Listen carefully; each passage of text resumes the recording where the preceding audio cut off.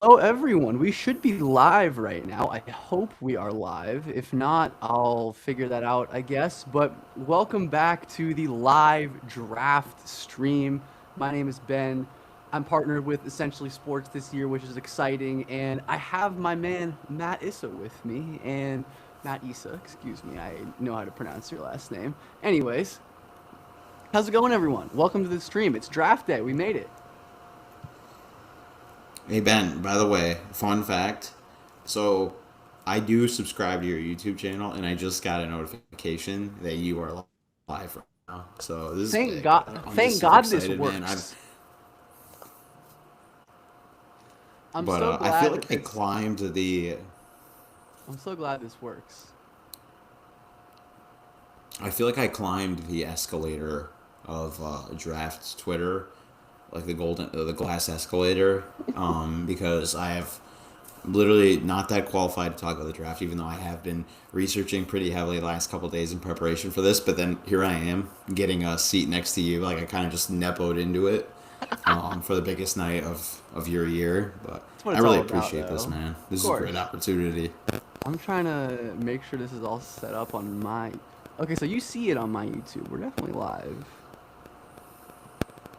Yeah, we're good. We're so good right now. We are so good. Um, yeah, let me. We're using. The production's a little higher this year, so I'm making sure I understand how to do all of the things. Jordan Lopez says I broke my arm. Uh-oh. Why did you do that? I'm sorry, Jordan. Sounds like a bad idea. That does not sound like a good idea. Hope you feel better. But yeah, Matt, I mean, we were just kind of the Giannis trade happened. I know this is a draft show, but like undeniably that is going to impact the draft.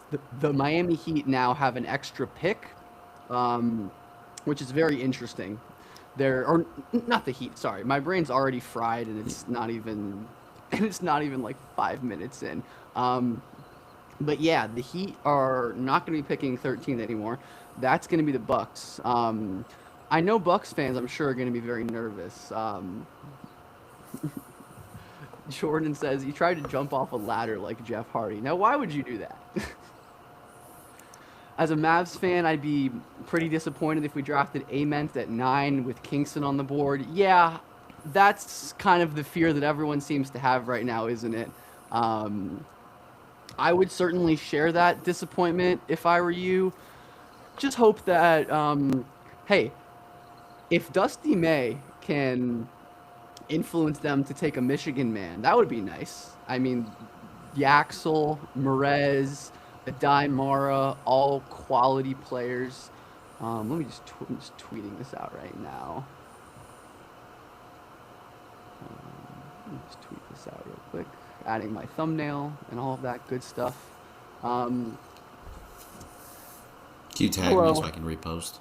Ament. Ament. Yeah, it's. I was gonna say it's typical that we're like a minute in and we already have quite a few Nate Aments. Con- Quite a bit of Nate Ament consternation. But yeah, Ament is like a very interesting shot maker and shot creator, and he has real size. As always, though, we have my live sheet where we're going to be updating and grading all of the picks as they flow in, and of course, we can always change those up. And you know, as we're going to have guests pop on and hang out with us and provide their analysis. But yeah, I'm excited. I'm excited for this. This is I think this is like my third or fourth straight year doing this, which is very cool. Um, tweet this.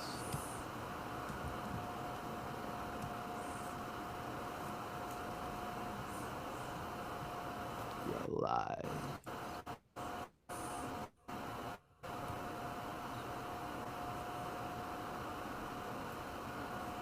Wonderful. But yeah, please, everyone, as you're already doing, keep dropping questions. I see we already have 31 people in here, which is great. Welcome to all of you. Um, the draft. Do we think the draft's actually going to start on time? Probably not. Especially Probably not. this is ESPN production. This is an ESPN production, so I'm gonna say no. I'm gonna bet no on that. Uh oh, WhatsApp messages are flooding in. Yeah, Matt, you've got some noise in the background. Here, I'm gonna mute you for a sec. Is it the fan? Yeah, I think it's the. Yeah, it must be the fan. I believe it will be the fan. Hopefully, you don't need I'll that be back. fan.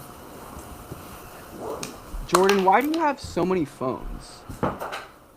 You're watching this on your second loud ass fan. But yeah,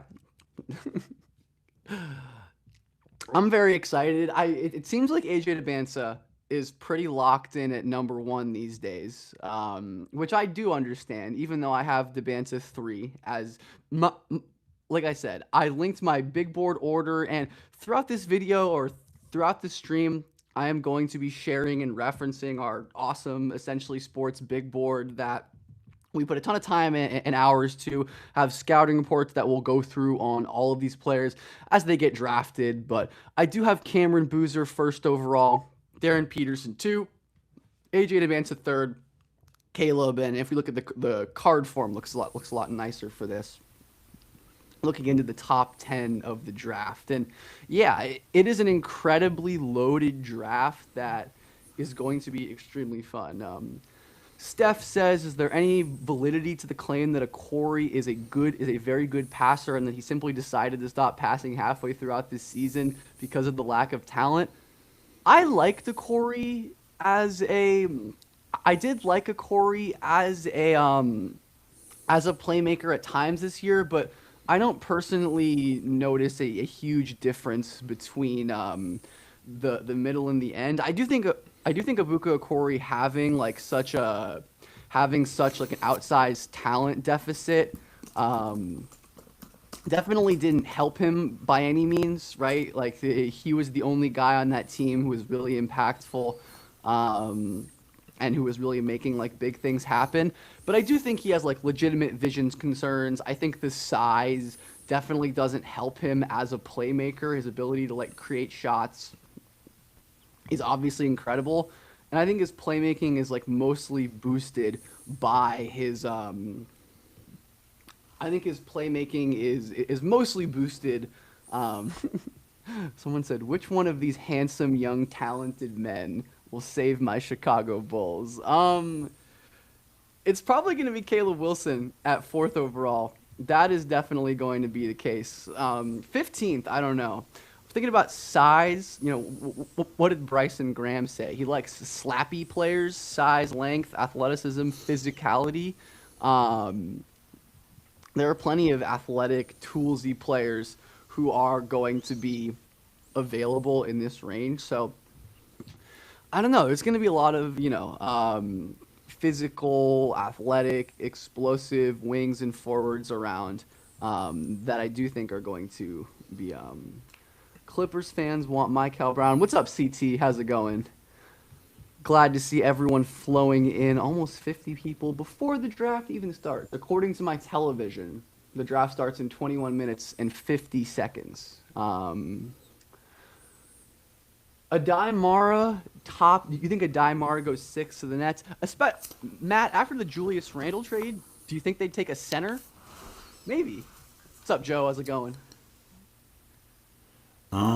Do they take a center here? I mean, yeah, after trading Nicholas Claxton, from what I understand, they're going to be going best available, correct? At the sixth spot is what I've been hearing, and I just don't feel like he would be because I don't think they have anyone at guard. I know they drafted a lot of guards last year, but I don't know if any of them really like showed enough in year one to warrant skipping out on some of these high end guards that could be available at six, like Mikael Brown, who you've turned me on in recent days.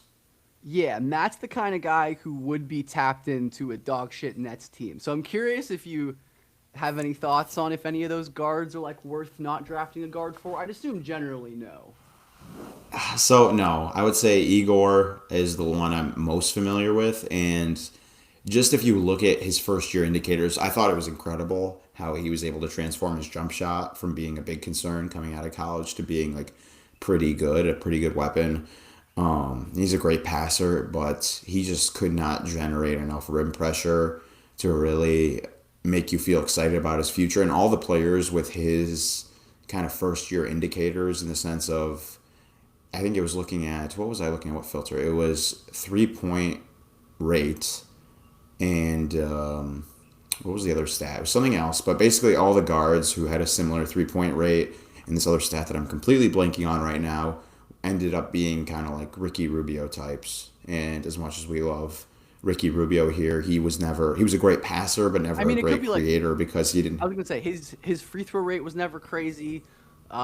Trying to think. Like I think that yeah, I think Yegor is He just a didn't get to the rim wing, a lot. He didn't. but yeah, I think we're gonna yeah, Brooklyn's going best player. Someone said in the chat that Mara makes sense because Sean Marks loves playmakers.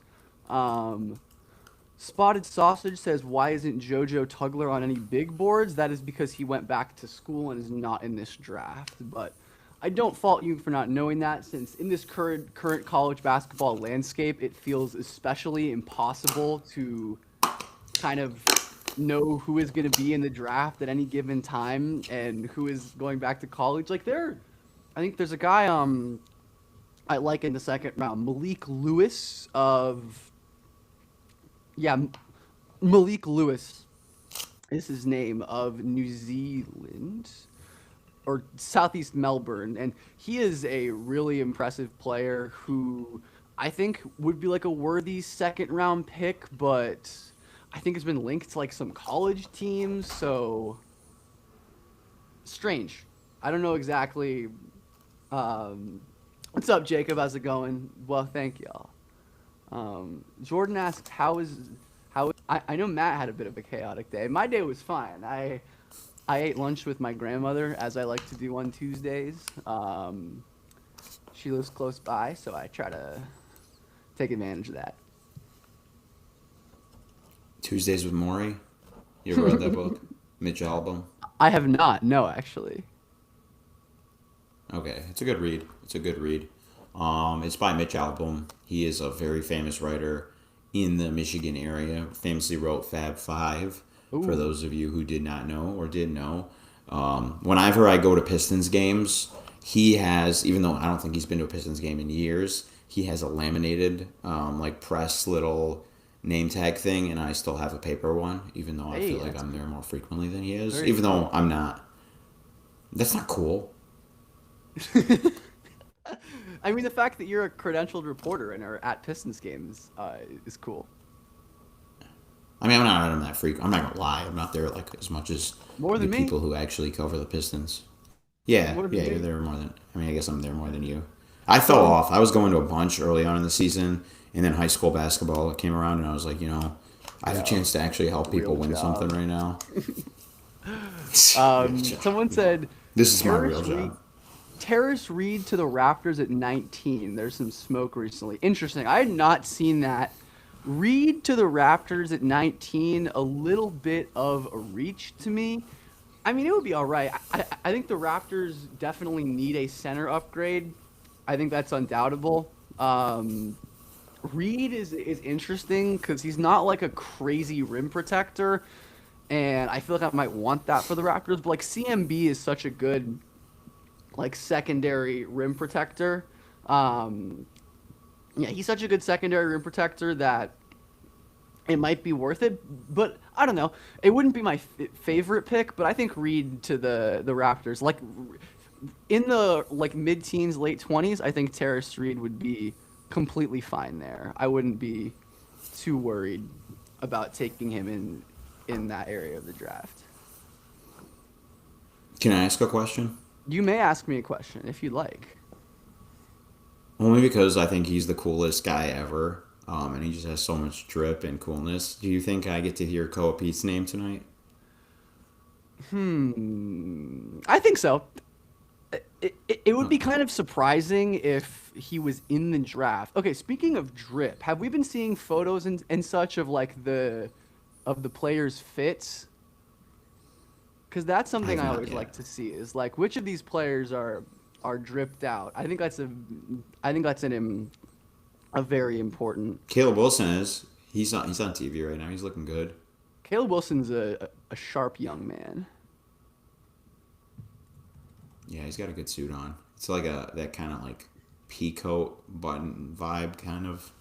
I want to say. Oh, they got the picture right now. I think I might be a little ahead of you, but they have a picture of all the guys who were invited to the green room. You know, I coached today. We had an exhibition game against Darius Acuff's old coach at Tech. Oh, very cool. His old high school coach. We were chatting up a little bit about that. He thinks he's going to the Kings, although Brooklyn is on the table from his information, if anyone was wondering. Yeah, your random buddy sources. I love that. I mean, he coached the guy. He coached him. He said he was going to go watch after. So I feel I like love that. That's sick. he's got something, right? Awesome. We are waiting. Have you heard of for- Stevie Hall? I have not, but I will say our Okay. first guest is about to hop on the show. We will see who he is in a second. It's a big secret. It's only a big secret to me. It's not that crazy. But yeah, sorry, I don't know who that is, Matt. He's the number 2 ranked player in Michigan this year. I think he's gonna go to Colorado or Colorado State. Ooh. So keep an eye on him. He's not sure. to me. He's not that good, but yeah. I'm sure at some point in the future I may definitely cross paths with him at some point. There's a good chance if you play college basketball, I will like at some point conceive of a person. Someone said, where does CMB go in this draft? That's an interesting question. Probably like with the knowledge of what he did or not, because I was high on him, but I don't know how high the league was on him last year. But like after what he did in that playoff series, like whew. I was already really high on CMB, but like, was so awesome to see.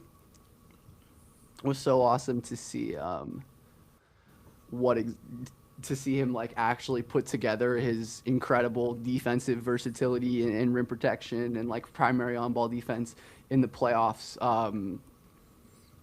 I would consider taking him probably in the top 5 this year, top 6 maybe. I don't know. That's really high, but he is an incredible player. He is an incredible player.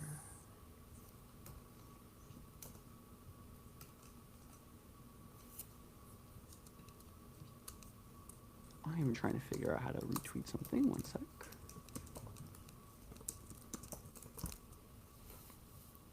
The I draft. wrote something about the Bucks today. Let's see if it's been. Yeah, been what do we all published. think about the Giannis trade? I think someone said Yaxel to the Bucks. That could be interesting. I feel like the Bucks are going to take young players. I don't trust the Bucks to do anything else than to Ooh, take Ben, my young. top 25 list is out. What'd you say? Some fun reading. My top 25 list is out. Potential fun reading for people at home. If you Who's want to number read it 6? right now. Who's number 16? Number 6? 16. Number 16? Oh, let's go look. Yep. I can't even remember. 16. He's in tier. Let's see here. I got tiers. We don't need Just this, like you. this tears nonsense. I don't know what you're talking about. What happened to just line the Let's ball see. up Tier. and roll it out? Yeah. Hey, what's up, Matthew? This is a tier of 4 guy. Oh my god. You're gonna hate who I have at. Well, not you're. You're not gonna hate him because you're a reasonable human being. But most of society is gonna hate who I have at number 16 in tier Yeah, 4 16. fringe all NBA players. You want to guess? He's like the most hated NBA player right now. I don't know, Gobert? No, not Gobert. No, not Gobert. I don't care enough to guess. It's Chet Holmgren. Chet? Yeah, I like it. I like Chet. Holy Yeah. shit. Spotted Sausage. Thank you so much for the super chat. Thanks for all your dedication to the content. Keep it up. Great little corner of the world for basketball junkies. That is my intention. I have very much enjoyed creating a space for a bunch of people with an extremely niche hobby. And hello, Will. We have our first guest of the show, my good friend Will Morris of Swish Theory, friend of the channel. Will, thank you for being our first guest on tonight's show. How's it going? Doing well, doing well. Thank you very much for having me. Excited to be here. How's your pre-draft Hey, day Will. been I'm so Matt. far? Hey, Matt, how's it going? Good to meet you, man. Yeah, I great feel to really meet you, too. special to be in this circle right now with you guys. I know it's the anticipation's killing me, Matt. about to get started. Best time of the year. So, Will, I think most of the betting markets and things have AJ Demancia going one, but if you were in the chair, if I wave my magic wand and say Will, you are the czar of the Washington Wizards, who is the number one pick going to be? Yeah, I mean, first of all, I do have a three-man tier at the top, as I think many do, between Boozer, Peterson, and Debanza. But for me, Cam Boozer sticks out as the top prospect in this class. There we And I go. know Ben, you're a Boozer guy too, so I'm preaching to the choir a little bit here. But to me, just his blend of IQ, strength, finishing ability, just offensive versatility in general is honestly unlike anything I've ever seen. He was just so dominant at the rim this year, and there's definitely some limitations there. He's not the best vertical athlete in the world, but he's just so ridiculously strong, has great touch. And offensively, I just think you can deploy him in so many ways, whether it's using him getting downhill, driving to the hoop. He's so good at, lowering his shoulder and dislodging rim protectors, and finishing through contact. But also, he's a guy that you can just have operating as a hub, finding the open man. His timing as a passer is spectacular. And then he can shoot it from deep as well. I think he was 39% from three this year, if I've got that right off the top of my head, shooting like a healthy 6 attempts per 100 possessions. So, obviously there's stuff to develop there. Maybe his in between game is something that could come around as a scorer. I don't think he's as potent as an off the dribble shooter as someone like Peterson or Debanza, but his strengths are incredibly strong, and I just feel like his combination of power and IQ is just so unmatched that he's the guy who I would prefer number one.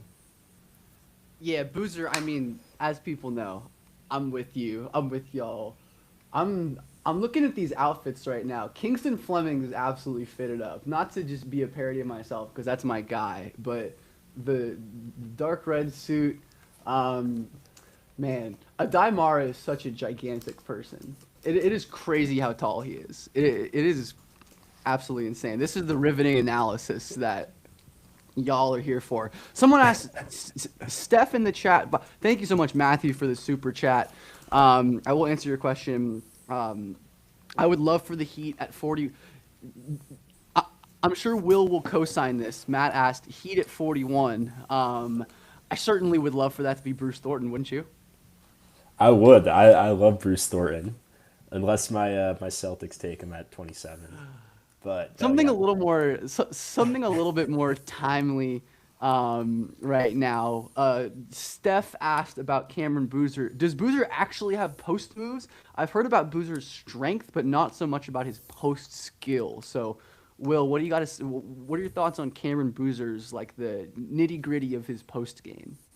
Yeah, I think power is definitely more so the name of the game for him, but I do think he does have good footwork and does have, a little bit of a bag of tricks down there. But I don't think like just compared to recent prospects, I think someone like Jahlil Okafor probably had like a more potent just like bag of post moves. But needless to say, I do think that Boozer has some counters down there. But to me, the draw more so is his power. A lot of his like post attempts at the rim, it's he'll get a mismatch. He's like sealing a guy off, and will just dunk the ball or go up for an easy layup. And he's also great at crashing the offensive glass, getting his own rebound if he does miss a shot. But even if those those buckets aren't quite as sexy as someone holding the ball for 6 seconds and putting in a post move or whatever. It's still 2 points, and I think the fact that Boozer makes it look so easy, playing as one of the youngest guys in the NCAA to the degree where he was National Player of the Year, was the unquestioned best player in all of college basketball, I think bodes well for him. I think winning simply is something that is underrated in prospects, and even if there's guys that might have a better handle than him or might have a wider array of dribble moves. I think the fact that Boozer has been so dominant his entire career, winning off of easy buckets, is something that works in his favor. Spotted Sausage says, "Are the rules for tipping picks in the chat?" I don't moderate tipping picks in this chat because I can't control it. I am not going to look at it if I'm interested, but I'm not going to be paying much attention to it. So, for any of our guests or for anybody, if you would like to not be spoiled by the chat, and again, like, you don't need to tip it in the chat, but just heads up for everyone, since I feel like it's impossible to really avoid, and like I'm not watching it on TV, so that's something that you are not interested, feel free to click off when your team is picking, come back after, no offense or anything in that regard at all. I was gonna say, Matt or Will, I mean, can you think of any like examples of big men in the NBA like developing and seasoning that intermediate game? Because I think of like guards like John Morant, Anthony Edwards, Donovan Mitchell have kind of expanded their footwork variation in their intermediate game. I'm sure there are other I feel examples like the of best one. bigger players who have done it, like Blake Griffin later in his career. I mean, Zubac kind of, right, with the little push shots and stuff and just expanding his touch is one that I have a question for both you guys because it's funny you mentioned that and I mentioned Zubac, right? Do you think people would feel better about Boozer as the number one guy if he was a center, like he was center size, right?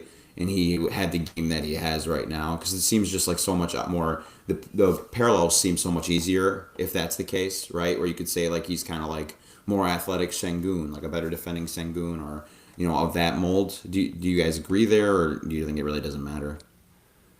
Yeah, I I do think the Zubac one is interesting. Like I think it's just like another guy, another example of a guy who's always been like crazy functionally strong relative to his like age group.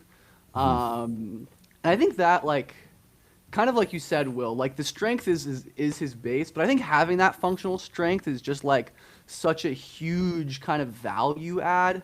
A huge kind of value add that like you can use that as a base to add more things. Like you're going to get more chances to develop and to add skills and to kind of continue growing as a player if you have these foundational things like physical strength. I think feel for the game is something we talk about, right? Just like shot making touch. Someone said, "Can I ask why I like Phylon so much given his outlier weight and size?" I think the BMI scouting thing, like, I think in the heavy direction, I think it's usually a positive indicator, but I feel like I have more faith in these like leaner players developing in their functional strength. And with Phylon especially, the fact that he's already improved his strength gives me some hope that he can keep getting stronger. But I also think like he's still super super physical. He's an extremely like crafty, patient player. So he has the kind of play style. It's not like he's one of these guys like Michael Brown Jr. who's like flinging himself at the basket and doesn't like play as much under control. So maybe strength isn't as much of an ad. Where are you at on Phylon, Will? I don't know if we've talked about him, or I don't know if I know your take on him. Yeah, I'm probably on the lower end. I sort of see this big tier, like honestly after 4, all the way down from 5 to like 20 or something. And maybe there's like kind of a break somewhere in there. So I think Phylon is very much in the lottery mix, but I do just worry a little bit about his lack of strength, even if he is physical, and I think his pacing is pretty incredible. The way he was able to get downhill this season, and the fact that he just got better as a sophomore is always an encouraging sign.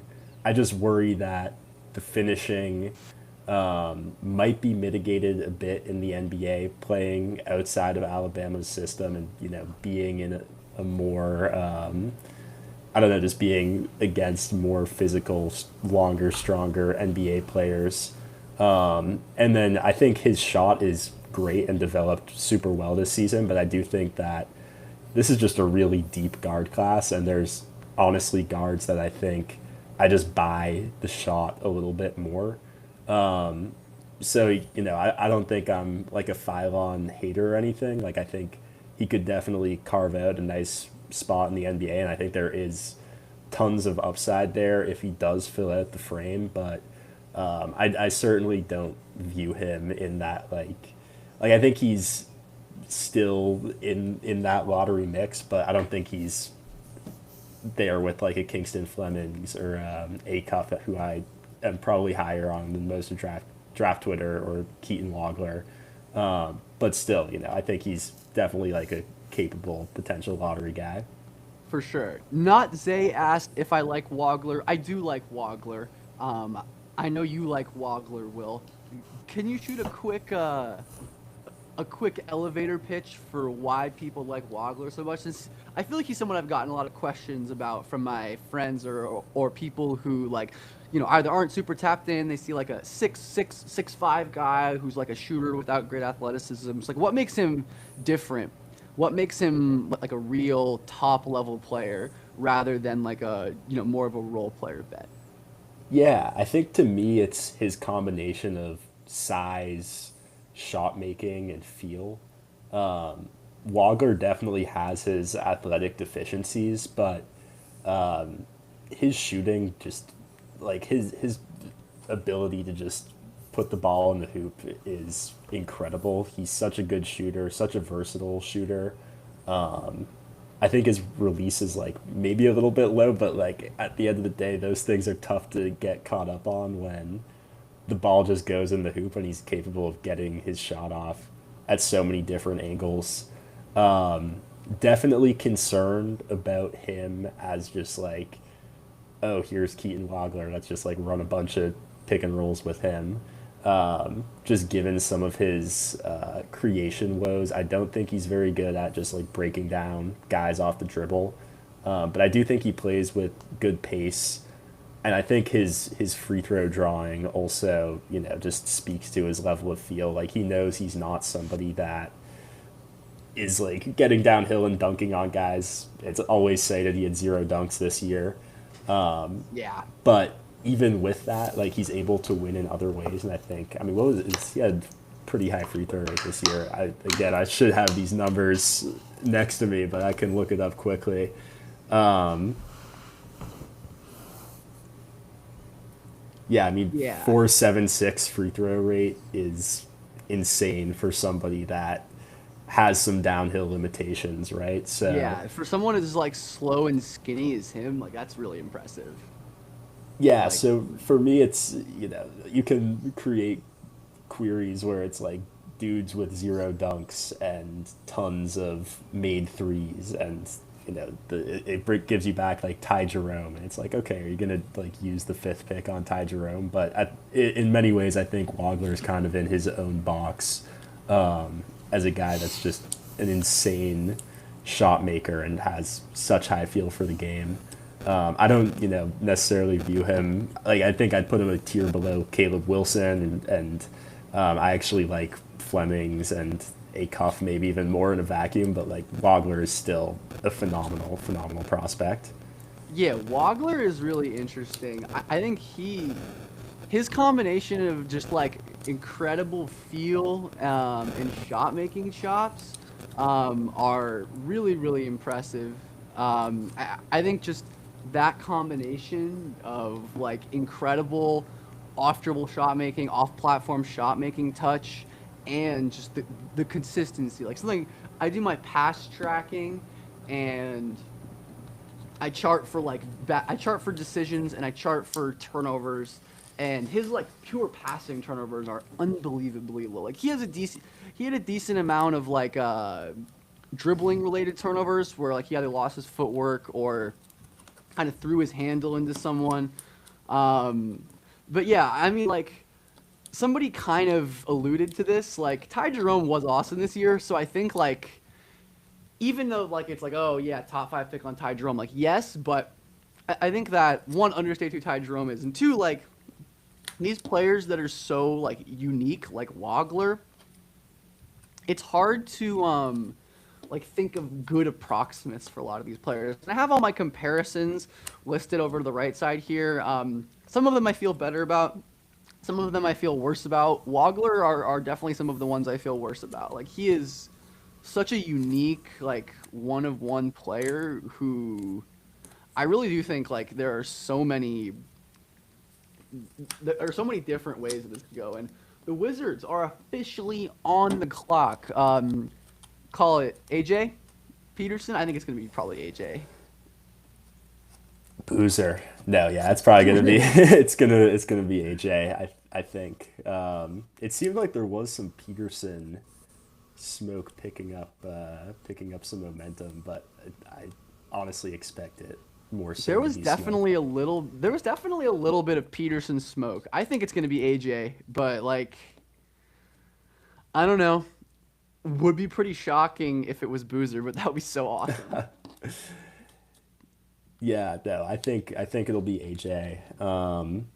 Who I like I said, I have all three of these guys in a tier, so I don't think like they're making the most like franchise altering, devastating mistake. Even if I'm a Boozer guy, I think AJ is Same. an unbelievable prospect, and to me, I mean, I do have him ranked too, and again in that same echelon as Boozer. So I think it's a good pick. I can't really get too upset. Yeah, I mean, hard to be too mad. I think it's gonna be. I'd say, I'd say AJ is most likely at this point.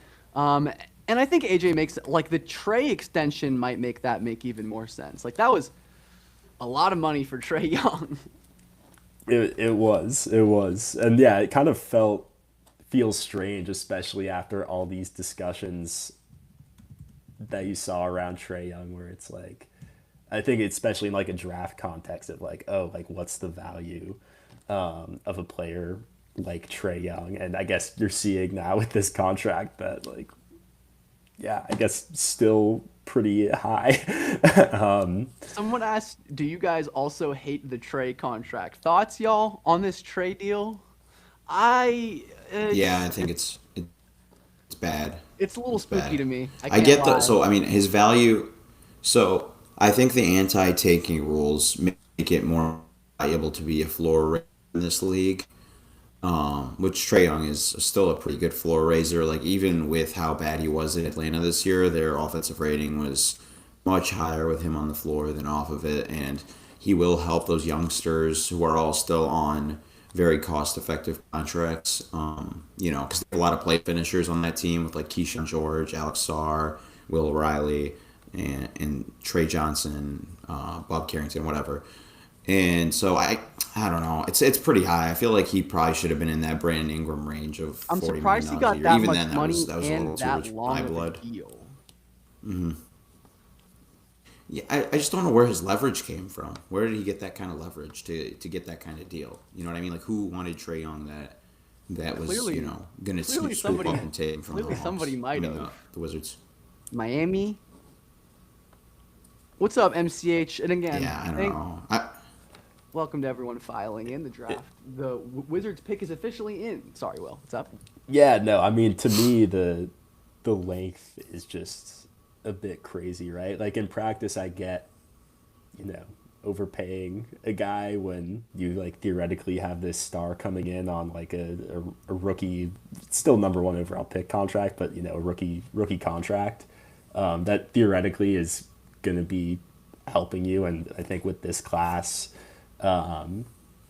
providing like near all star level production and just like immediately outperforming what their contract is. So in that sense, I get, like you can maybe afford to keep Trey Young around and overpay him for a couple years, but 4 years is rich. I don't know. Is it a vote of confidence? Like, we think we're gonna still be like in a level of our rebuild in 4 years where we're not gonna be feeling this, like we're, because I mean, at that point you're gonna have to be paying, if it gets that far, you're gonna want to be thinking about paying Alex Sarr or might already be paid. Same with Bilal, would might already paid if they end up wanting to go that direction. Keyshawn, Will Riley, Trey Johnson. And of course, like the Wizards going forward, maybe they have plans to like consolidate assets. or to make some kind of move around. But yeah, I mean it's weird. I don't particularly understand it. It's not my favorite decision. I like Trey though. Like I think if he can get back to like his peak level, it becomes worth it. I'm just skeptical of that after the injuries and after just the way we've seen him kind of decline recently. But I would like to see it happen. I'd like to see Trey prove us wrong because again, it seems like as everyone This in the chat Wizards is kind of echoing, no one really seems to like this deal. this Wizards front office has done a really good job since they've kind of been brought in and stuff. So I want to give them the benefit of the doubt. And maybe they've done the calculus, and it's like again rules. Like Trey Young's contract will always hold value to somebody because somebody will always need a floor raiser as long as he's in his prime. But that again, he's trying to be devil's advocate right now. This pick has been in for so long. I would love if we just made this pick. I assume it's going to be AJ DeBansa. Oh, here we go. Pick coming across. And like I said, I'm not necessarily trying to not have it spoiled, but I have not seen it spoiled yet. So, Commissioner walking up, and it is indeed AJ DeBansa, BYU, who is a Washington Wizards. And, I mean, I think this is still an A, even though I have AJ DeBansa third overall. Like, he is such a consummate wing scorer prospect with some of the most impressive kind of footwork and ball handling and ball skills you'll ever see. Oopsies, let me share my screen back up there. He is a one-of-one scorer, and I think DeBansa is going to be great, at least offensively. I'm curious to see how he settles in right away, but I do think DeBansa is going to be really effective as a scorer pretty immediately. It's just I'm just curious to see how he adapts to this context. Like he hasn't really played in this, he's going to be playing with Anthony Davis, playing with Trey Young. I don't know. I think DeBansa is probably going to be an elite enough scorer at his peak, but for right now, I don't know. I'm curious to see how this goes. But ultimately, I can't be too mad at the AJ DeBansa pick. Yeah, no, I think I'm on the same page. And to me, I think we might have talked about this on another podcast, Ben, but the fit defensively, I think so much of it depends on if AD is playing or not, because the Wizards, True. have this giant question mark that is still an all NBA level defensive player when he's in. That theoretically is someone that would be super helpful for a developing defender like AJ to play next to. If he's not there, I worry about the defensive fit a little bit more, but I think a part of my process that has evolved is just understanding look, this guy has fantastic movement skills, has great size, definitely has a motor. He is super raw defensively. I think he puts a lot of rough moments on film off ball, but at the end of the day, you just can't get too caught up in those things when you're scouting a teenager with his physical tools. And AJ's scoring is just unbelievable. His athleticism is absolutely unbelievable. I think, for a guy with his athletic tools, it's just amazing how polished he is as a scorer in those in-between areas. And, I think there's still development for him to undergo, but at the same time, he's young, and I think some of that feel for the game on both ends will definitely improve. Yeah, I think it's going to be a transition for him as it is for the majority of rookies, but ultimately I think he's so talented. And someone asked in the chat, do you think AJ is going to be elite at anything but scoring? Probably not. I don't think so. But I do think he'll be a very good passer at his peak. I'm pretty high on his passing relative to what I've seen from some people. I generally just trust players with his level of scoring gravity to figure that out to an extent. And I could see him being a very good on-ball defender. Like you said, his general defensive impact, especially like with some of the off-ball stuff, is going to be shaky. He's just not that level of, processor on either end of the floor, but I think especially on defense, that's very true. But I do think a guy with like his length, size, physical tools could end up being a pretty difference-making on-ball defender. And like we saw it in flashes this year. Like I remember the UConn game early in the year. He had some awesome moments guarding the ball and pressuring out. And there's definitely some kind of potential there with like how good his footwork is on offense. Like maybe he can kind of replicate and improve that to some extent on the defensive end. But yeah, it's going to be definitely the thing to watch, right? Debansa. Someone said, Kyle in the chat said, AJ C plus on the Zodiac synergy. What do we think about that? Bad omen, maybe? That Zodiac synergy account, like every time I see something retweeted from them, it's always weirdly accurate. So It is, and you maybe might this is have to again change just this grade, Ben. I don't know. just the world. Yeah, yeah. Actually, Kyle, just send me the grades for all of the Zodiac ones, and that's how I'll do these grades. Yeah, hopefully AJ. I mean, look, like players with, I mean, by all accounts, like from what I know, like seems like a great guy. Just like a good person, like like a very talented player who definitely like wants the ball and wants to be the lead guy, but like again, not going to be someone who I think should be hard to work with overall. And the Jazz pick is in. Do we think this is Darren Peterson? I would assume so, but I feel like, man, Cam rocking the all-white suit, I'm a fan of that. I'm a fan of the all-white suit on Cam Boozer. I didn't see what Darren was wearing. I was literally just thinking that. I didn't want to interrupt you guys, but that suit is phenomenal, and he looks very handsome in it. I just want to say that. If y'all were getting drafted, what would be your general fit direction? I would have to be light skinned if I was going to get drafted. let's I would make that happen. Well, you have to pick an outfit regardless. Actually, okay, we'll talk about this later. The pick is in. I don't know, man. Man, there's so many ways I'd do my life differently if I was getting drafted in the NBA. I have thigh tats, a calf tat. Darren Peterson. No, I'd probably just whatever Koa Pete's wearing. Darren Peterson is on the Utah Jazz, as we kind of expected. I'm giving this one an A as well. There's going to be a lot of high marks in this. Like, I hate giving out so many high grades, but, like, this is just a sick draft, and I'm sorry, there's going to be a lot of good picks made. So we're probably going to be giving out a lot of high grades. Hopefully that doesn't upset too many of y'all.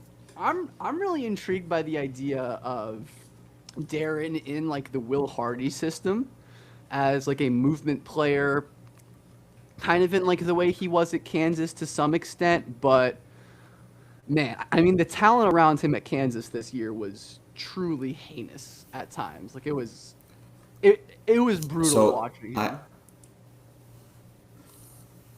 Can I get a question for you guys? It's Of course. like forward facing, right? Obviously, we know he's got a very high ceiling, but so I'm big on the Jazz next season as like a.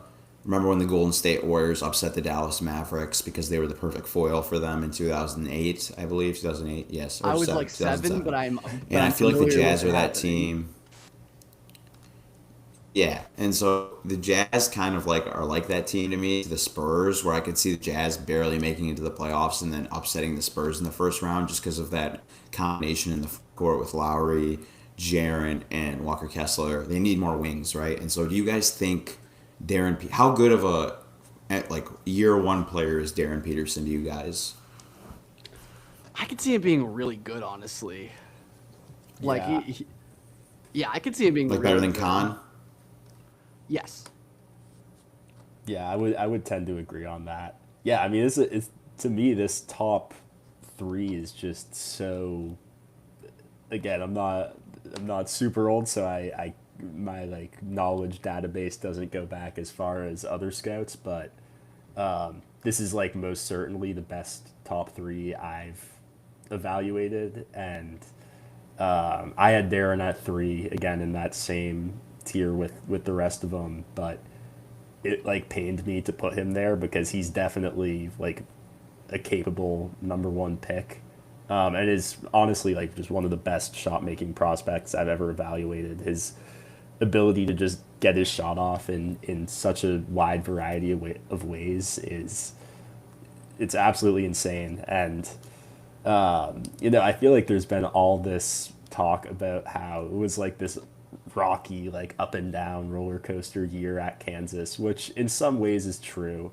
But like it all kind of encapsulated with him putting up like a 12 box plus minus and being like the clear best player on like a very good college team, right?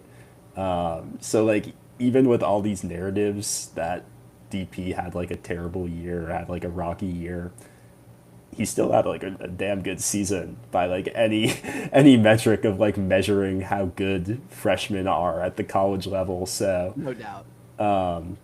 no, I'm a big DP fan. I think his shooting is just incredible. Same, same. It pains me to put him at Yeah. three. But Will, thank you so much for giving us some time, getting ready for our next guest to hop on. Anything you want to plug? Anything you want to tell the people Thank you, Will. before you head out? Not really. I mean, follow me on Twitter, W_A_Morris. It'll be Yeah, linked on the screen. thank you guys a ton for having me on. Exciting draft. Excited to be with you guys for this historic top three. But yeah, no, thank you very much for having me on. Thank you, Will. Enjoy the rest of the draft. You guys too. Peace. And just like Take care, that, brother. we have a quick overlap. No break. Hey, Ben, Yeah, Matt. was Will calling me old there because of the reference to the Warriors? Yeah, he might have been calling you 'Cause old. I was only 8 when it happened. I was I can only call 8. you old. I'm only a year and a half older than you, and I'm like Onk status. Yeah, I'll call that's you what the old kids are saying. regardless. But we have our next guest, Adam Pike, who does incredible work covering the Memphis Grizzlies, who are about to pick. So, Adam, how are we feeling? Your boys are on the clock, about to make another pick. We did it. I got the Grizzlies sweat jacket on. We did it. That We just Grizzlies had to wait, tracksuit is but we did it. that Grizzlies tracksuit is sick. 95. I love that. I love that logo. Such a sick logo. But Adam, assuming this pick is going to be Cameron Boozer, how are we feeling? I mean, we're gonna get your live reaction, but I think I know how you're feeling at this point. Oh, 10 out of 10. I had Boozer number one all year. But and Boozer, perfect Easy fit too. It's gonna be incredible. Yeah. So what's your kind of? I think most people, especially on this live, are gonna agree that Boozer is the best guy available. What makes Boozer special to you quickly, and then like what makes him such a good fit to you in the Memphis system? Okay, so what makes him special also makes him a great fit. It's like everyone wants the point 0.5 players. Isolo wants his point 0.5 players, but there's no one like more decisive with higher feel than Cam Boozer. One of the lines I had was he's like a point 0 player. Like he knows exactly what to do and what he wants to do every time he touches the ball. A point 0. He Yeah, is- point 0. I know. Adam Silver heading to the podium, I assume, to make this pick official. Cameron Boozer, Memphis Grizzly. Congrats, Adam. Let's go. So- Congrats Adam, to all the Grizzlies fans. What's out up, there. Adam? What's up, Matt? Cameron Boozer. That is an So, A. question for plus. you, as a guy who covers the Grizzlies. What are the guys right now? You're heading into a rebuild, obviously. What are you guys building around? What are your building blocks outside of Cameron Boozer now? Right now is basically a blank slate. Surefire Like building blocks.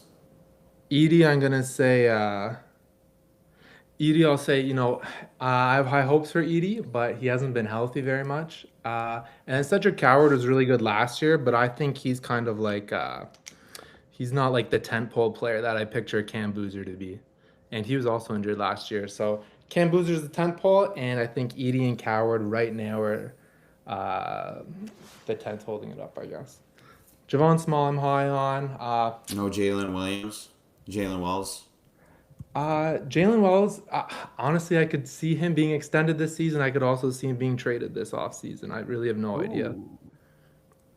Yeah, he had a good year one, but That's interesting. I mean, maybe with Coward on the wing, depending on who they draft. But man, I mean, this is awesome. I'm really happy for you. I'm happy for the Grizzlies. I mean, Boozer, like we can see on screen. I mean, he's been my number one player for most of the last like 3 or 4 years. I had a stretch during the season where I had Peterson there, but ultimately, me being a coward and being a little bit scared of Cameron Boozer's, of not Boozer, of Darren Peterson's kind of injury stuff, made me lean the indomitable Cameron Boozer. But Adam, if the folks don't know, you do some of the best hand tracking work in the space, in my opinion, with tagging plays and offensive alignments and actions. So, from that kind of lens, where do you see Cameron Boozer really excelling, and where do you see him maybe needing some work or needing some time to adjust to the league or to whatever Islo and the Grizzlies are going to want to do? So, like I said, I think his superpower is definitely the decisiveness.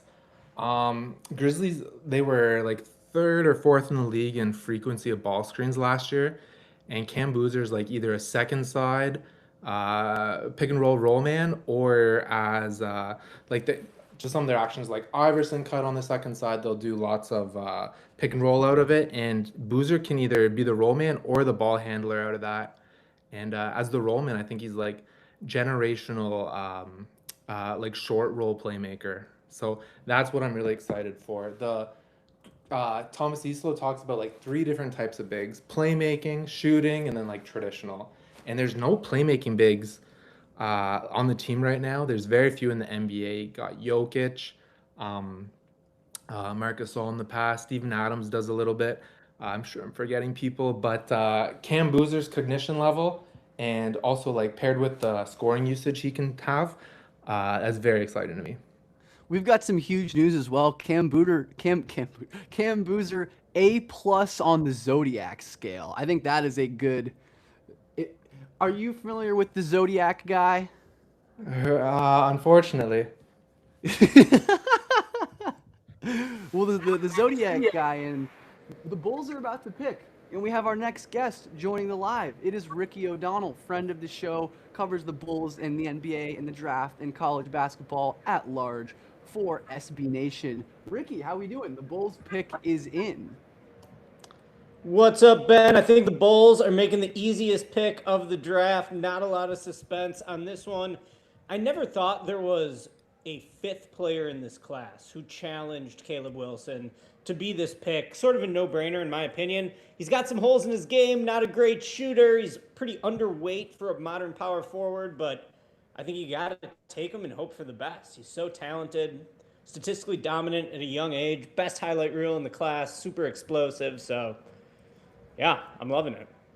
Yeah, it's a good time to be Ricky, a Bulls what's up, fan. man? What up, Matt? It is a great time to be a Bulls fan, assuming I mean, it's been a great time to be a Bulls fan pretty much since the lottery happened, right? I mean, we know what kind of caliber this draft is. I'm curious to hear what you think of the first three picks, Ricky. Did they go as you expected? I know you also dabble in lots of mock draft content. So I'm curious is this kind of how you expected? It seems like this is kind of the chalk order here. Yeah, I would say it's went chalk. I did do a couple mock drafts, maybe a week or two ago that had Peterson going number one. But in the last few, I had switched back to Debonsa. It just seemed like the tea leaves were pointing that way. So this is the way I expected it to go. Just my personal evaluation, if I was the Wizards, I would have taken Boozer. But I think Debonsa's still, going to be a really good player in the NBA. Should be a takeover scorer. I wonder how much he's going to impact the game outside of scoring, but honestly, his tools are so good. He's so athletic that he has no excuse to be like sort of an inattentive and ineffective defender. So maybe he will be able to turn it around at the NBA level on that side of the ball. So yeah, I think this went chalk. And, I also did an article on my favorite fits in this draft class. And I put Peterson to the Jazz on that list. I think he's a great fit next to Keontae George. I think his defense could be really nasty if they sort of take some of the usage off his plate early in his career. And I was just really impressed with his 3-point shooting volume, too, after he didn't have his burst at Kansas. Kind of thought that would be a question mark coming into the season, but, he was whipping around screens, ripping threes. So just really impressed with how Peterson sort of remade his game when he didn't have his peak physical form. It's a loaded draft, man. Super fun class. It's been a joy to cover. And as you were saying that, Caleb Wilson officially walking Ricky, across the stage, a Chicago Bull. Ricky, what's the feeling like? Not like this is so shocking, but as a Bulls guy, how are we feeling? Caleb Wilson, officially a Chicago Bull, something we've been predicting for quite some time. Yeah, I think you got to feel great. I think he should be the highest upside player on the team from day one. I'm interested to see how they're going to use him because to me, he's a little bit harder to build around than the other three guys who went above him. I kind of think you got to put him in the middle of the floor, see if he could cook some guys one-on-one, maybe let him lean into his post game a little bit, his mid-range scoring a little bit. But I think that's worth it, even if those aren't good looks early in his career. I think they can become good looks long term because sort of the mid-range is the domain of the stars. And I think that what sort of separates him from other players in his archetype, these athletic freaks who just slam the hell out of the ball at every opportunity, is he's a really good passer and decision maker. Like you can actually run offense through him and expect him to make the right decision. So I think Caleb Wilson's sick. This is great. And I want to see some weird lineups with Caleb Wilson at the 4, Noah Asenge at the 3, who I liked last year, even though all the Bulls fans think I'm so negative about everything. I did like Asenge last year. And Modest at the 2. It'd be weird, but why not? They got nothing to do. Someone in the chat asked, well, first, do you believe in the new Bulls? Kaio, I need the Zodiac grade for Wilson as well. And also, do you think Matas can play the 3, Ricky, at a competent level, or anybody else here? I do. Yeah, I think Buzelis, he took 10 threes per 100 possessions.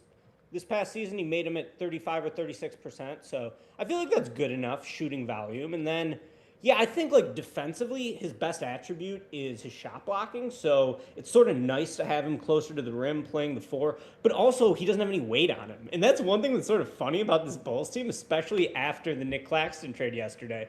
The Bulls got a full team of string beans, dude. They're all the exact same body type. None of them have any mass, and I think that's going to be weird and goofy, but the Bulls are in talent accumulation mode. They can't worry about fit. They just need to get some talent in the door and figure it out later. Yeah, I agree. Ricky, I got a question for you. So my thing with Caleb Wilson, right? It seems to me, from what I understand, obviously I'm not as well educated as you guys, but it seems a lot like that Asar Thompson, Amen Thompson mold, and these are great role players and everything, but it can be tricky from a team building perspective to find a center who fits those guys, right? Why do you feel so good about them taking a Caleb Wilson over some of these guards that are coming up who might have potential to be offensive number ones on a high level team? Yeah, I think the guards had some questions too, but hey, that's fair, Matt. I'm not going to discount that. I do think you would hope Caleb's able to shoot it because he plays basically a center, but he's 212 pounds. So is that really going to work in the NBA? He's also not much of a slasher. So I do think he's got some holes in his game, but I wrote a big feature on him at SB Nation. I talked to his high school coach, his North Carolina coaches, his trainer, and I just became convinced he has the right mentality to, improve his weaknesses. So certainly not a finished product right now. Definitely a unique player. I've been struggling for a comp for him. And I just don't like any of the ones I hear. I actually compare him to Skinny Zion because he just likes to dunk the shit out of the ball at every opportunity. And he's a pretty good playmaker, and he can't space the floor. And he kind of walks around on defense, but then makes awesome plays. Skinny Zion is an interesting one. Ricky, or some of the other guys like Amari or Sean Kemp or Kenyon Martin, they couldn't pass like him. So yeah, I think he's an interesting player. Hey, he's got some bust potential, more so than the other 3 guys, I think. But I also think they had to take him. I don't think you could have taken Keaton Wagler here and felt good about it, or Darius Acuff. So, speaking of, the Clippers are on the clock, and the smoke has been Keaton Wagler going to this.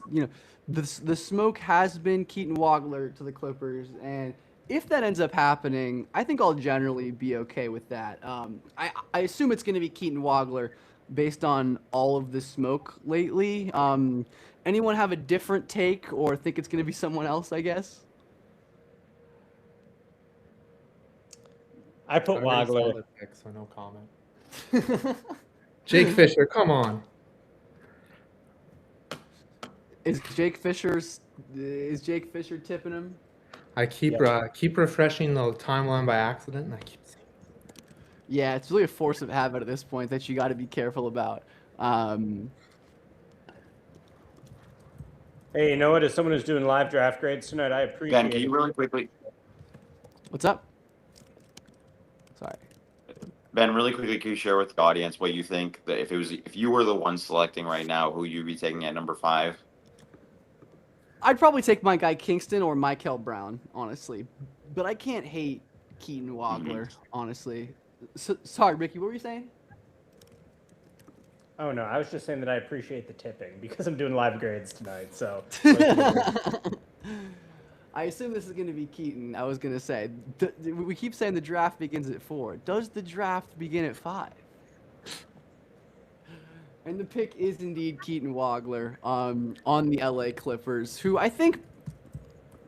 Ricky, what are you going to give this? We're both doing grades. Mine are less serious. I'm thinking like a B+. Like, I understand I'm a little low on Wagler, but I still have him in this general range.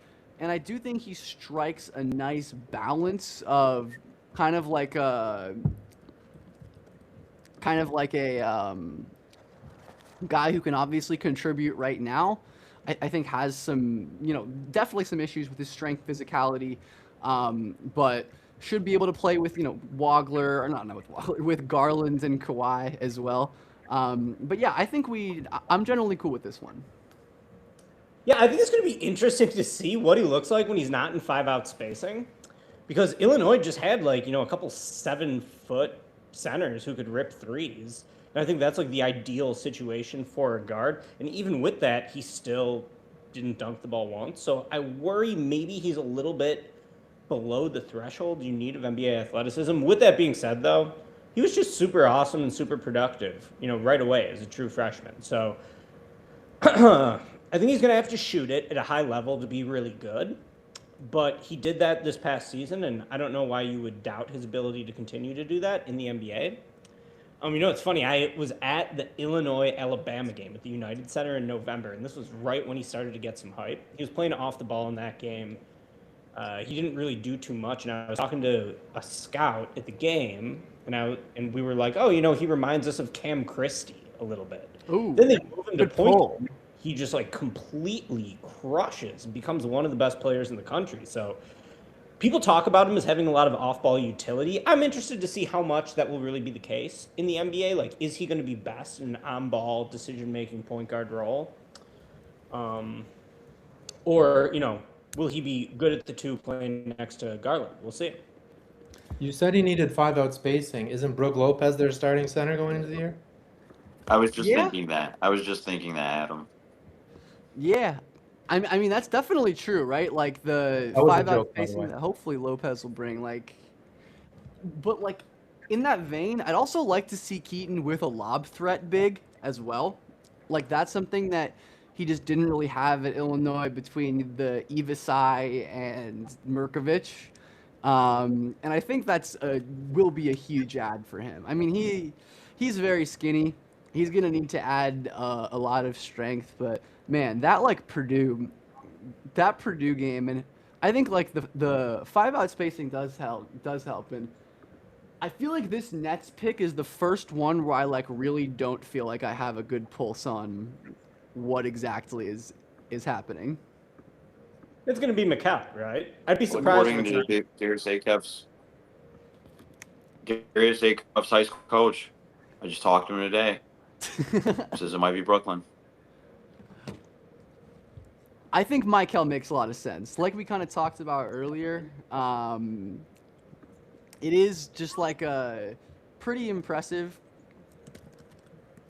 It's a pretty impressive thing that he can do with just his live dribble creation and his ability to score off the dribble. And they just need someone with his kind of juice, I think.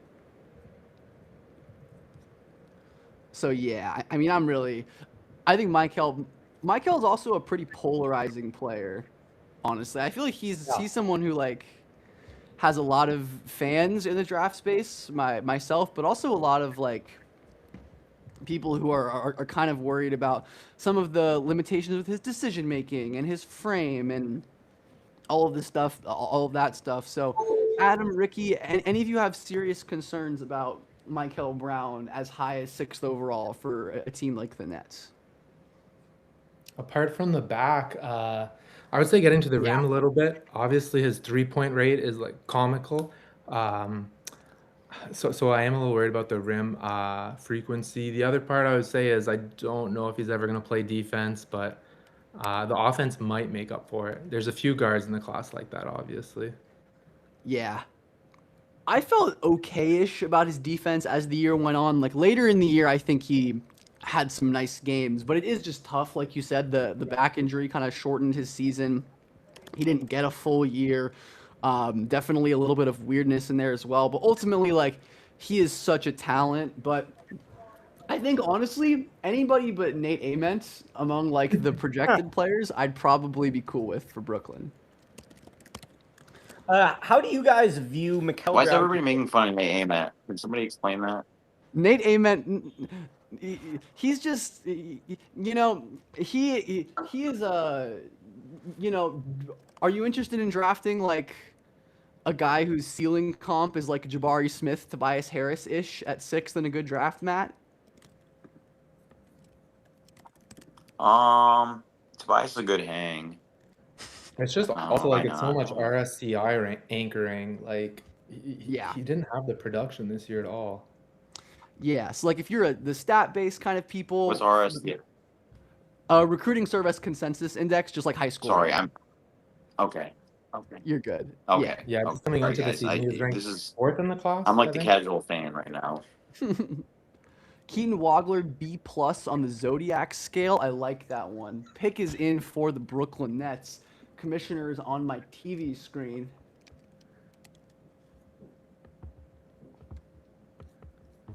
There we go. Michael Brown Jr. goes to Brooklyn. I really like it. At Let's Go Purple and Gold says, Matt, you are the most important person on the stream right now. So someone's looking out for you. Oh my god. But yeah, Michael, I mean, I think That's terrible. again, hate to keep doing the positive gimmick, but I have him 6th overall. I am going to give him an A grade. I think the Nets need a player like him with this kind of ceiling. And while there are like real worries with Michael Brown Jr., I think that's undeniable. You just don't find guys with this level of like live dribble advantage creation outside of the top 5 in most drafts. Like it's just not something you really see. But I think Michael, someone said, Grant says, for Nets fans, what are you most excited for us, and what would be Jordy's team need to develop? What would the team need to develop for Michael to be a consistent all-star level player? Ben is cooking Harvard level grade inflation. Hey, what can I say? I'm a positive guy. I promise you we'll have some bad grades tonight. I promise. I promise they won't all be good. Does Harvard really inflate grades? I'm learning so much today. I have no idea. I feel like I've heard Business like school inflates grades a lot. I think the average is like a B+ or something like that. That's one of the jokes. So did MSU law school. You were like technically like unable to fail because the curve is like what it was like. So the worst student at MSU law school, right? Because everything's graded on curve in law school. The worst student would get like the last grade you needed to pass.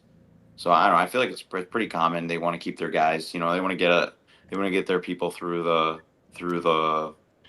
corporate ladder, corporate ring, whatever you want to call it. They want people to succeed, man. So when you get past that barrier to entry, success is imminent.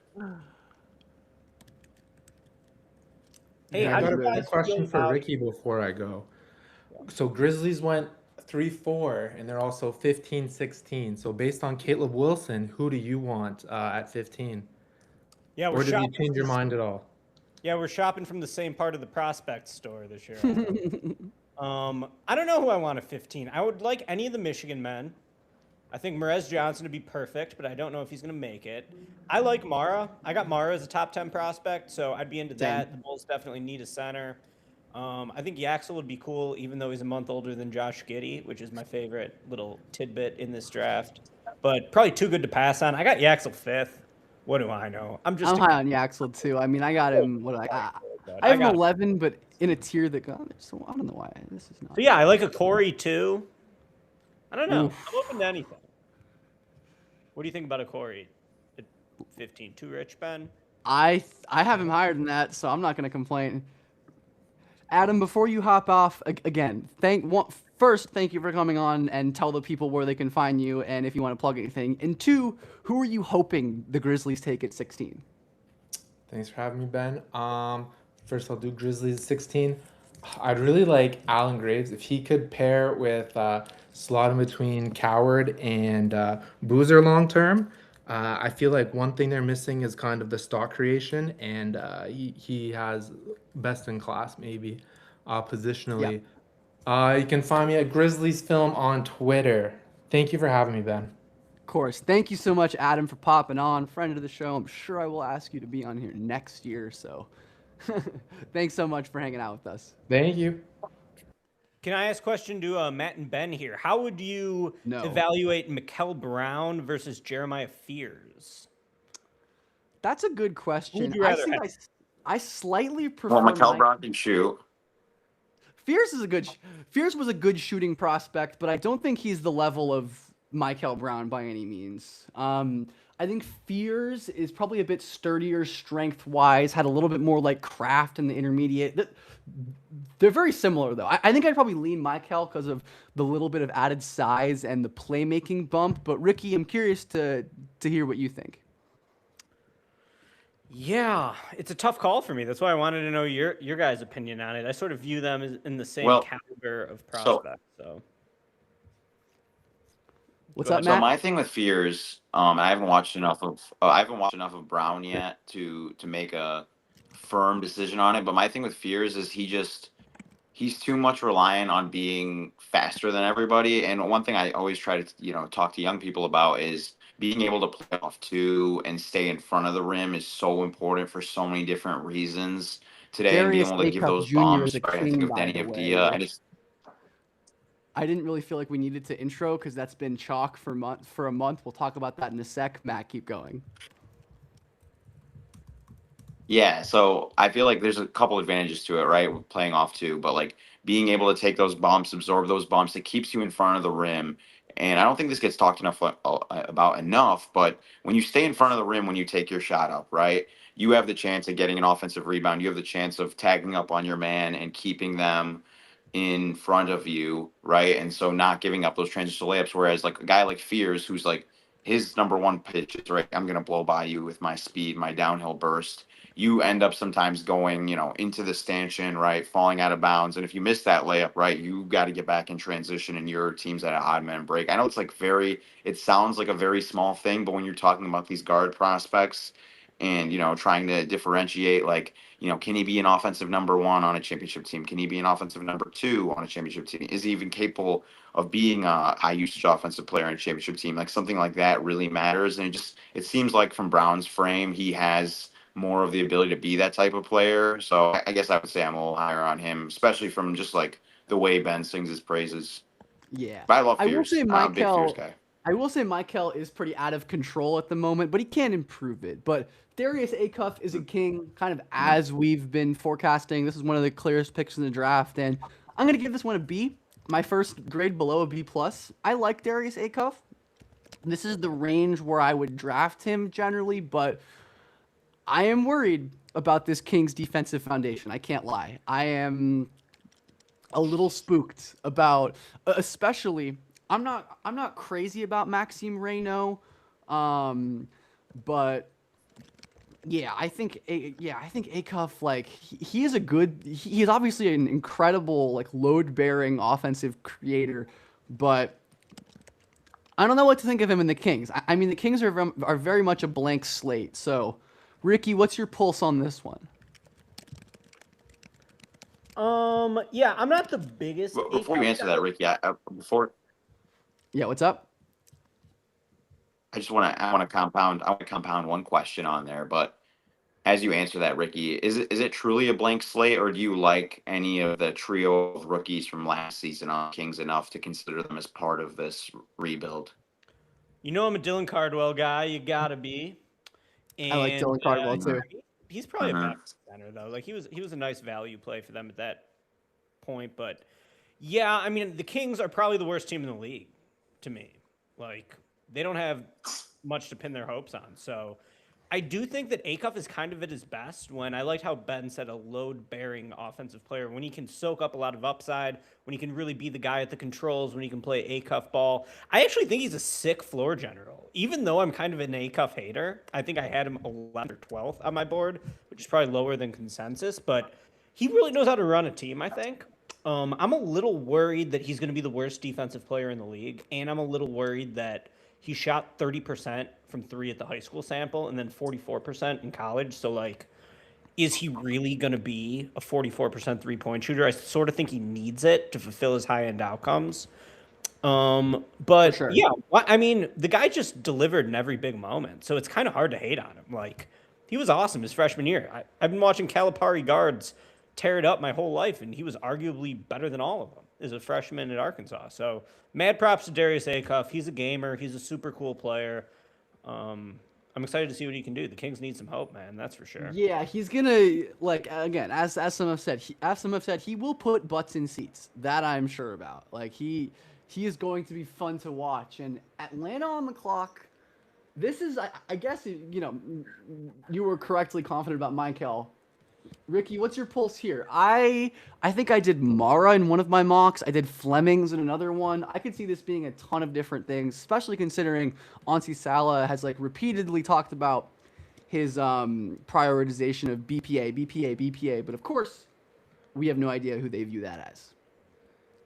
Yeah, I think it's either got to be Mara or Flemings, and I think you probably go Flemings. Like you got CJ on a 1-year deal. He can be a good mentor to Flemings. And I just love Fleming's mentality. I watched his interview with you, Ben, and I determined that he was the nicest boy in this draft class. He just seemed like a really kind person, and that factors into my evaluation too. I think he's going to be a good leader. I think he's going to be someone that people like to play with, and he plays bigger than his size. I really feel like his draft stock was hurt by having his sister at the combine, and she's like bigger than him, and she's interviewing all the players. It's like the Bryce Young, Mina Kimes thing. Did you remember that? She's a sick player too. I think she's going to Duke next year. Yeah, Bella Flemings, right? Yeah, Bella Fleming. She's a sick player, so maybe she'll be a WNBA pick one day. But yeah, I just like Kingston a lot. I saw our boy Matt Powers at number 2 on his board. That was a good take. Searing hot take, but I love it. I mean, I love Kingston. I'm here for all the crazy Kingston takes. I mean, if Kingston does end up being the pick, I generally am a fan. Like I think he makes sense with like the Hawks' emphasis of guys who can get steals and help them win the possession battle and do these little things, but badly needed creation juice. His blend of like processing, and again, still have to wait for this pick to officially come through, but it seems like a good chance that happens. Though I do think Mara would be a pretty nice option as well. One of my things that I've been saying on podcasts lately, whenever we talk Hawks, is like the guard options at 23, assuming Atlanta picks there, are better than the center options now, in terms of like how many there are, right? Like you're probably taking maybe Vesar, Terrace Reed if you're in that range, but maybe you can wait for an Anderson or a Sturtz or a Corey or whatever it ends up being. And we have our next guest joining in time for the Atlanta Hawks pick, CT Fazio, friend of the show. He does great work covering the Denver Nuggets alongside the NBA draft at large. And again, I believe another repeat guest on this here Draft Live. So CT, how's it going? Hey Ben, doing well. How's everybody doing? I'm doing well. Happy to be here. What's up, CT? Hey Matt. Hey Ricky. CT, what are you thinking for the Hawks right now at 8? I think they could maybe be a Mara spot. It might be a little early, but I can see them going Mara to pair with maybe Jalen. That's who we were talking about. Mara and Kingston Flemings as players who we think are likely. Mara would be really interesting, and Commissioner Silver is at the podium. Let's see what it ends up being. I think I'm a little ahead of you guys. You are a little ahead of me. That's fine. It is. I'm a little ahead of Ben too. It is. I didn't want to admit it. You can spoil it. I don't really. Y'all can spoil it. I don't really care. It is Kingston Flemings. Ugh. I'm so happy. That's so awesome. I'm so stoked. Kingston, I have him 5th overall. I think this is an excellent value and an excellent fit. So I have no other grade to give this but an A. I think Kingston has some real issues, but to me, so many of his concerns are fixable. Like, I think his shot diet can be explained a lot by just like the terrible spacing and the low pace at Houston.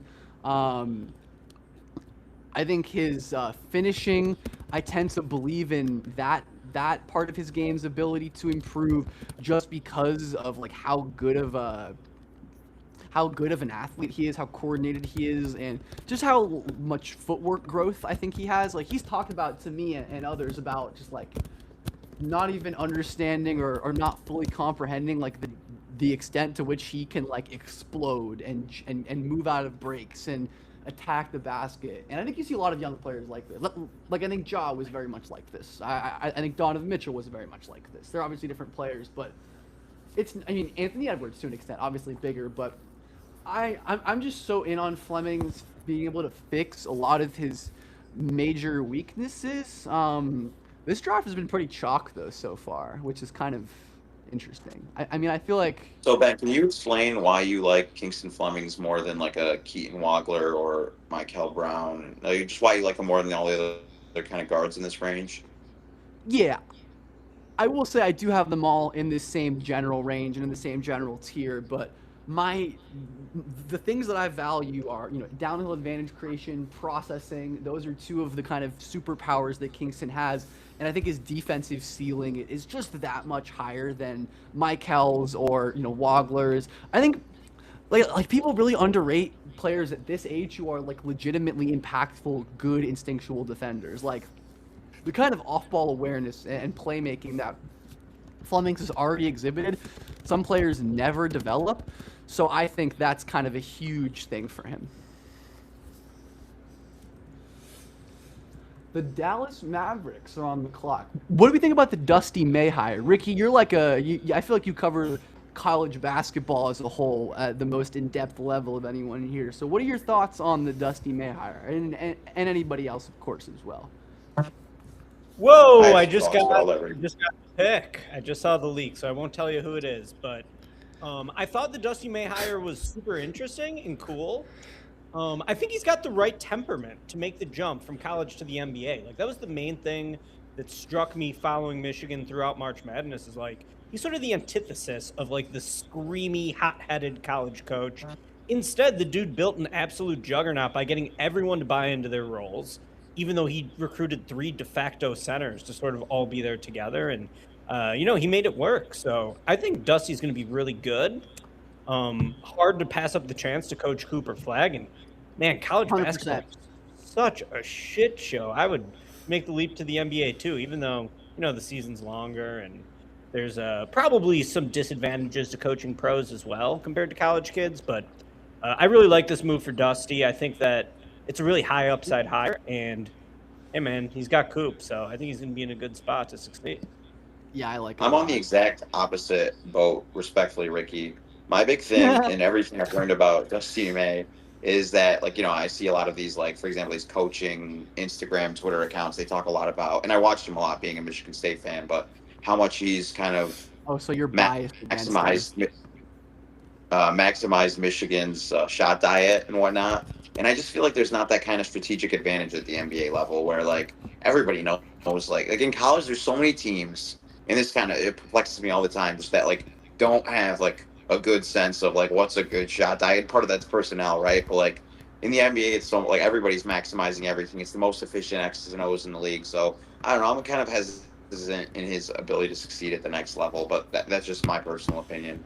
Yeah, I mean, for me, I think even beyond the X's and O's, his ability to like adapt and be flexible, and he's had like so many different kinds of players and has like adapted his system to his players at different places. So I think for me it's less than like one specific thing he does, but his ability to do a lot of different things. I am curious. I mean, I know you saw the pick, Ricky, and based on your reaction, I assume it's going to be somewhat interesting. Honestly, that could be a lot of guys. Like, it's probably not going to be Braden Burries, I would imagine. I don't think Braden Burries earned that kind of reaction. I predict Merez. They go a bit for the guy. Mara or Yaxel. All right. Silver coming up to the podium. Wow. Whoa! It is Merez Johnson. It was. Wow. Merez Johnson Jr. is a Dallas Maverick. That is crazy. Another guy who has just had a meteoric rise. My gut grade is thinking like a B, B minus. I understand this pick, and like I like Merez a lot. I have him 20th on my board, but he is in the same tier going up to around 15. So a slight reach for me, but I mean Merez is an unbelievable athlete with some of the class's best defensive versatility. Like his ability to not only switch, but like credibly survive and drop. He's been a drop big longer than he's been a perimeter big going back to his time at Illinois. I think it's similar to the Dusty thing. Like I am very much happy about, I'm very much happy with his, like with how Merez adapted this season. Like he totally changed up his game. He added things to his skill set while kind of maintaining the level of defensive impact that he had for quite some time. So like, I don't know. It's a little rich for me, but I certainly understand it. The Mavs are a pretty barren team when it comes to. Are there any other rookie contract frontcourt players on that team besides Cooper and Lively? No, I don't think so. No, I don't think so. no. Gafford, PJ Washington. Like Musa Cisse played for them last year. I don't know. I don't know how much that matters, you know? Lively and Merez as So a do you guys see combination him defensively slotting would in be as- interesting. You see Sorry, him Matt. slotting in perfectly right between Flag and Lively. Like, is that a seamless fit to you guys, or? I think it's a pretty good fit. I don't know about, Merez not being a certain shooter by any means. Right. And Lively definitely not being a shooter. But I love how those three are all phenomenal passers for their position. Obviously, Flag especially. But, like, part of Michigan's special sauce, I think me and you, Ricky, might have talked about this at some point. I definitely talked about this with someone who was like, how good all three of those guys, Mara, Axel, Merez, are as playmakers, beyond just their imposing size and defense. And while, Derek Lively is no Adai Mara, obviously, he is a very capable passer. I think he's good on the short roll, can make quick connective reads. Milwaukee on the board at 10. Could go a lot of different ways here. Is this going to be the prophesized Nate Ament pick? I I think it might be. Yeah, I predict yes. I don't love it, but I also feel like Tennessee didn't do Nate Ament any favors by having him lead the team in usage. Like, to me, maybe he could be more interesting if he actually took some pride in his defense. It was more of a fourth option on offense who just sort of like spaced the floor, could attack some closeouts. Of course, Ben, I probably wrote this about Cam Reddish back in 2018 as well. Oh boy. Sometimes these guys don't always buy into their roles, and I'll admit, I went to USA Junior Minicamp in 2017 and saw a young Cam Reddish and said, this is going to be my preseason #1 guy on my board. And I quickly had to move off that take because he stunk. It was just obvious that he wasn't very good. And then he never bought into the role maybe he could have been good at, like a Harrison Barnes type, I guess, at the NBA level. I wonder if Ament has the right mentality to actually either level up as a potential star or to just like buy into being a good role player. Because I still think could there be some Jaden McDaniels upside here? Is that crazy to think? I just don't see him as close to that level of Defense. athlete. Yeah. Is Point the of attack. issue. I just think like Jaden was not good. I think Jaden is like a good one because he like played in a weird system, wasn't super impactful in college. And even like early on in his career, it took him a second to become the player he is. But like I feel like maybe I'm just kind of misremembering, but I do feel like Jaden's movement skills are maybe a little bit of a different level. But I think Ament. One of the most interesting storylines to me was like his frame and his weight, because he got way noticeably more muscular going into Tennessee, and I think that clearly helped in some ways. Like his free throw rate was excellent after not being a huge strength throughout his high school career, but I think that limited his speed with the ball, his ability to change directions and move around in open space. So I am curious to see, and like Tennessee is as NBA weight room as college teams get, right? So like I'm curious to see what the plan for him looks like body-wise, whether we want to keep on growing in. And another important one, Morris Johnson and Kingston Flemings, both A-minuses on the Zodiac board. We've been tracking that in the chat. I just saw the Bucks pick, and it is pretty weird to me. I will say that just because of what I know about this player and where the Bucks are headed. All right, well, we'll see. We will see who the Bucks pick in just a second. Who would you go with here, Ben? I would probably take Mara, honestly, or like Phylon maybe. I think Phylon and Ryan, but like they traded for Yaku Chonis and they have Khalil Ware. This is weird. Like Dalen Swain, I'd like, but this is too high for him if we're game theorying it. Maybe, I don't know, honestly. Maybe just Mara and like go for the too big thing with Khalil, because he is a credible, hopefully a credible spacer. I don't know. I think there are a lot of different ways. I'm not exactly sure how this is going to go. Ricky, who would you go with? CT, I want to ask him because I feel like we both saw the pick, but I think I'd go Yaxel. And I know you could say, oh, they're so far away from being good, but like they need a player just like that. I think Ryan Rollins and Kevin Porter are already pretty good. They also got Hero in the mix now, so right. No, I just take a good player. I feel like Yaxel, yeah, he's an old man, but yeah, I would take Yaxel here. I have him at 6th on my board. I think you can plug and play, but might have a sneaky kind of upside as well, even though he's older. But maybe could fit in immediately too. Because like they have two skinny centers now. Anyways, this is one that I do want to watch. The commissioner. Actually, I don't like. I would go Mara here though. I think as well. I think I agree with Ben. They look so nervous in the Bucks front office on TV. That's not a good sign. Compared to the Nets, where they're all where are the happy. Where are the high fives? And even if you're not happy, like I need the high fives and the handshakes. I need you to pretend like you really liked the pick. Interesting pick. It's Braden Burries, Ben. Oh, wow. You said I could spoil it for you. Braden I just saw it. Don't worry about it. It's not my favorite, personally. Isn't he supposed to be like a win now kind of role player, like kind of guy? Because he's kind of like a Swiss Army knife.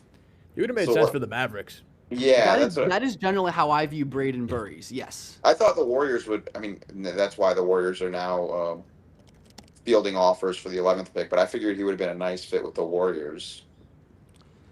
B-, C+. I have Burries at 17th on my board, so not a huge reach. Maybe I'll go with B. I don't know. I mean, like, I guess he fits in with the players. Man, you say he fits. Feel, man. He fits in with the players who like they just traded for. Like I think he is a good Tyler Hero complement, no doubt. I think he would work with Khalil Ware, but like. Is that worth kind of accommodating? It could be worse, I suppose. I don't know. That's an interesting one. I think What's the difference between Braden Burries and like what Ryan Rollins has already proven he is? I think Burries is more of an off-ball guy. Yeah, Rollins is a much more dynamic on-ball creator. Mm-hmm. Rollins had a great year this year. Rollins is awesome. Rollins is so awesome. So Ben, here's another fun factoid. So the place where I played, the Cast Tech coach who coached Darius Acuff, Ryan Rollins has a camp there every year. He's a Michigan Ryan Rollins is super goated, so I do love that. Yeah, he's so sick. His movement patterns are so awesome. I think Rollins is like a legit building block. I do genuinely agree with that. Yeah. I think he's actually like, and I guess we can kind of talk about the Giannis trade. Like, Ricky, hello? Can I peace out? I gotta go. Oh, of course. Ricky, thank you so much for hopping on. Ricky. Anything you'd like to plug before you get out? Rico? I wrote a big Caleb Wilson feature. Seek that out on SB Nation. I got a top 100 board. I got live grades I'm doing tonight. But that's about it. Thanks for having me on, bud. You're the best. Catch you later, Matt and CT. Awesome. See you, Thank you Ricky. so Ricky. much, Ricky, for your time. You're the best. Head out. Make sure to check out his piece. And Come on, man. Ricky writes at SB Nation. That thing plugs itself. He's always getting eyes. You know that. He wrote a great Wilson piece. He's an Yeah, amazing yeah. writer. He's so talented. Yeah, Ricky's awesome. Very, very fortunate that he donates some of his time to us this year. But Warriors supposedly fielding offers for this trade. I just saw a tweet that said that. I think if Axel doesn't go here, I think he has potential to slide pretty far down the board. No, I think the Thunder would take him, wouldn't they? That Oh, seems yeah, like such a Thunder pick. That's true. That's true. Potentially, he is an op. This is something I've talked about a decent bit, but Sam Presti has never taken anybody older than 21 in the lottery. Jalen Williams is the oldest lottery pick he's ever made. So maybe, and I think I am a person who values age in my rankings, and Yaxel is certainly a tendency breaker for me. So I wonder if it's the case for the Thunder or Sam Presti that they'd kind of go out of their way to take a player in Yaxel who's like definitely doesn't always fit what you want, but in terms of like that, the age side of it, but like the impact, the physical tools is like everything you want to me. I just feel like he slots in so well with a team I that's agree. really trying to win it now. He gives them another big body that you could play alongside Chet in some different lineups. Gives you a little bit of Isaiah Hartenstein insurance, I feel like, right? Where you can move Chet to the 5 and put actually, I mean, they should take Mara then. Now I think about it. If we want Chet, if we want Hartenstein Yeah, what do we think about insurance, Mara? and then you CT, can get off of Hartenstein's That- money and not worry about that. it's so because like Sorber is still there, who I like, Mhm. but who knows how they feel about him behind the scenes. Like it's been a Mm-hmm. long time, of course. Man, Yeah, I think with Mara there, it's interesting because you have Hardenstein and Chet who can both play the 5. Then you have Mara as well, where he's basically only kind of slotted more into a backup role in that aspect. But he could play alongside Chet, in some lineups. But you see with the Axel, like he can play kind of the 3-4-5, so you have a bit more positional flexibility there. for sure, I'd like it. Wanted to quickly take a look Question. at the. Oh, sorry, Matt. Question for you guys: is there anybody the Warriors could take right now? Okay, say you get a guarantee that Butler, Dre, and Steph are healthy for the stretch run. Brandon Pajemski takes another mini leap. Right, they're looking good. Vibes are good. Is there anyone they could take right now that would make you feel like, hey, the Warriors still have like a puncher's chance of making a deep run this postseason? Probably Yaxel, right? Okay. Yeah, Axel, maybe Swain. Honestly, maybe Mara too, because like that's such Yeah. a different dimension as well. Like him as a playmaking hub in that Warriors system, like there's so much you can do. And I wanted to take a look at my horizontal board, which I have loaded here and I've been updating in the background. And every one of my top 2 tiers off the board, but still a lot of really high-level players on the board for me. And it's kind of like one of every archetype left almost in like my top available tier. So still a deep draft. Again, deep draft. Not a ton of like true wings. A lot of these like wings are kind of forwardy types, right? Like Yaxel, Graves, Ament. But curious to see where Golden State goes, because like you said, it could be Mara, could be Yaxel Lendeberg, and I'd be pretty happy with either of these Michigan players. I wonder if they'd consider a guard here. The pick's Yeah. in. The camera's on Just saying. Axel the whole time, so I don't know if he's going to be the pick. Yaxel's suit is also fantastic. I mean, he's got. My girlfriend is obsessed with Yaxel. She thinks he's so handsome. I mean, it should be worrisome because he's actually like, since he's so much older than the other guys, like he realistically could be an option for her. But I Matt, mean, if you're I a lose sharp out to that guy, I think I'm okay. you're a sharp-looking guy yourself. You're probably not going to have the level of income that Yaxel's on, but you know. Hey, man, if this pot works out, you never know. Yeah, we'll be making. But yeah, I mean, his fit is awesome. The white suit with the brown tie and the little like gold thing on his chest that I'm not close enough to my TV to make out exactly what it is. It's a good look. I think there's real aura. I mean, this just feels like an obvious pick for the Warriors to me. Like it. You know, Yaxel liked one of my tweets like a couple weeks ago. That's awesome. Shout out to you and shout out to Yaxel. It was about good coaching. So that just shows the kind of guy he is. Real coachable player, hopefully. I mean, I think he had a great quote earlier in the year about like it was something along the lines of like like I'm going to be playing with Shea type, so I need to understand what I need to do to best Right. fit in with those guys to succeed at the NBA level, right? That was the gist of the quote. But yeah, I think it's gonna be I don't know. I mean, I think Yaxel, the fact that we already have proof of him adapting his game. Like he is such a different player this last year at Michigan than he was his 2 years at UAB that I'm not so concerned about him potentially adapting in the future. Yeah, Yaxel's Making fellow it up. Jersey guy as well. Pick is in. Yaxel Lendeberg, Golden Since State you're from Warrior. Jersey, Yeah, I'm from Absolutely Jersey. love it. why do you love the Nuggets so much? That's always an interesting question when people ask me. It's for because of Carmelo growing up. I Vic thought Carmelo it was had a big because fan. of Fat Lever. No. Fat Lever was a bucket and a problem. Yeah. My dad loves Fat Lever. Loves Fat Lever. He was fun on 2K. I played with him on 2K before. But Yaxel, I mean, great pick, honestly. I love it. I think it's one of my favorite picks of the draft so far. Like you kind of said, like you alluded to, Matt, there isn't a player here that's going to help you more this year than Yaxel Lendeberg, I think. Obviously older, but I mean, aside from Cam Boozer, he was the best player in college basketball last year. Like he was absurdly dominant, and I don't want to discount that. I don't want. And I mean, I don't That's not hate. nothing to me. I don't hate the fit of a lineup. Say a healthy lineup of Steph, Pajemski, Butler, Yaxel, Dre. Like that's a pretty well balanced lineup that can do a lot of good things. I think on both sides of the ball. Yeah, I'm just getting more physical strength, getting more Mhm. size and versatility.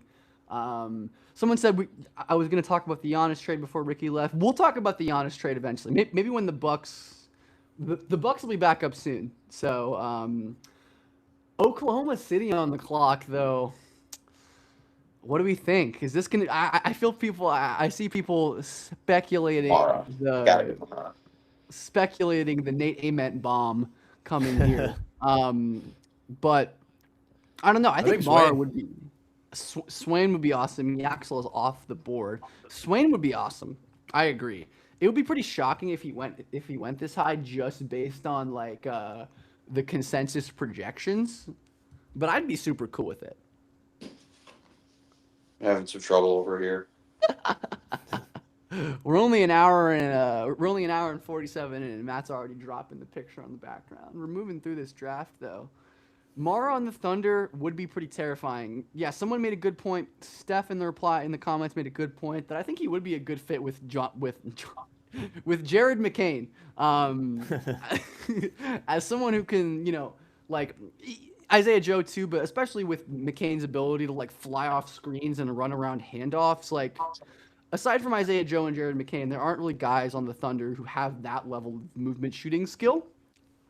So I think Mara would definitely be a good addition in that regard, alongside the kind of size arms race I guess we're seeing right in the Western Conference at this point. Yes. Yeah, you have Sorry about Perez, the Lakers. Lively, and Coop. Now you have Yaxel.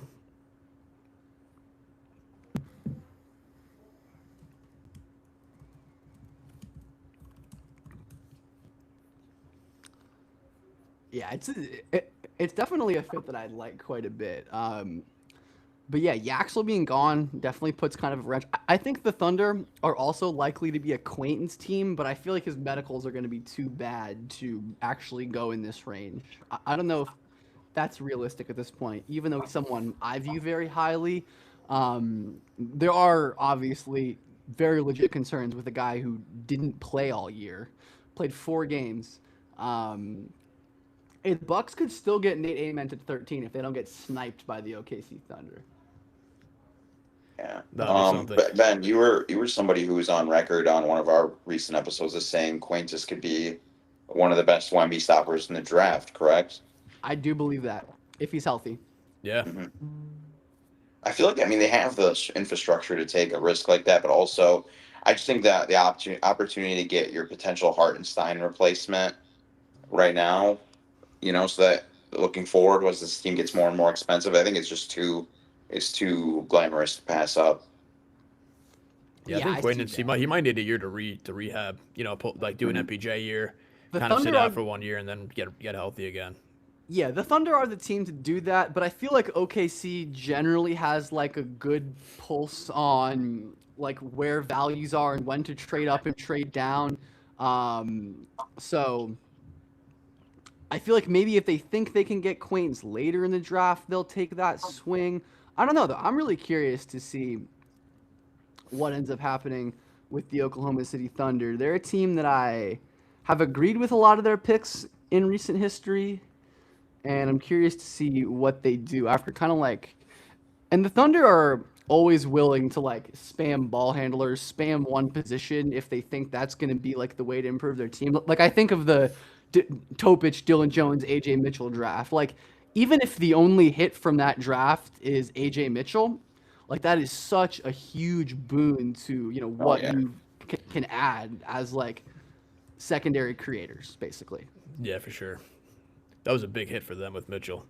Huge hit, yeah, huge. And him being out, honestly, was such a huge loss in the playoffs. If he was healthy, I think they probably either go back to back or, they have a good chance to win it with him. So, it's possible. Like he wasn't his best in that Spurs series when he was playing, but like still, just like the value of his table setting, like the fact that he forced the likes of, Caruso or Dort or whoever to just be more of a creator than they were necessarily comfortable with. Like, Alex Caruso was doing some stuff off the dribble in that series that you never want to see Alex Caruso do. And, like, he's probably one of the better role players if you really need him to scale up. But, like, you don't want Caruso initiating at the top of the key, right? And I think you can't have too many of those ball handlers, so... But I do think post-McCain trade, a guard would be kind of surprising. But there's a million ways the Thunder could go here. Though I think my favorite... Pick is in, by the way. Pick is in. I think my personal favorite choice here would be Mara. I would agree. Thunder pick is in. I just Silver's think Mara... got it. Yeah. And it is Mara. Adai Mara, Oklahoma City Thunder. Hell yes. I love that. That's awesome. That's an A+. That's got to be an A+, right? For me, it is. I have him 7th on my board. I have him as a clear, like, mid-lottery level prospect. And, yeah, Mara is one of the most unique players in this entire draft.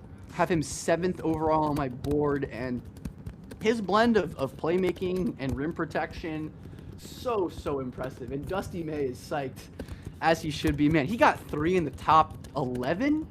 Was that back-to-back? 12. 3 in top 12. But... No, okay, so no.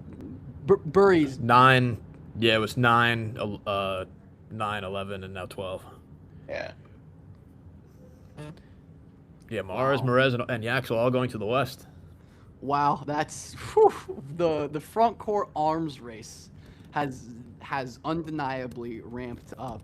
But yeah, Mara, I think his like Hartenstein is obviously a great passer, but I just don't think he's the same level of like creator with the ball that Mara is from a passing standpoint. Like he just does not have the type of like advanced vision and manipulation. Like Hartenstein is such a good like quick processor, but man, I mean this is awesome. I am curious of what this means for Thomas Sorber and if that's a kind of bad omen to either how he looked in terms of the basketball or if maybe he wasn't looking as healthy as they maybe would have hoped. But I'd like to note that we are, especially in this range of the draft, looking very light on actual centers. So teams that want real centers are probably going to have to wait, trade down, or overdraft somebody at this point. Yeah, I just tweeted now that the Nuggets should look to go double big. I would pick Acquaintance if he's there at 26. Swain or Corey is the guy, that I would pick if they're there. Yeah, you and every fan picking in that range. Yeah. But I do think the Nuggets need to go double big because their front court is pretty undersized now, especially after the MPJ trade, and Gordon's health's in question right now. So How'd you I would feel look about to do how that. how'd you feel about how Deron Holmes played this year, CTE? Yeah, I think mainly it was tough because he came off of the Achilles tear.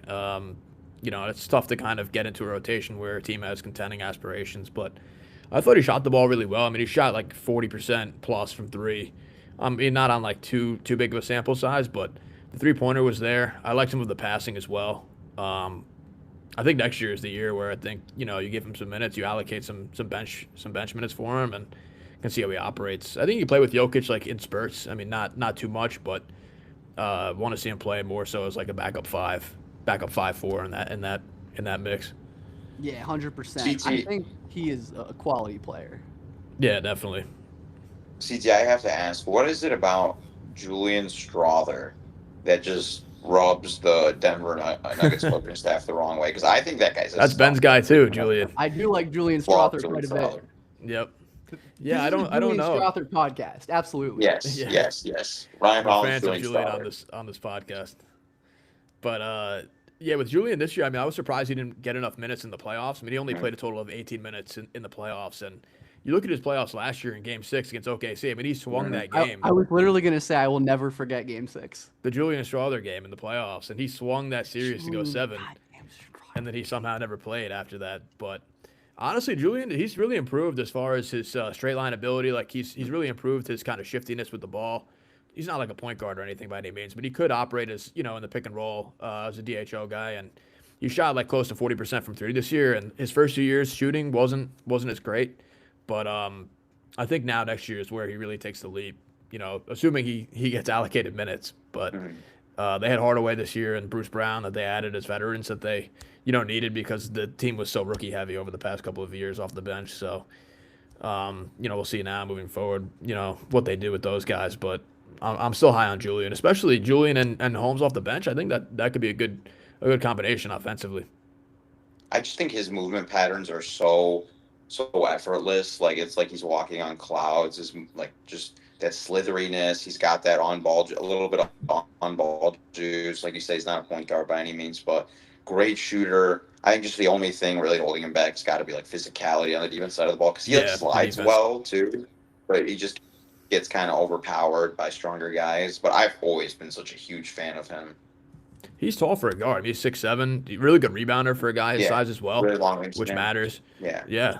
I think he's still got some potential to kind of level up more as like a sixth or seventh man off the bench.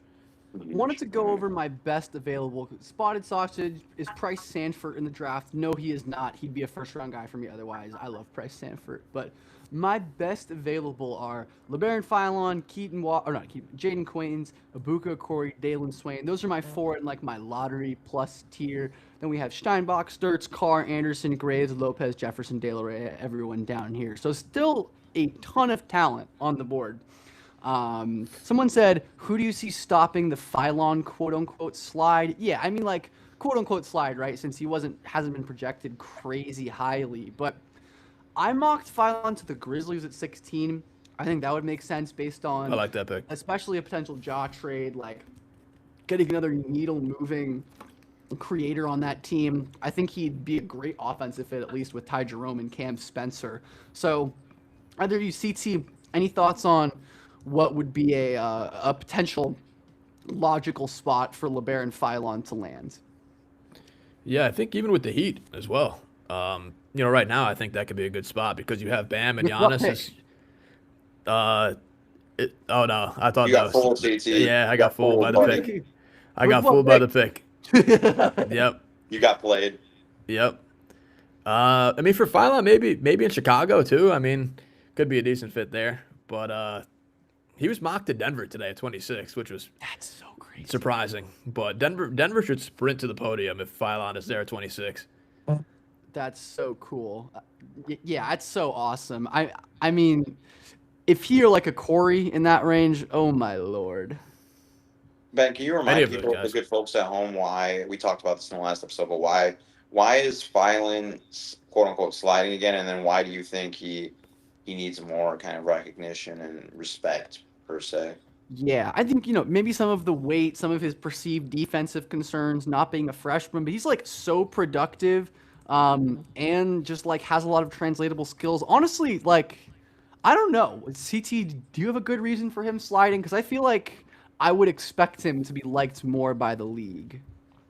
Yeah, probably the physicality aspect defensively. I think he'll probably be someone who's just put into a lot of actions on that end of the floor. But I think on ball, he's pretty pesky as far as at the point of attack, quick hands. And I think this year, honestly, with the usage that he had, the defense like predictably slid off. But his freshman year, like Ben was saying, like his was kind of his role as more so of like an ancillary player, but also as a defender type as well at the point of attack.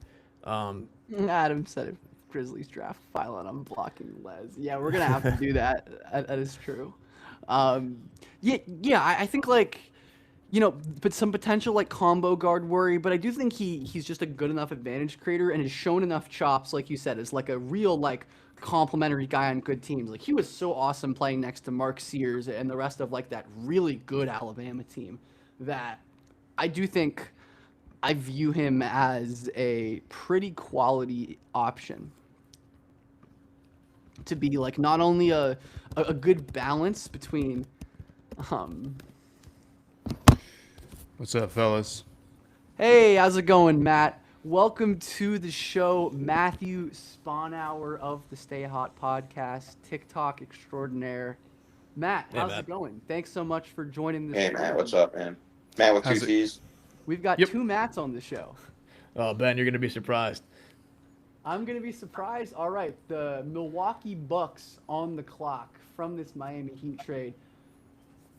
Oh, man. I'm not actually surprised, CT. Nate Aments is a Milwaukee Buck. So I am going to actually just pitch this to y'all for a second. I'll ask Matt, thoughts on the Giannis trade quickly while I run to the bathroom. Okay, so this is Matt, not you, Matt, not double team Matt, single team Matt. But Giannis Both of you can trade, it's an interesting thing for me because yes, if I'm the Heat, you have to make that trade, right? Get a top 5, top 7, bona fide star in this league, right? He's still semi at the peak of his powers. He was incredible offensively last season when he was healthy. The Bucks were actually like a reasonable basketball team when he was on the floor, like a legit kind of playoff team. So I appreciate that element. I love his pairing with Bam Adebayo. I think that's a very synergistic kind of 2-man tandem. But I worry about the guard play. Norman Powell's your best guard, your best creator, playmaker. That's all worrisome. The depth in a league that's trending towards depth, trending towards these youthful scrappers. Kind of populating the rosters. That worries me. I don't know how they're going to add more good depth. So I don't know. I still just yeah, you got to make the trade, but they're not. I don't even think they're guaranteed to be a team that hosts an Eastern Conference first round series. So I don't know why Giannis would want to go there so bad. To be honest, I feel like if I was him, I'd be pushing to go to the It's Celtics. Miami. Sponhour, what do you think of the trade? I'm a little bit higher on it, if I'm being Mhm. honest with you. I think the defense is going to be pretty special overall. Yeah, And I agree. I guess here's the way that I was looking at it, and maybe I'm being a little unfair here, but I'm kind of gonna wait and see a little bit with how Miami fills out the rest of the roster. Mhm. For a long time, they've had the issue of like they're great at the margin moves, they're great at finding guys who can contribute meaningfully, kind of out of nowhere sometimes, but they don't have the star for it to like really matter, Now they say, okay, fine, we're gonna make the push for that star, and we're going to see if we can still find those guys and build out the rest of the roster.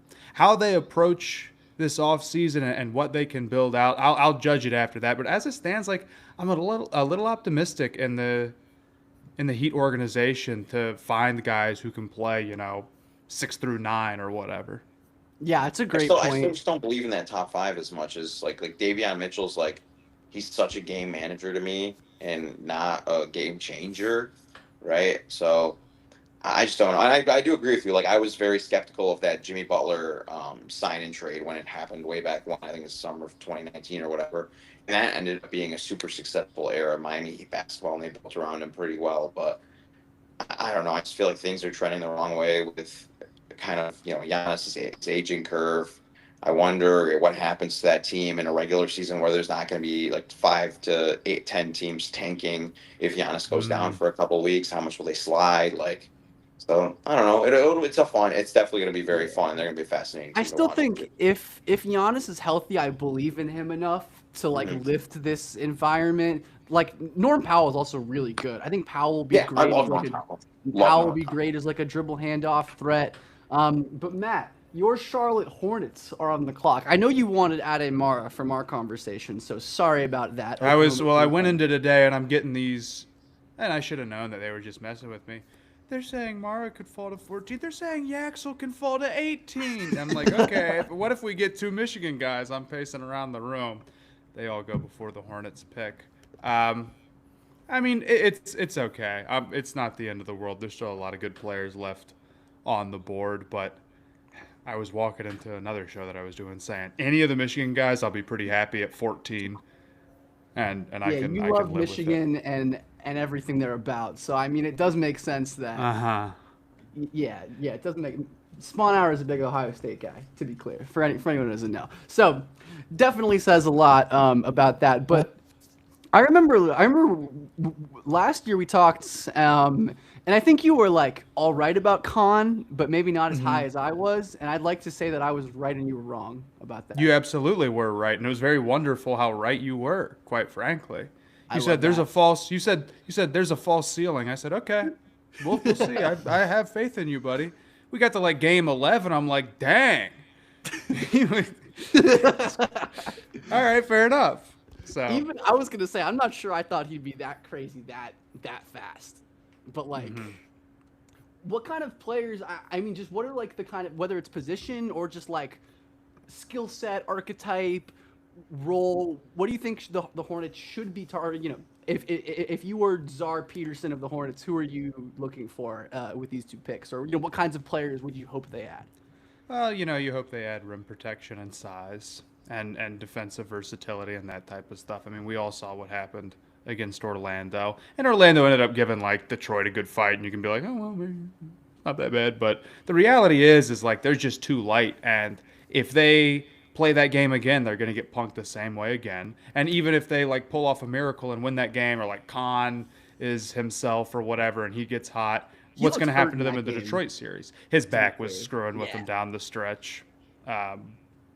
The exact same thing. Like Diabate, love him, great player, but he needs to be more of somebody who you throw out for the right matchup rather than somebody where you're like, well, if it's not you, we got nobody else who's doing anything on defense. We're all chilling, so you got us, bro.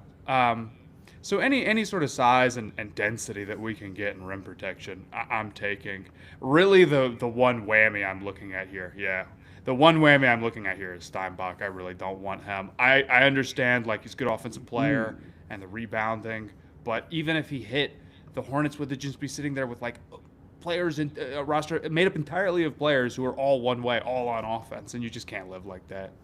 Well, Hawks fan 94 in the chat says Charlotte will take the German. So we'll see if he's correct.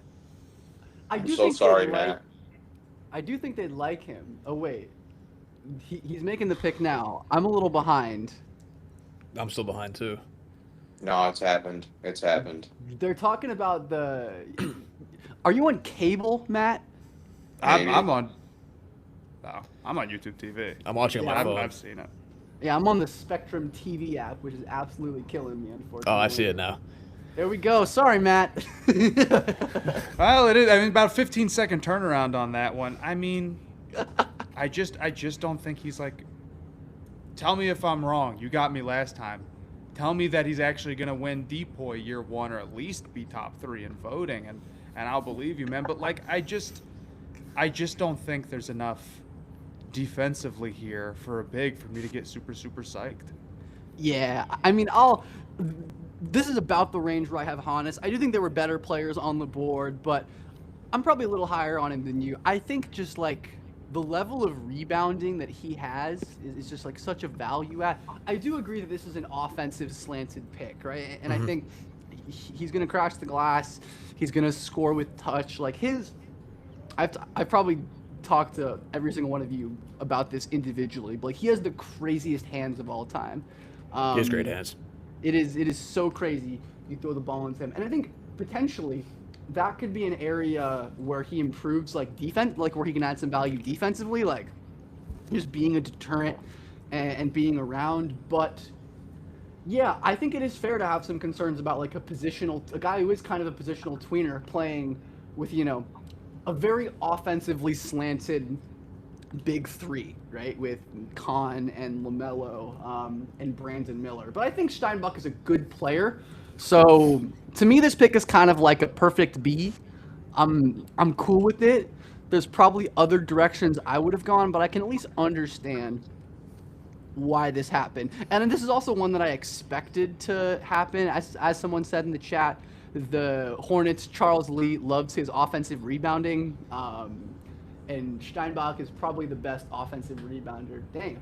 Apparently his dad played with His dad is very ugly. That's the first not handsome guy we've gotten a close up today of. I haven't been paying that close attention, but I'll take your word for it. But now they have Kalkbrenner and Diamante in the front court. So now they're adding, Steinbach as well. You can't really play both of those guys together that many minutes. So it's kind of interesting there to see what they end up doing. I think Kalkbrenner's too slow. Yeah, Kalkbrenner's good, but like he's just a rotation player to me, right? Like I think this is kind of what they're building here with this front court room, just like kind of a platoon when it comes to like matchups and different teams are hopefully going to have more use for those players. But knowing it's Steinbach, Matt, anybody now that you're looking at that you think could either salvage this or that you just be excited about? I mean, I don't know. I don't know if there's anybody who's going to single-handedly like save the defense or whatever. What I was really hoping for was Mara, so we have like, an anchor that we can actually like put out there and have like. Diabate does well for what he is, and in a lot of matchups he's really good and he plays bigger than he is. I don't mean to disrespect him because he's my guy, but obviously like if he's getting bullied at a matchup, Charlotte's got nothing. I like Swain, I like Carr, I like a number of guys who aren't going to necessarily do that, but can still make, a decent impact or still have some upside on that end of the ball. But I'm going to be real with you. Like the 14th overall pick, I'm really frustrated in a guy who is a project shooting the ball and who is not a rim protector as a big. That is a bad build for the NBA. And they're sitting here considering Sabonis too. I feel like I lack some faith in them understanding like what happened to us and what is probably going to continue to happen Sabonis? to us. I have not seen that. Oh, they were talking about Sabonis. I don't know if it's actually going to happen, but they were in serious talks to go towards Sabonis for like a couple of days, man. And it's like he fits the offense so well. It's like, yeah, great, man, but like this is somebody who's just got fatal flaws that you can't work through and has not been good in the playoffs. I'm sorry. Injuries as well. Mm-hmm. Matt, who did you want instead, at that pick? That's like I think I might have another gone option. Swain. I would have probably gone, makes sense. Yeah, someone in the chat asked. I probably would have gone Swain as well. I think he gives you like a good balance of some of that like defensive playmaking upside. Like he wasn't that crazy on defense this year, but he was asked to be the lead creator, and obviously in Charlotte he would not be asked to do that. Right. That's just not something that would be his role. I think he could grow into that, but yeah, I think I would have gone with Swain. But fortunately, I think they're gonna have a chance to get him at 18. So we'll see what Charlotte ends up going with. And it is just tough. This thing we talked about throughout the cycle is outside of Mara, it's just a light center draft. Like there's just only so many options for like true centers, to where you're either maybe gonna have to take a guy above consensus. The Chicago Bulls pick is in. They took Caleb Wilson earlier. Matt Spawnhour, do you have any takes on the top 4, top 5? Anything that stood out to you? Any thoughts you had regarding the top of the draft? I would have gone Boozer at 1. I mean, that's the main one. He would be my number 1 prospect. I mean, I get it because he's kind of like just a weird, unique player, and it's a lot of like processing and connective stuff with him, and you know, you watch him and it's like he's incredibly impactful and he does all the little stuff right. And of course, he's got like his own scoring ability and all of that. But then you watch Dubance and it's like, man, this guy and the athlete that he is. And it's easy to imagine the upside. And it's not like he's super far away from being, you know, a crazy player himself or couldn't be worthy of the number 1 overall pick. So I don't want to hate on it too much, but Boozer was my number 1. What's your thought on the trade deal? I guess in the context of Dubance, but like we talked a little bit about this earlier on the show, and I think the consensus was that whoever was on at that point didn't feel crazy optimistic about the Trae Young contract. So I'm curious to get your take on what you think that means for Washington now and going forward. I didn't love it for Washington, if I'm being honest. Trae was somebody that they got essentially for free, right? As sort of a salary dump because Sure. he's, you know, a skilled player, but he's got really big flaws, and that makes him kind of complicated. To have him play, like 5 games for the Wizards or whatever it was, and I then barely turn even around. remember him playing, which is crazy. Yeah, I had to double check and look it up earlier myself. It's like to have him do that, and like it's not like he's been like rehabilitated, or it's like he came out and all of a sudden it's like he's playing well off the ball, or like the defense isn't that bad or something like that, and then you're like, okay, now we feel like this can work, and then just say, okay, well we're gonna give him a new, even bigger contract is a little crazy. I feel like the idea behind the Trae stuff was like, you're gonna have a playmaker, you're gonna have somebody who can take over the ball a lot, so there's gonna be less pressure on whoever you get in the draft, and I guess they probably had some idea that they didn't want to flat out tank, so there's going to be a level of floor raising. And who knows, maybe if we trade for AD, who's also really cheap, like we can make the play-ins. But as you know, like being a team that's been bad for a long time, who then all of a sudden becomes competitive, how excited the fan base is about that falls off way quicker than you think. Sorry, People will Matt. tell you 1 year. Wow, the Nah. Bulls, Dalen Swain, Matt's guy. The Nuggets dream is over. Chicago Bull. Yeah, that's wow. I love it. I adore Dalen Swain. That's an A pick to me. Matt, you can finish your Trae thing, and then we'll talk more about Dalen Swain. Yeah, I mean, I just think now you're locked into him long term. You don't have an easy out at all at a super high price point, and he's somebody where I wonder if you're going to want to transition off of at a point if there's no growth in him as a player, right? So, and I mean, he's been in the league a long time. Anything can happen. I feel like Cat really stepped up in such a major way that I want to be careful about how I talk about anybody, but I don't think that's quite the same. Sure. No, I don't think so either. So Dalen I Swain- really wasn't a fan of it. Yeah. No, I agree with you. Swain, I love his outfit, by the way. The all like maroon suit with the gold chain. It's clean. But yeah, I think he is a great fit with what the Bulls like theoretically want with their like, you know, size, length, athleticism, physicality. He just has such an incredible handle for his size, but like they are stacking quite a few shaky shooters on that Bulls team, I will say. Caleb Wilson, Dalen Swain, Matas, I think is a fine shooter, but like nothing crazy special. Same like Noah Senge can be a potentially great, you know, potential shooter, but ultimately that's my one nitpick for this Dalen Swain pick. But ultimately, I'm really happy with the Bulls taking Swain here. I think it's good value, and I think he's, to me, one of the 2 or 3 best players on the board. Good draft for the Bulls so far. Yeah, really good draft.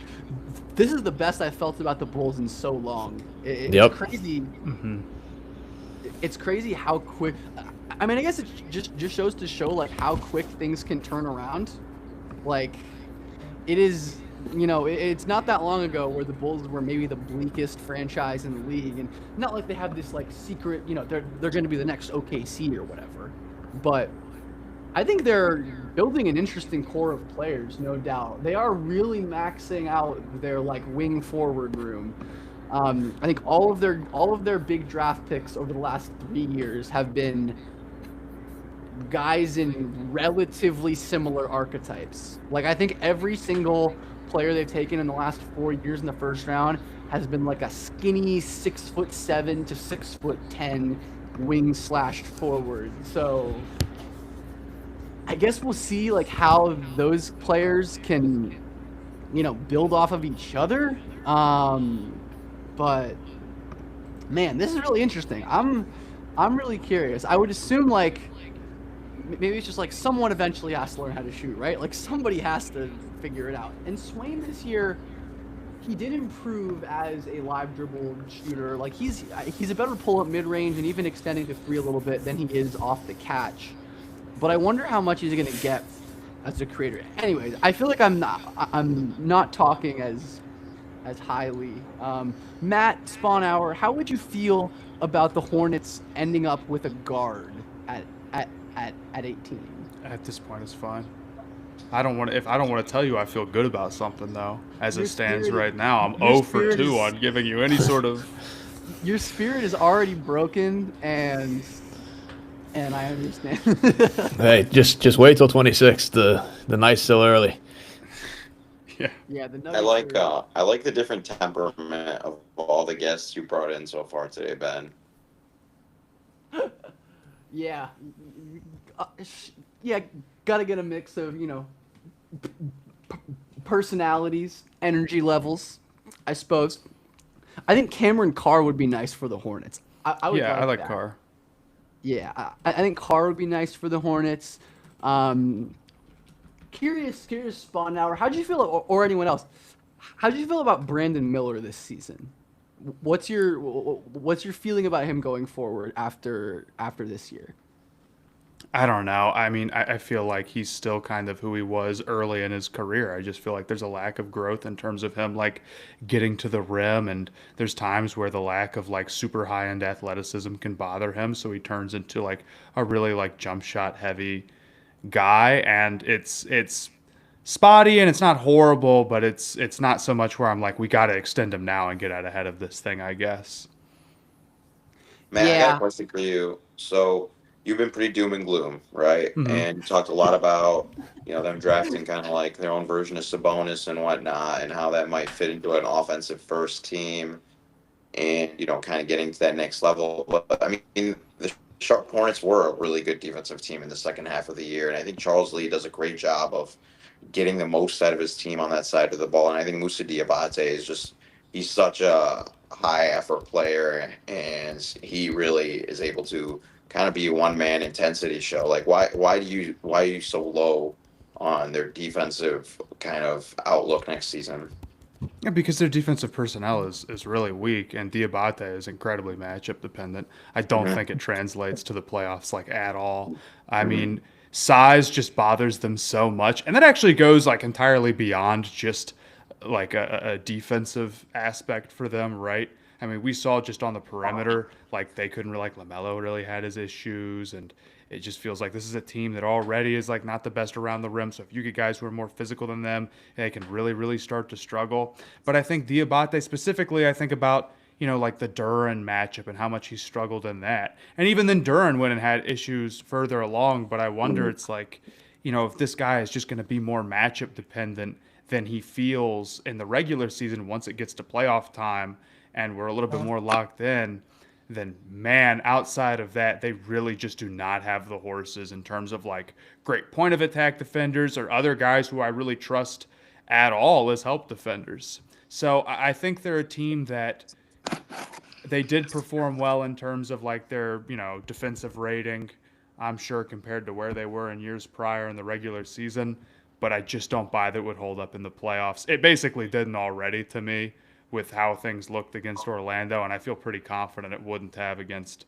the Pistons or a lot of other physical teams that they could match up against. We've got our first trade of the night, which is kind of crazy, honestly. The Memphis Grizzlies traded this pick to the Oklahoma City Thunder for 2 second-round picks, and the Thunder just took Bennett Sturts. Wow. And I believe that means they still have 17, so... Because I was going to say this is a Grizzlies pick. Getting Sturts at this pick. People are saying, no, I believe this was traded to the Oklahoma City Thunder. For 2 second-round picks? Wow. What is... Wow. They have to be swapping. They have to be swapping their first round picks, right? You There's no. think? Wow. Yeah. That's interesting. Breaks a lot of the OKC like tendencies, but I mean I really like Sturts in OKC. This is like an A-, A grade to me. I really like Bennett Sturts. He's exactly 16th on my board, so this is right around where I like to take him. But I assume like they have to move down. They a are spot, swapping, right? according to Jake Fisher. Yeah, they are swapping 16. Okay, that makes sense. Okay, I was gonna say two. I mean, I 2 like it seconds. for Memphis in that case. But yeah, another guard is interesting for Oklahoma City. I wonder what that means about Topic, if anything. But Sturts, I mean, is an unbelievable shot maker with some of the highest feel in the entire class. Like he is a really impressive player, who I think has a chance to be really good in the league. Like. Kind of terrifying. I mean, he is probably one of the players who could play right now.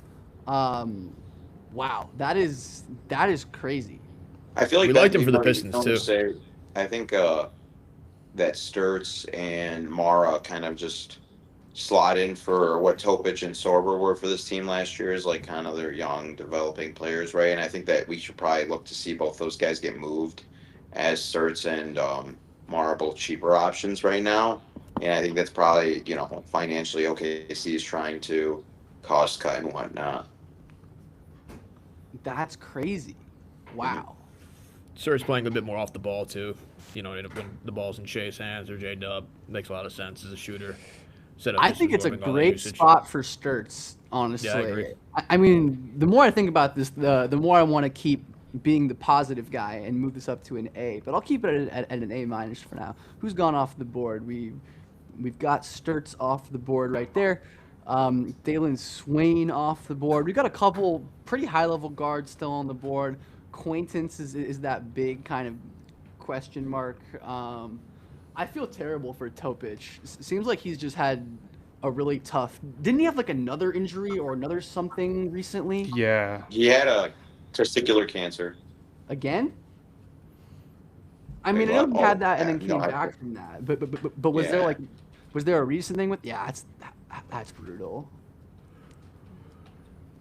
Sturts is such an OKC player, though. Like it I is love just. Bennett Sturts. I watched so much of him these last 2 years, both at Drake and Iowa. I think he's such a great decision maker, such a great feel for the game, high motor. He's a turnover suppressor, just like his new mentor in Shea Gilgeous-Alexander. That he's an incredible player. Man, OKC just keeps knocking it out of the park with these guys. Nobody in the history of the Bar Torvik database, which goes back to 2008, has played a higher percentage of his team's minutes than Sturts played last year at Drake. And this year, he was up there as well, playing basically the whole game. Yeah, last year he played 98.8% of his team's minutes. That is insanity. Like That's some high school basketball stuff. Truly. And like, I think he's going to have a chance to really like scale down and hopefully add some more value on defense. Like he's a great charge taker. Like he's got great hands. Yeah, I mean, this is such an OKC pick, right? Like a guy who can dribble and pass and shoot and make good decisions. Like I suppose you really can never stack too many of these guys, and it makes me want to think about like what does this mean for other players on the roster. But it could always mean just like, so 16 picks through. Who is One thing it probably means is Jared McCain going to get a second contract? Yeah, that's what I was thinking. Because you know that archetype, Ben, we were talking about that archetype, it really loses its value when they get that second contract. So maybe they're looking down the road there too. So OKC traded up one spot? Yep. Yes. So that must mean, I wonder what that, I feel like Memphis is going to take Phylon here. I feel like that's what makes sense. Getting a creator in the room like that, they could use that. They're starting to get a lot of ancillary pieces. They have some good wings. Obviously Cam Boozer now, and then Edie in the middle. What do we think about that? I guess they thought someone would snag Sturts over They them. probably thought it was. They At that probably big. thought Memphis was taking Sturts. Yeah. I mean, he is such a Memphis-y prospect that I can understand why they thought that. But yeah, I mean, if they still end up getting Phylon trading down a spot, I mean, regardless, it's good business from the Grizzlies to just move down a little bit, pick up another player. But yeah, Sturts alongside Shea and J-Dub. I wonder if that. I mean, Lou Dort is probably out the door, right? Maybe. What do you think? I think they're kind of hesitant to move him from everything I'm hearing, just because of how much he means to that team's culture. I'm not 100% sure that they don't need to move him. That's one thing. They can get off of, if they get off of like Kent Williams, they get off of Topic, they get off of Sorber. I'm pretty sure that gets them under where they need to go. Maybe get off Isaiah Joe too. I don't know, who's more expendable to you, Isaiah Joe or Dort? Definitely Joe, I think, especially if you have McCain. Looks like the Pistons was traded into 17. Wow. Yeah, we thought he'd be for Sturts. Abuka Corey. Yeah, that made sense. That was Is it rumored for for a long Corey? time. Wow. Let's go. Wow. What's the rub on this guy, Ben? You guys have Wow. been mentioning this whole time. Wow. Corey. Let me just fill in the A+ real quick. Okay. My computer is feeling it right now, so give me a sec. But You had him mocked at not get him in your big board as 13th. yeah, I mean, I think Corey is one of the. I mean, he was my second or third best player available. Acquaintance is a special case, obviously, but Abuka. I mean, he has a lightning bolt with the basketball. He's one of the best live dribble advantage creators in the entire draft, and he is such a perfect fit in Detroit as well. Like, I absolutely love this one. Like, he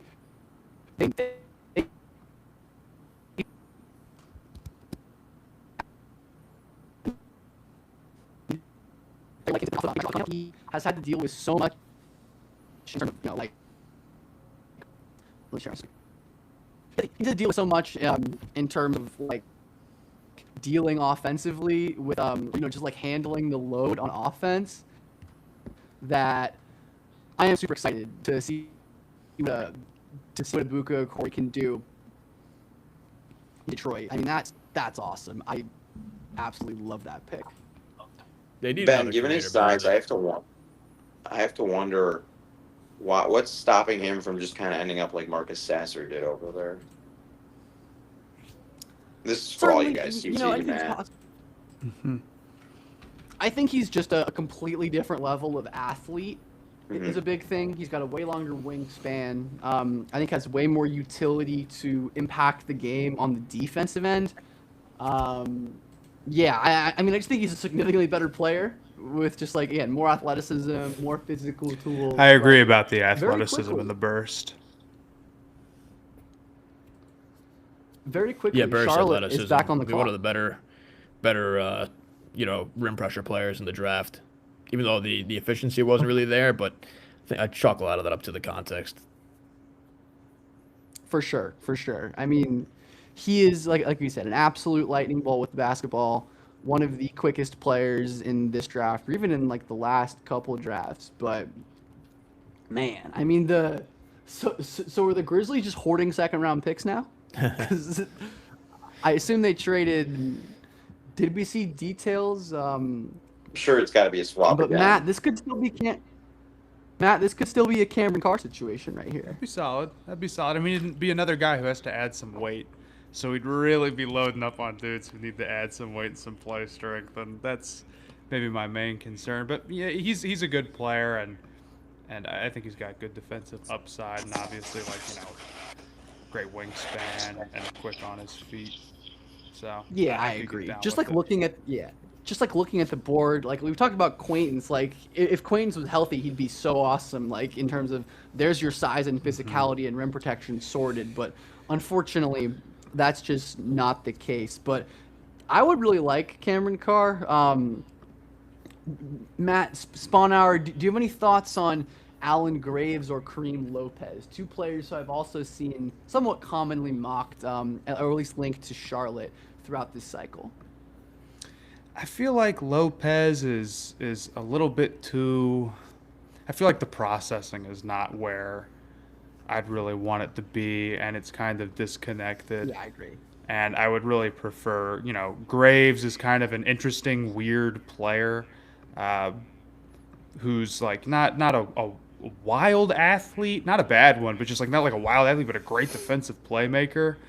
I think I would rather bet on somebody like that who's really special and a disruptor, if we're not going to get like a rim protector, rather than, I mean, obviously, like with Lopez, there's the upside about getting to the rim, and the Hornets can use somebody like that too. I think that's another weakness of this team, but I think I'd take Graves.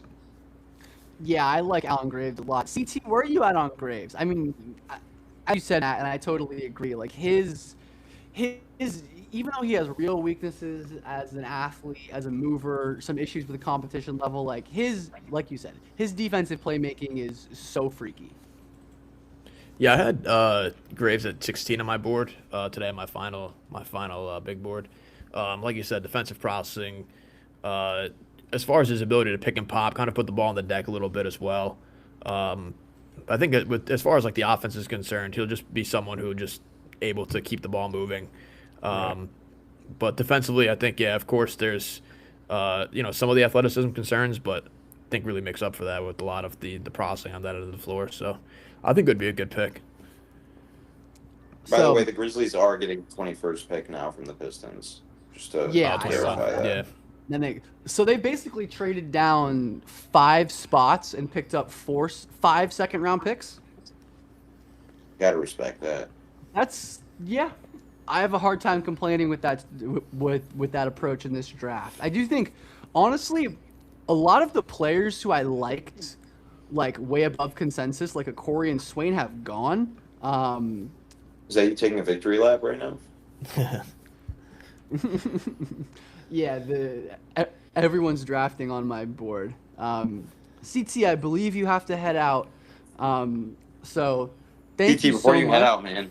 You're hopping on the screen, man. You got a great voice, man. Got a great voice for this kind of stuff. I've noticed that from being with you this last 45 minutes. I appreciate it. That's my coaching voice for 7th and 8th grade basketball.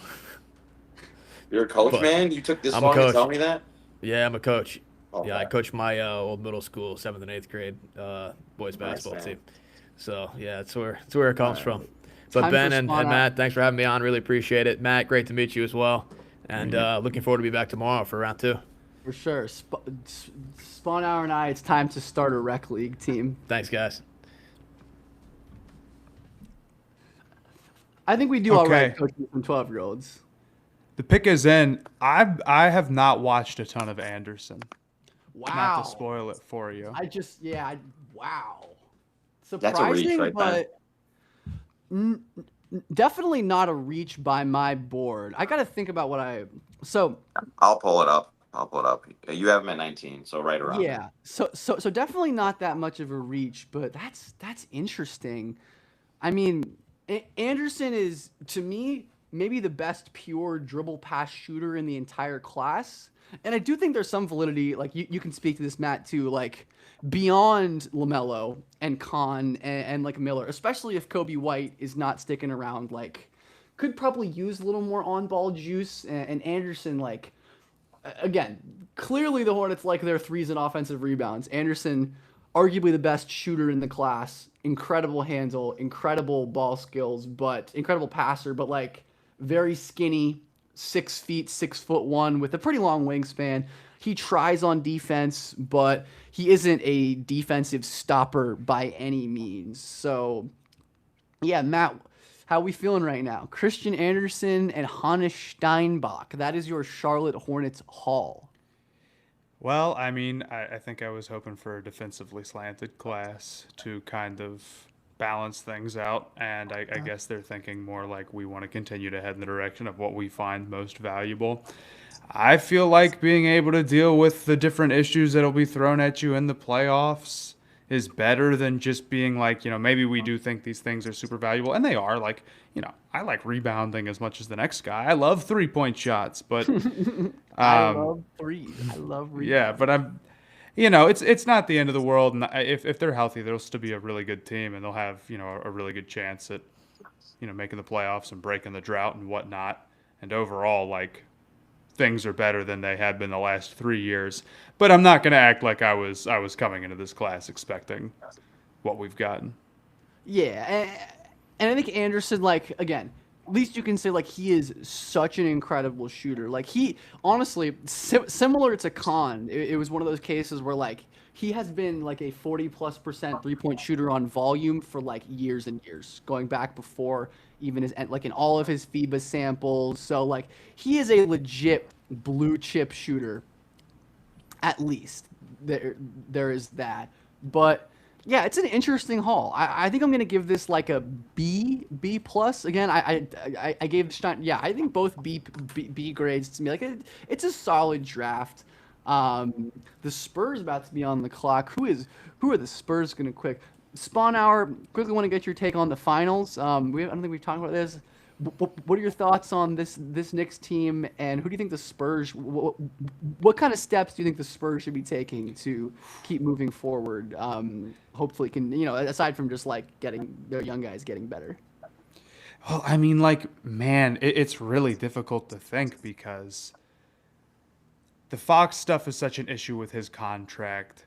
I don't think you can move off of him in any serious way, and he's also kind of banged up, and I think you have to hold out that there's going to be some sort of like regression or progression back to the mean there with him.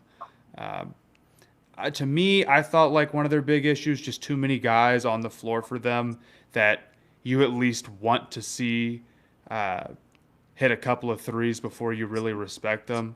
I mean, it's mostly just Vassell and Sham Penny that you're truly scared of. And obviously there's other guys like Wimby, but he's spotty, or Harper had his moments, but he's spotty, or, the same with Castle. And a lot of that could be solved by, and a lot of it's going to have to be solved by Harper and Castle have to be serious threats, and, they're building towards that and whatnot. But I think any shooting that you could add to space things out and make it harder to, bring somebody in to, get an elbow on Wimby's hip while he's rolling to the basket, and then making it easy to recover and not being able to punish that type of gravity that Wimby brings in, or the defensive, attention you got to bring to it. That would be what I'd be looking for. But at the same time, they also just needed somebody who could more consistently hit shots in the clutch. And maybe that was just playing Harper more, but, down the stretch, how'd they lose those games? Yeah, I and again, like, it was such a close series.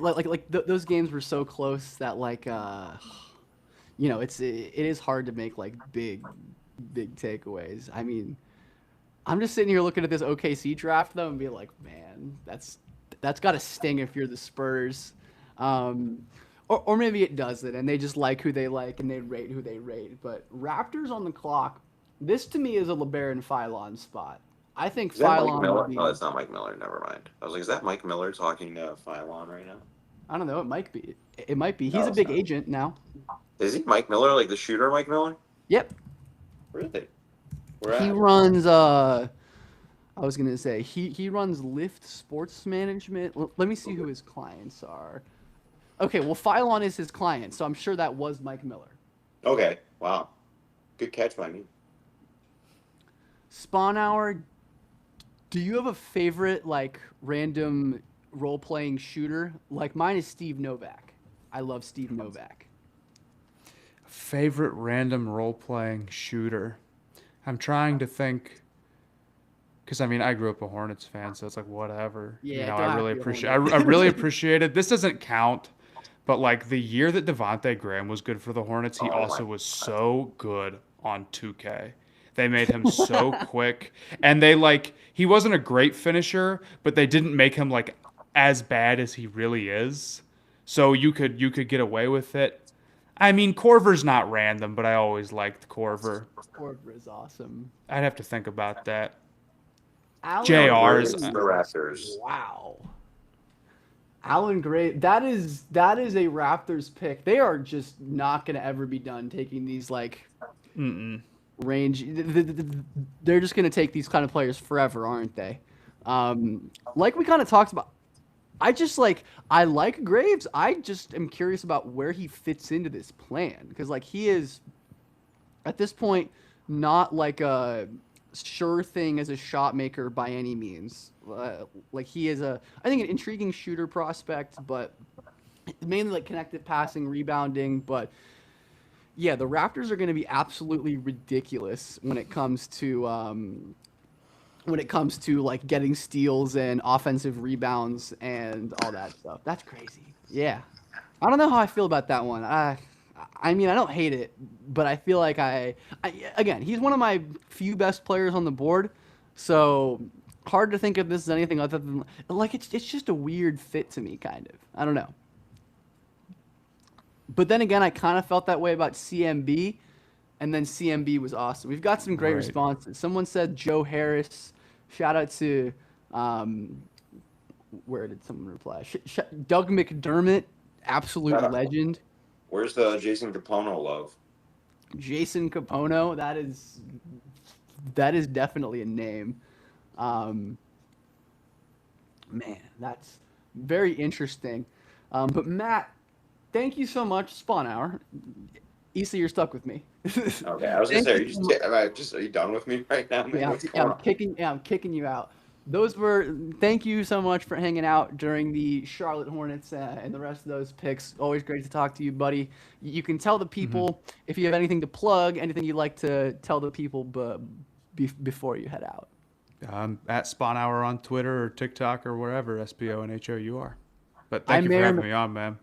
I may or may not be we may or may not be doing a little home and home. So keep on the lookout for that. But Spawn Hour, thank you so much for your time. Hopefully you can mull on this Hornets draft and maybe you have a revelation that you think it's wonderful and it's going to change this team forever and it's going to be the thing that takes them over the top and wins them a championship.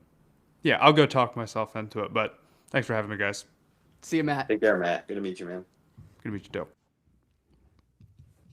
All right, we've got the Spurs on the clock. Kind of similar to what I was talking to Spawn Hour. Who do you think? We've got so many great shooters in the chat. By the way, Wayne Ellington, Rodney Hood, Eric Gordon, Ryan Anderson, Matt Ryan, not the Falcons Matt Ryan. To be clear, I mean Falcons Matt Ryan might be a bucket and a problem. I don't know. But anyway, I got a nasty step through. How do you, Matt, knowing what you know about Graves, how do you feel about his viability alongside Barnes and Murray Boyles? Well, okay, so you said, the shot making is a little questionable. He's like another kind of one of these analytic darlings, like you said. I mean, he's a Santa Clara guy, which is always a good sign. We love our Santa Clara boys here. I don't know. I kind of wish they'd taken like a Phylon, right? Get like a really serious creator and spacer to kind of pair with Barnes and Boyles, or even just get a big man. So I don't know. I don't know how to feel about it, Ben, because I said, like, I know he's like a productive guy. You know, the numbers really like him, but I don't know how he would fit with those two, to be honest. I really wanted more shooting or, like a traditional big man who could like catch lobs and stuff and kind of benefit from Scotty Barnes' incredible interior passing. Yeah, it's really interesting. I'm really curious to see like just what kind of lineups they want to deploy. Like clearly a team that is doubling and tripling down on their kind of philosophy and identity, which I do appreciate to some extent. Like I can't fully hate on a team that like has a clear as day identity that they're clearly building around. So from that point of view, I'm not super mad about it. But yeah, I mean, again, it's one of these picks where I'm just like more curious than anything to see how it goes. And those are fun picks as well. I love these picks that just like make me think, just make me like, like I wonder how this prospect is going to be deployed in this environment. But Spurs are on the clock. Looks like they're taking their sweet time to make this pick. What do you think here, Ben? Where do they go with that? I'm going to say they go with, could be your guy Koa Pete. could be Kareem Lopez, could be Chris Sinak. I'm thinking that like 4 spot, a guy who can actually play like the Keldon Johnson role, Yeah. More effectively than Keldon did. It makes sense to me. I just don't love the options at that kind of juncture, but we'll see. Yeah, I mean it's so cool having like a Wemby, and obviously for all the reasons, like he's really good at basketball. He's 7'6". He's the best rim protector ever, best lob catcher ever. But it also gives you such a like what's the word I'm looking for here? I guess flexibility, team building wise. Like Cole Pete, right? He's like the super athletic, powerful, bionic kind of like four-man whose jump shot's really broken, right? But he would fit, like, even if he can't shoot, right, he'd fit pretty fine with Wemby just because Wemby's a ridiculous shooter himself. And then I mean, again, Phylon, who you had at 8, I don't know how much sense he makes here, just because they already have Castle, they have Harper, they have Fox. Yeah, But like, it would be you hard to still take could Phylon here. you still could take him though, just because of the again, Wemby's a one-man defense onto his own. Like, you could play 3 guards out there and still field the best defense in the NBA. Cameron Carr, he could kind of fill in, right? Is that because I mean, you also want to upgrade over Julian Champagnie, ideally, don't you? Not just that like Keldon Johnson role. Probably, but Champagnie is good, man. Like, No, Champagnie's a good player. Don't get me wrong. I love Champagnie. I love both the Champagnie brothers. I don't know if there honestly. is a realistic upgrade over Champagnie here. Like I like Carr, but like Champagnie is awesome. So, man, it's gonna be an interesting one. I'm curious to see what this ends up being. And we have our next guest, Brian Geisinger, Charlotte Hornets Duke extraordinaire. I'm sorry, bro. I'm so cooked with these intros. Brian, how's it going? Friend of the show. Hornets just picked. You're obviously like a Duke guy, Hornets guy. How do you feel about Charlotte's draft? We just had Matthew Sponauer on here, who was not the biggest fan of Charlotte's haul, but I'm curious to see what your take on it is. Yeah, I didn't love it. Thought it was mostly fine. And first off, Ben, Matt, thanks for having me. Ben, I think you nailed the intro too. So just, but I look, Steinbeck at 14. I think made a lot of sense. Just how the way the board broke, and there, Morez goes in the top 10, Mara goes, Yaxel goes. So to me it was that was calling out for in the direction that they would go. Look, I really wanted them to go Corey at 18, and then of course there's the all the trades and the picks, and you have Sturts and Corey go right ahead of Charlotte. So I thought there was a chance they might look to Anderson. I know Jeff Peterson, who runs the front office for Charlotte, liked the guards in this class a lot. Thought it was 10 deep positionally for first round guys. So.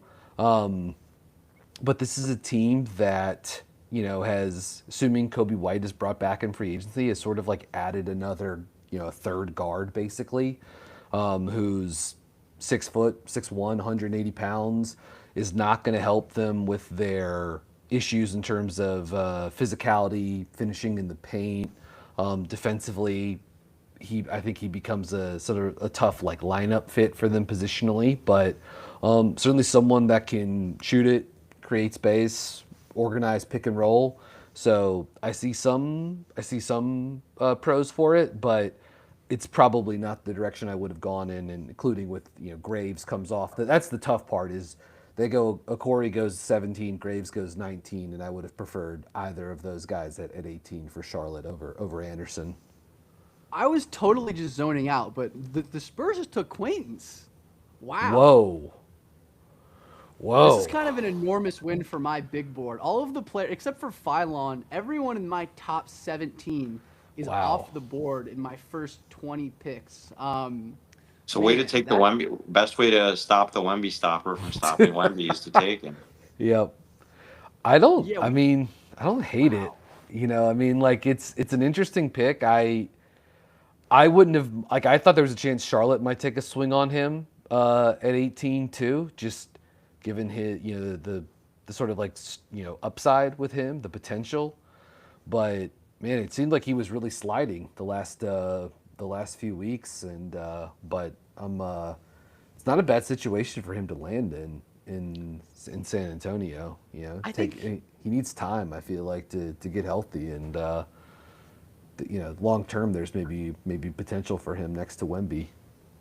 something that Robert May's Athletic Football Show says a lot that I love is like teams love to lie to us before the draft, but they can't anymore after the draft. It is a truth-telling exercise, and I think like maybe what this signals is that the Spurs like understand that they're not as close as like a finals appearance would have you think, and because I see some people in the chat, and I'm sure I can anticipate Spurs fans being upset about taking a guy who like literally may not play as a rookie.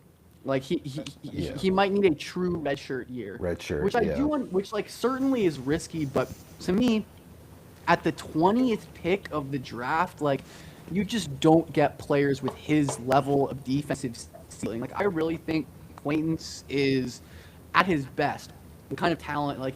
He was a dominant player as a 17-year-old on defense. Like incredible shot blocker, freakish mobility for a player of his size. He obviously needs a ton of seasoning and a ton of like technical improvement on both ends. But I love it, honestly. I think this is going to be a controversial selection, but for me, it's one of my favorite picks in the draft so far. Like it's obviously a swing. But yeah, I think this is one of my personal favorites in the draft. And again, it would be easier to be upset about this pick if it was like a team that I rooted for or like had vested interest in. But like, man, what a player. Like he at his best is so fun, and I understand. I can totally get why the Spurs would take a swing on him. Because like again, the reward for San Antonio is so high to me, like with such a high reward here, even if it is somewhat of a risky pick. Like, if you hit here, like you are going to hit. Like it is going to be huge. I love I mean, I just want him to get healthy, most importantly. Same. Regardless of where that is. But it's like, yeah, I mean, what if 2 to 3 years from now we're looking up and it's all of the athletes that could potentially be on the floor for this team, Wemby, Cadence, Bryant, Harper. I mean, there is a real sort of like physical specimen, potential that they could have positionally all throughout the lineup with a lot of young guys too. And, shouldn't exclude Steph Castle from that mix either too. Just like strong, mobile, athletic. There's some cool stuff that could potentially be in the cards down the line for them. But yeah, hopefully with Cadence, he can I think a true redshirt year would be good for him. And because he probably needed it this past year, honestly, and wasn't able to get it in Lexington. 100%. The Grizzlies seem to finally be on the clock. They traded down 5 spots and picked up 5 second-round picks, which is just awesome business to me. Like, yeah. And they're still, to me, I see LeBaron Philon just screaming at me. But honestly, like, the guards, this mock honestly looks more like what I would do mock draft than I expected. Like, in most of the mocks that I did and I saw, like, these guards are available into the into the early mid-20s. But this hasn't been the case with Sturts going to OKC, Ibuka, Anderson, Brian. Of these kind of mid-round guard picks, any that stand out to you specifically as like something you're really really happy with? Actually, I'm gonna ask you this question after we see this Detroit pick. Yeah. Or not this Detroit pick, this Memphis pick. Kareem Lopez. Yeah. Interesting. Kareem Lopez is a developmental forward. I think I understand it.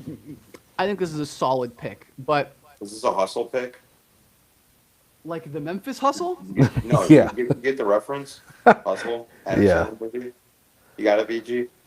Oh, I actually thought you were asking about the Memphis Hustle, the G League affiliate. But I feel like No. I was trying to be dick about it. No. there's multiple hustle levels to this pick. I like it. Man, what should we? I'm curious about what am I thinking for the grade? I think this is again like a B minus to me. Yeah. Brian, what do you think about Lopez? I think he's an interesting prospect with, I think real upside. I'll say I don't see like why there is such a gigantic gap between him and Nate Ament, for example, in like the eyes of the league. I see those two as like broadly similar players. So yeah, what are your thoughts on Lopez and especially to Memphis? And you know what? I feel like I have to bump this Memphis grade up because it's effectively Kareem Lopez and 5 second-round picks, which is Yeah, like, that's I mean, that's the right way to look at it. And if so, that's again pretty good business from their part. Yeah, I think of him athletically as sort of like more like fluid than explosive. I think sometimes he looks a little stiff in mechanical and in boxy at times.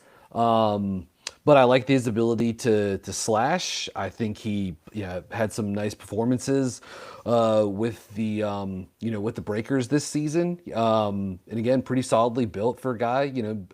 Almost 7-foot wingspan, 9.5 reach, 220 pounds. Again, can maybe be. Think of his passing as sort of a little bit more like connectory, but I think there's like a chance for him to be sort of like a big wing creator type. So.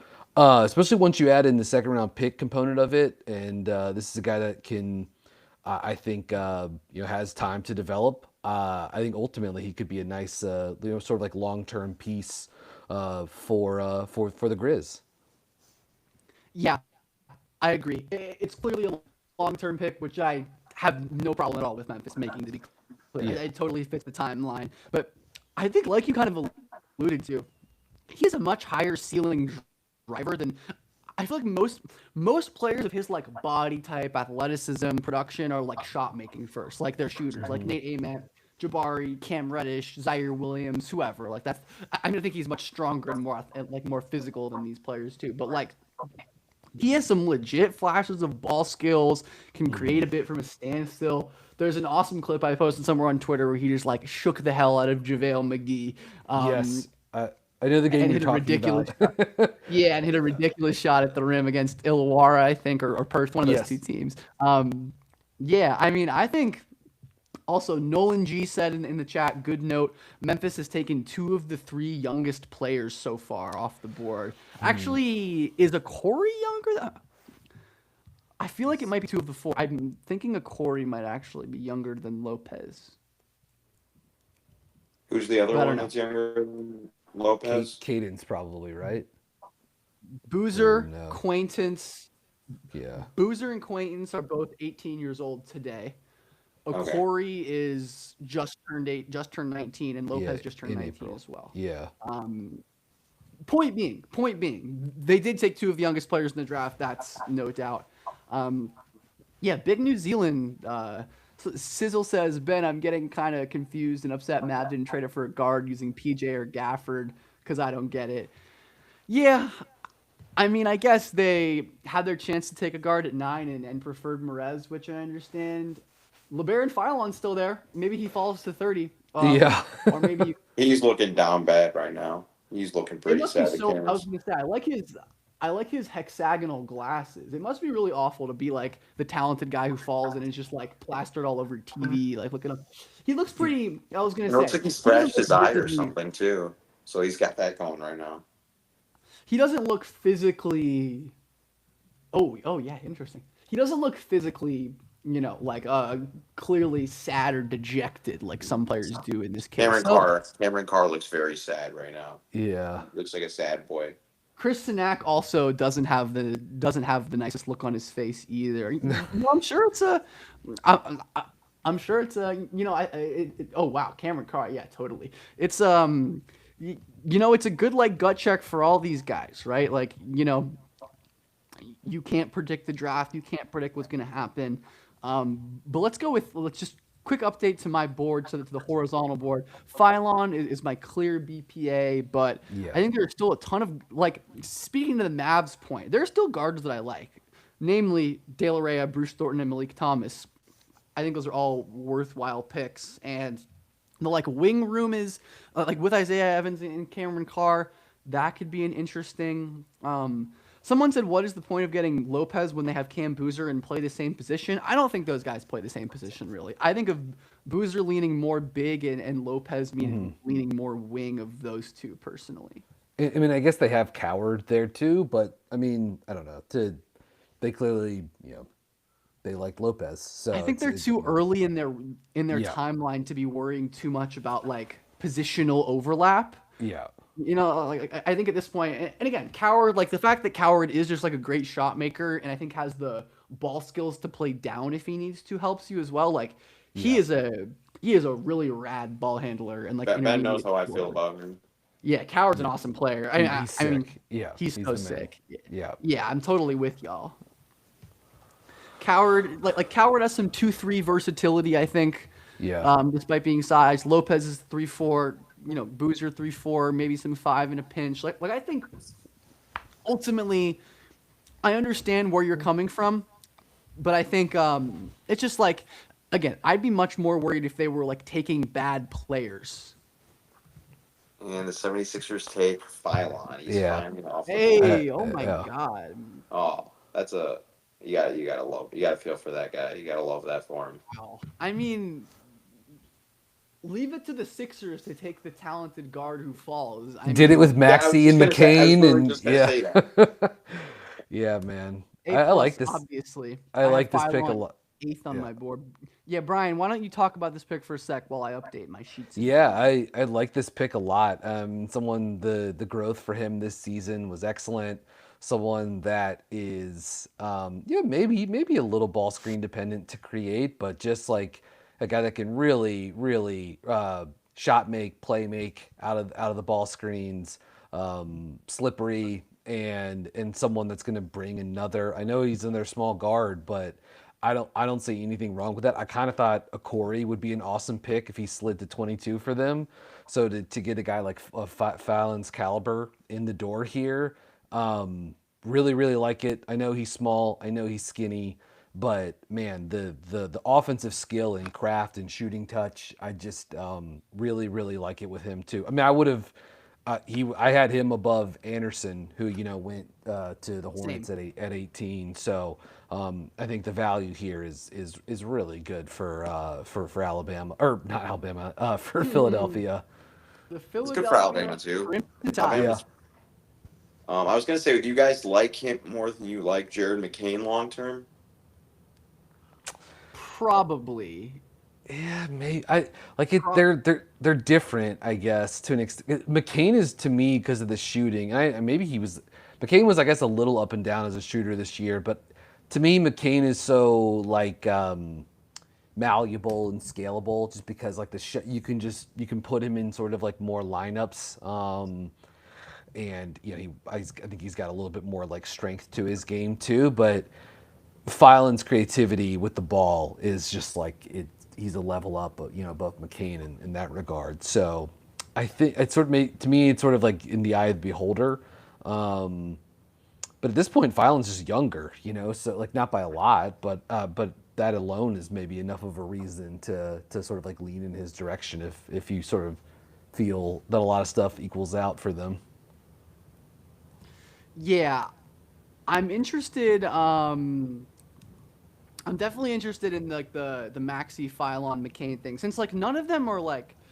I think Phylon has the ball skills and has the advantage creation to like develop into a true like lead guard. I think he's a good, not great passer. I don't know how you feel, Brian. Like he has real vision and like can hit.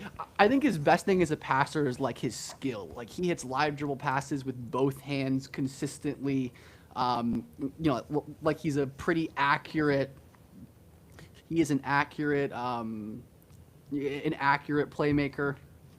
So, yeah, I mean, I think like ultimately I feel pretty good about his ability to like fit in next to VJ and Maxey. Like ultimately it's just going to be a case of building out the rest of the roster around these guys, right? Mm-hmm. Like filling out with rangy defenders and athletic players and, just like these ground covery players. I'm curious to see like, I'm pretty happy with how VJ developed this year, like not only throughout the year, but also just like as a whole, kind of compared to where he was at Baylor.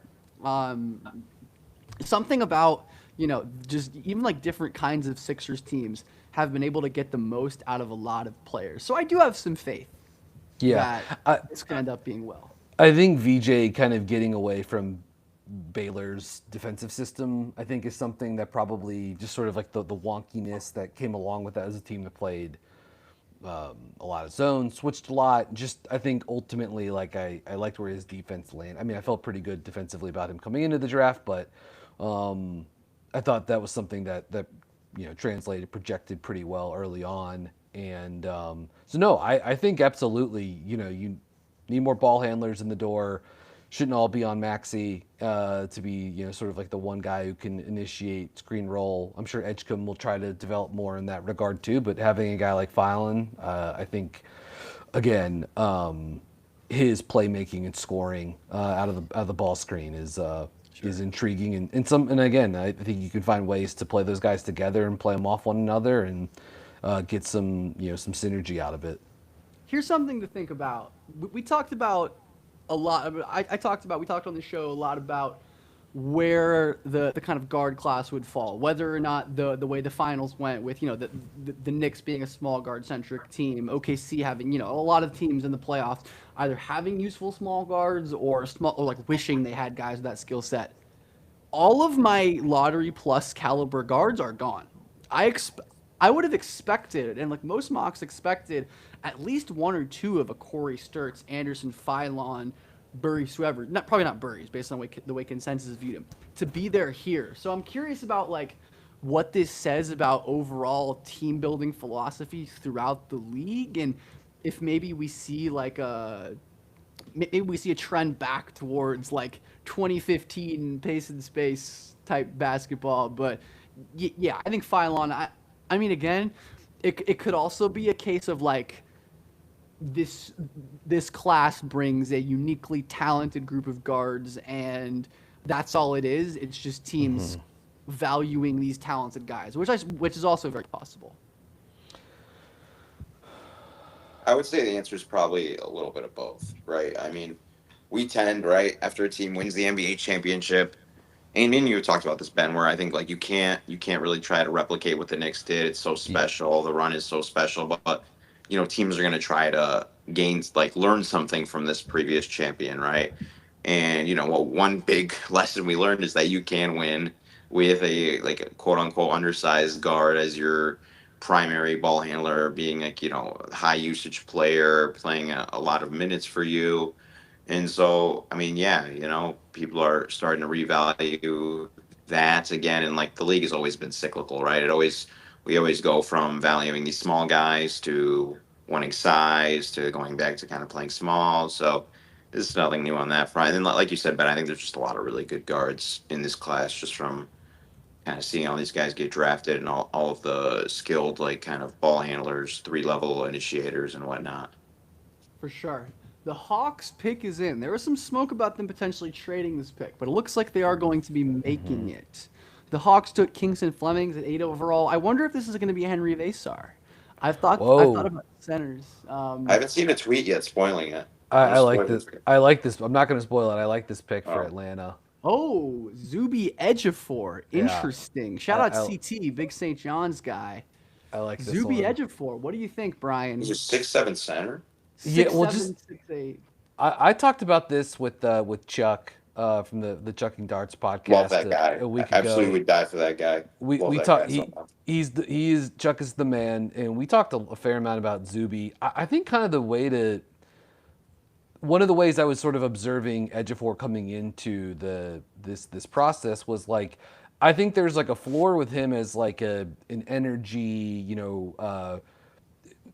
versatile defender who gives you some physicality and just helps you in your rotation through like the slog of an 82 game season. You just like guys like that can chew up and be innings eaters for you over the course of a long season.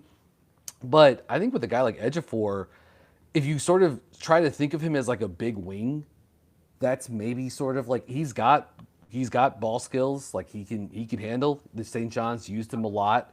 And like as like a 5-out initiator and playing through him either in the pinch post or the top of the key.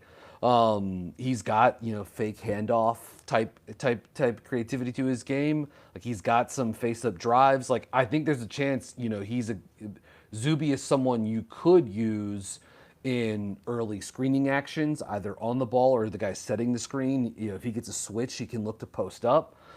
He's shown flashes as a shooter too. So I just think he's got like a good amount of skill to go along with this sort of like physicality, motor components of his game. And then just like, he's been a highly productive, high-level college player for a long time. Like, there's a lot of data that suggests this guy is like is quite good. And I think in Quinn Snyder's, sort of like funky offense with all these different guys that can initiate and flow into actions with one another and work as cutters, like I think there's a chance he could be a nice fit for that. So I like Ejiofor. I think there's a chance there's maybe a little bit more like offensive upside with him long term. By the way, guys, not to pivot too quickly off of this, but the Knicks have traded the 24th overall pick to the Los Angeles Lakers for the 25th overall pick. Ooh. I'm not seeing anything else added in there, so it makes me feel like the Knicks are maybe trying to save a couple extra $100,000 because with the way the rookie scale contracts go, how much you pay a first-round rookie is based on how much, where they're drafted, right? So also the Knicks were like supposedly heavily targeting Zuby. So I wonder if they saw that and they're like, all right, I'm out. Yeah. I also wonder if this could be Lakers trading up for Cameron Carr, who has slid a little bit compared to where he was projected in a lot of mock drafts. Didn't they like Koa Pete a lot too, or no? Am I misremembering that? The Lakers, did they like Koa? Maybe, I don't know. I like him. I don't remember reading any of that reporting. But yeah, I might be a little lower on the Zuby pick than Brian. I do like Zuby quite a bit, and I'm generally in the business of drafting good basketball players, and that is Zuby Ejiofor. I'm curious, like, Asa Newell wasn't a guy I was crazy high on last year, but at least a little bit of overlap there. I think there's also overlap with Zuby and Mo Gay as well to some extent. So I'm just curious. No, that was the other that was the other Mo Gay, Matt. Darn it. Now I feel like this is worse than CT thinking that he were picking at 13. Wrong Mo Gay. Point being, like, my main issues with this like aren't the spot and the players, and I think 23 is perfectly reasonable for Zuby. I had him in this, mid first-ish tier. Like I have him at 30 on my board, but everyone up until 31 for me was like a mid to mid late first level prospect. It's just that level of class in terms of depth. I'm curious to see like just like what, because like Kingston is someone who I believe in a lot as a shooter, but especially in terms of off-catch volume and on-ball efficiency, has some room to grow. Zuby grew as a shooter this last year, but still not perfect. So I'm more just like curious to see how it all fits together. But ultimately, I like Zuby a lot. I think he's a very good basketball player, so I can't be too mad about taking him. Just like, to me, probably the most switchable defender in the entire draft, and that is definitely going to be something that's something we know the Hawks like, right? Like that's been a priority for them. A guy who can, I don't think there's anyone who's really a 1-to-5 defender. Like, those players don't really exist, but CMB. Maybe. Maybe. Again, so some of the best defenders in the league, and I do think Zuby is like, he was phenomenal this year guarding guards, and like it's not like he's it's not like in the big, in college basketball he's facing the level of like size and physicality down low that he's going to get in the league. So we'll see how like the really like guarding and holding up against centers, but I like what you said, Brian. Like, conceiving of him as like a big wing, just like a versatile chess piece in that range would make sense. I'm assuming like I said, my guess would be that this is a trade up for Cameron Carr. It is Cameron Carr. You are correct. Yeah. And it is Cameron Carr. Trade up for Cameron Carr. I like this pick a lot for LA. I think this is an awesome, awesome pick. I am a big Cameron Carr fan, have been for a long time. Good value on my board. He was my best player available. I had him 18th overall. And I think he is probably just a role player, but that's fine on a Luka and Austin Reeves team. And he just has a really unique skill set for a like quote unquote 3-and-D wing where he is like a crazy audacious shooter. Like he will pull from crazy 35, range. 40 feet. Not 40, not 35, 25, 30 feet, I meant to. You never know, but yeah, that would It's be. it's been a long day. Yeah, So his he's like in range, that his 3-and-D range plus, is though. his range is nutty though, for real. Like the off the catch, really big time shooter.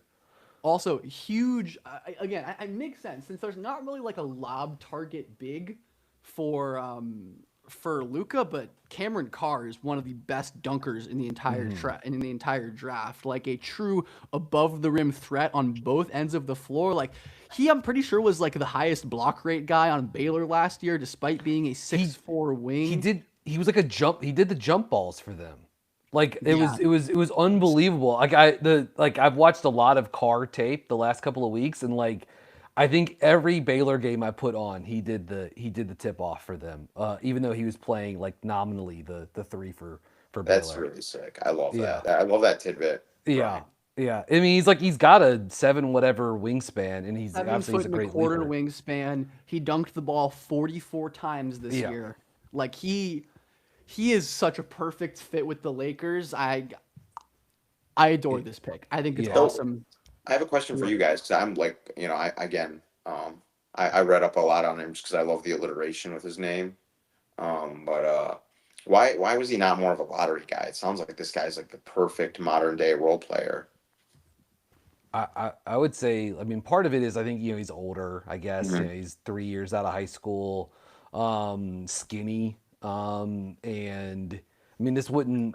And I guess just sort of like limited in terms of like what he can do with the ball, but so I guess I mean those would sort of like be my things because I think and he's got a frame like he should be able to add weight, and it's not like he's shy from contact. Again, I watched the St. John's Baylor game recently, and like he got knocked to the floor like 10 times in the game by Bryce Hopkins and Zuby, but like he kept popping up and was fighting in the post, so. But those would be my thoughts. Would be that he's skinny, he's older, and just like a little limited in terms of like what he can do with the ball on offense. My boring answer to this question is this draft rocks and somebody had to fall. But like you said, Brian, I mean he is quite skinny. I do think like his single year of production is like kind of worrying, but he has been like. He was a pretty highly valued high school prospect, and then he missed all of his second year at Tennessee to injury pretty much. So it's like he is like a third year breakout type player, but it's not all because of like the basketball in the court. So I think, and again, the fact that Carr is like just a role player does give me a little worry. Something my mic is peaking. I'll turn this down, But yeah, that's one of my favorite picks of the draft so far. I like that a lot. Yeah, I do too. Am I far off saying he's like would you guys say like a more bouncy Quentin Grimes type player? What are we saying here? Shades. I kind of like the Devin Vassell. I mean, Vassell was like a better, higher regarded prospect or whatever, but like the rangy wing with shooting upside that you can sort of like not just like stash in the corner, but you kind of like feature as a shooter too. So that was sort of like where I had was one of the comps with Carr that I was as a more ceiling favorable comp. one, obviously, yeah. As a ceiling comp, like we have on the sheet, like he really does remind me of Trey Murphy. He's not 6'7", but they have the same wingspan exactly, Wow. and. It's rare to see the combination of deep range movement shooting and vertical athleticism. Terrence Ross is the second comp I had, which is another example of like a movement shooter who could really jump, but like wasn't that great of a basketball player. Like he was a good player for a long time, and like if you're getting Terrence Ross with the 24th pick in most drafts, like that's not a bad outcome by any means. But Absolutely. I just think having a guy who like with this combination of skills is a super valuable like combo of role player skills. And it looks like the Lakers only sent cash considerations to move up for this pick, which is awesome. Yeah, that's what I figured was the Knicks were trying to get off some money. I have a question for you guys. Okay, so obviously, it's like, what do they say, about 20, 30 players, right, in every draft, like actually end up being like real like NBA players that stick around for a while. If you had to name 5 guys of the first 24 picks who you would, let's not do 5, let's do 3. 3 guys you don't think will be in the league 5 years from now, who would it be? Ooh, That's tough. it's tough. I think I'm gonna go with. Like it's also tough because this is just like a particularly good draft. That Yeah. like, obviously history is what it is, but like, I mean, the easy answers to me are Ament and Lopez, just because Yeah, of how particularly raw they are, and just like how much needs to go into their development. And if I think a lot of these raw players, even if it's for like reasons outside of themselves, cannot develop. Like they just don't have an optimal environment. But I'm trying to think of players who I think could be like legit out of the league. Maybe like honestly, Graves is a sneaky one to me. Where like Yeah. he's kind of like a boom bust player to me. I don't think I saw him described that way a ton, but like he has so much special to him. Like if he hits, his defensive playmaking, like his offensive rebounding, his instincts could make him awesome. But I think there is a chance that he's just not an NBA athlete. He's not an NBA mover. And he never develops enough offensively to compensate for that. So I think those would be my 3. If Those you are made me pick, but those are good ones. I would definitely be with you on Lopez and Ament. This would be sort of like an unfortunate outcome, but like if Cadence just like never Quaintance. physically, Oh yeah, that's another like obvious it's one, like too. the. I mean, I obviously I hope that's not. I want this in you. And physically, if it comes together, he's going to be, I think, a really nice NBA player. That's a good obvious answer. You're right. And, like, it's honestly probably like law of average. Like there have been a lot of small guards that have been taken in this draft, and it's like you're just not going to hit. I'm certainly not going to hit on every single one of these guys. So For sure. I'm sure a couple. I think of them people will have pop out. People like I've seen some people like pushing back on the quality of the guard class with like they're kind of like, oh, you really think all these guards are going to be great? It's like, no, but I think they're all phenomenal prospects with good chances to be great. So that I think is like. I love this pick. I love this pick for New York. Really, really love this pick. I'm not gonna lie, I have no idea who this dude is. We'll talk in a sec. Oh, Yeah. Sergio De La Rey. ESPN has him listed as a forward. That is hilarious. LOL. Yeah. that is so funny. He's 6'6". He's Sergio literally playing basketball now. Like he played yesterday. I was about to say.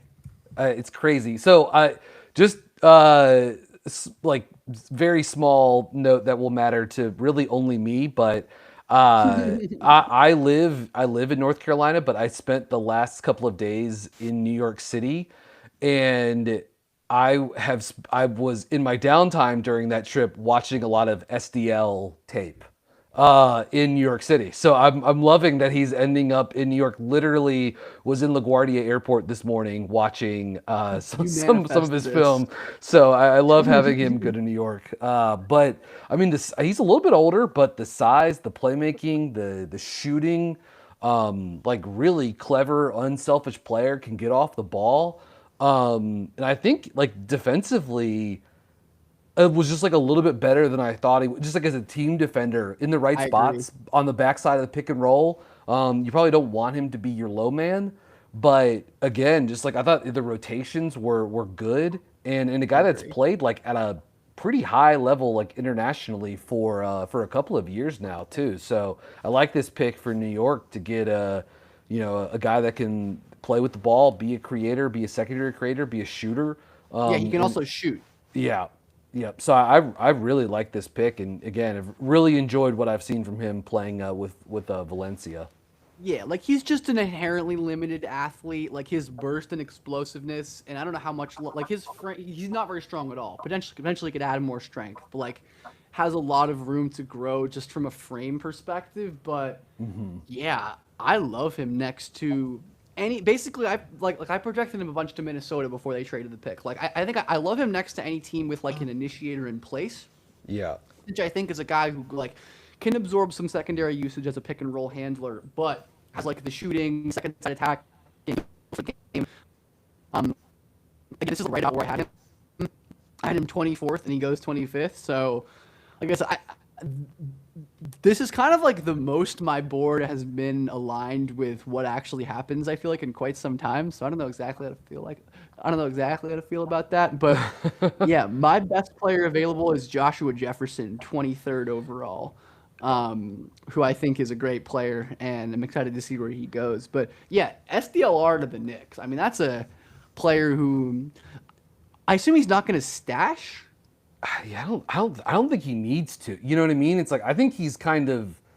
I think one of the reasons why he's coming, he entered the draft because it was sort of like he and his representation are like ready to come stateside. You know what I mean? Like that was sort of my interpretation on his decision. What's left for him to prove at this point? And he'd be. Yeah, De La Rhea had scored 13 on 8 shots with 4 boards and 2 assists yesterday. Yeah. In the finals. Yeah. Like of the Spanish league. Yeah. Like he is an impactful, and again, like this isn't always like a surefire translation indicator, right? Like Ben Saraf and Noah Senge were in the same situation last year where they were playing in the playoffs for Ulm in the German league. Obviously Noah was young and not expected, but like Saraf was fairly impactful for Ulm, and then was pretty atrocious throughout most of his rookie year, despite having that quote unquote pro experience. So like, it is definitely a good thing to note. It's not everything, but I think De La Rhea is just talented. Like he's a good player. Like he is. Yeah. In the guy, I mean the rosters in the ACB, like there's a lot of. I mean, maybe this is not even the best sort of like comp, but it's a lot of like. It's former NBA guys that were like plus, good NBA rotation players, that he's going up against, grown men. And I really, one of my favorite little pieces of his game, you were sort of talking about the limitations with his athleticism, but he's got some nice counters on live ball finishes around the hoop. Like he's got these little like deceleration into a fake and then go up, or decelerate, fake, and then sort of like step around a defender and get the ball up onto the rim. So I like some of he's like a very crafty player. And again, with his size and shooting and ball handling, like there's potentially something there. So really, for me, he was sort of like the last guy that I did like a deep dive on in the process. And so maybe there's some recency bias coming away in terms of my eval of him, but I've again was really like I'm in on him as like a nice offensive piece in the NBA. Someone said we got to stop drafting Ulm prospects, because also famously Killian Hayes. I have some Daddy A upside. I still have some Daddy A stock. But yeah, another New York player too, right? I should say too, I think one of the guys that is hilarious. They drafted, those two. I mean, those two didn't play together. But that is funny. More international. I think one of the guys that SDL plays with at Valencia, Neil Sacco, I think he may have been on Ulm when. I'm double checking this now. No, he was not. Nuggets are trading the 26th pick to the San Antonio Spurs, by the way, guys. Whew. Interesting. Thank you for. Yes. I wonder. San Antonio. It doesn't make sense. And they want to in Queens, who, like, as talked about, we love him. I know red shirt at this point. And the Spurs just made a really interesting pick. At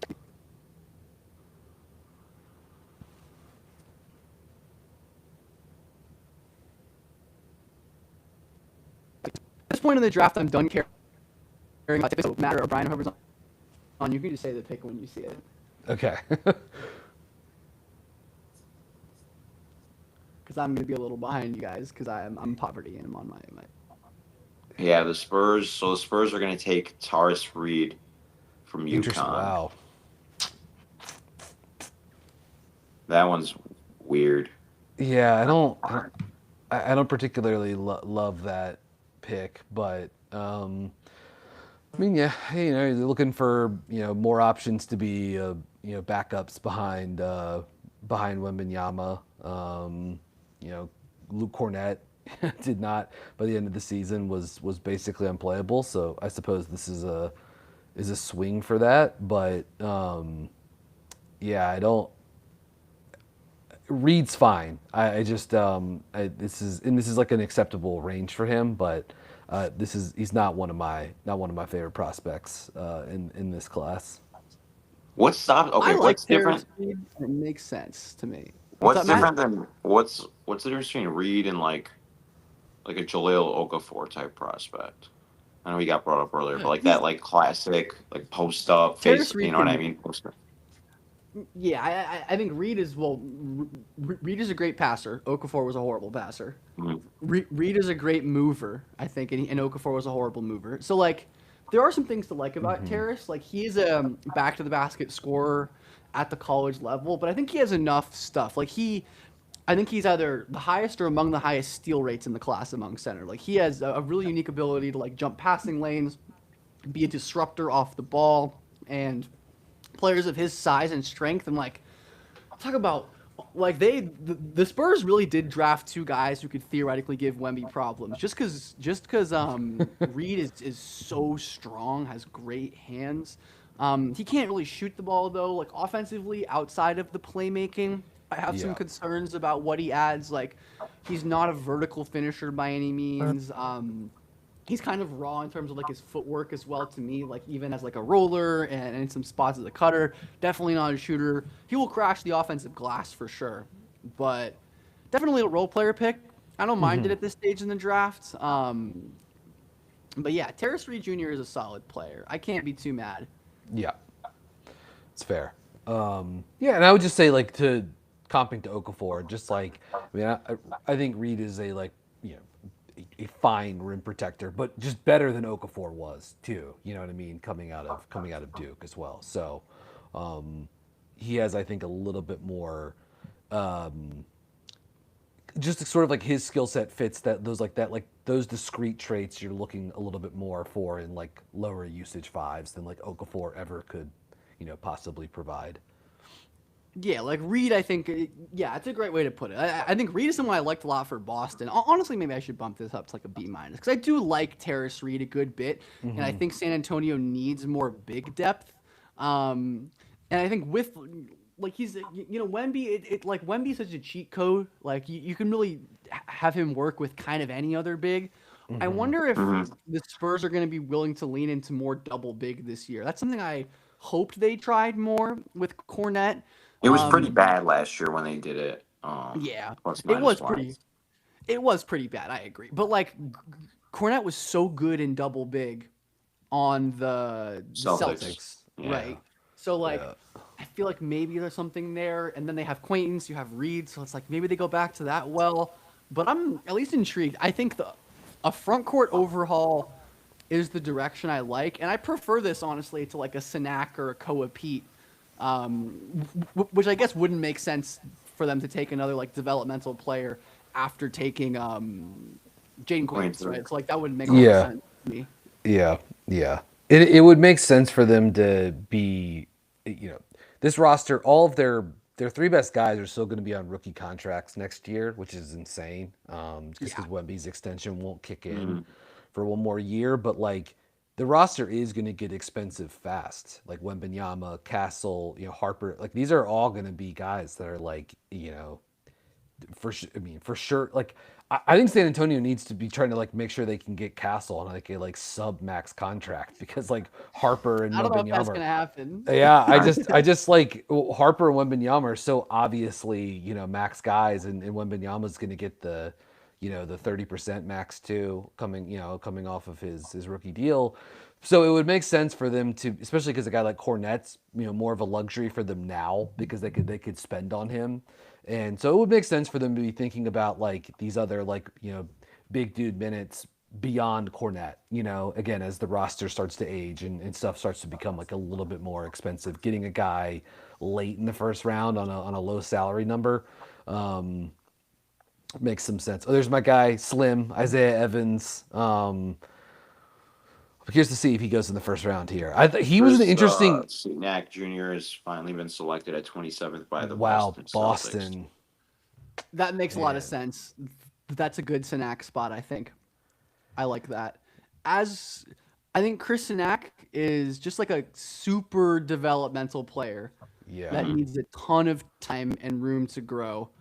And I think Boston is a place that has consistently shown their ability to kind of figure out the way that, like, figure out players and get them at their best. And it's one of those players, like, it's a little bit of a reach for me, but I like this situation and this fit so much that I'm more optimistic about than I otherwise would have been if it was like a different team picking in this same range. Yeah. Did you guys notice the famous head coach that was sitting behind Chris Cenac?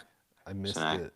Who was Nope, it? I wasn't paying attention. He's always it was PJ Carlissimo, but he's probably doing radio for ESPN. Yeah, so I've always wondered, is he the radio for ESPN, because he's always everywhere. He does like some college hoops like radio. I've seen him like at like ACC games he'll do them for like Westwood One radio or whatever. So awesome. I love PJ. He's a dude obviously loves and knows ball. So it's good to have him around. And yeah, Senac's interesting. I mean, he's got great tools. I wish he had been sort of like more disruptive defensively for Houston this season, but he's a guy that clearly like bought into the culture at Houston. I'm sure he'll buy in with Boston. Ben was just talking about the program and the track record that this franchise has, and so his tools plus this sort of like mind meld there. Maybe you turn this guy into something. So I will. He's got ways to go. It's going to take time, but I kind of like this pick for Boston. Yeah, I'm moving some grades around. Just thinking on. Okay, stuff. so while you guys are doing that, sorry.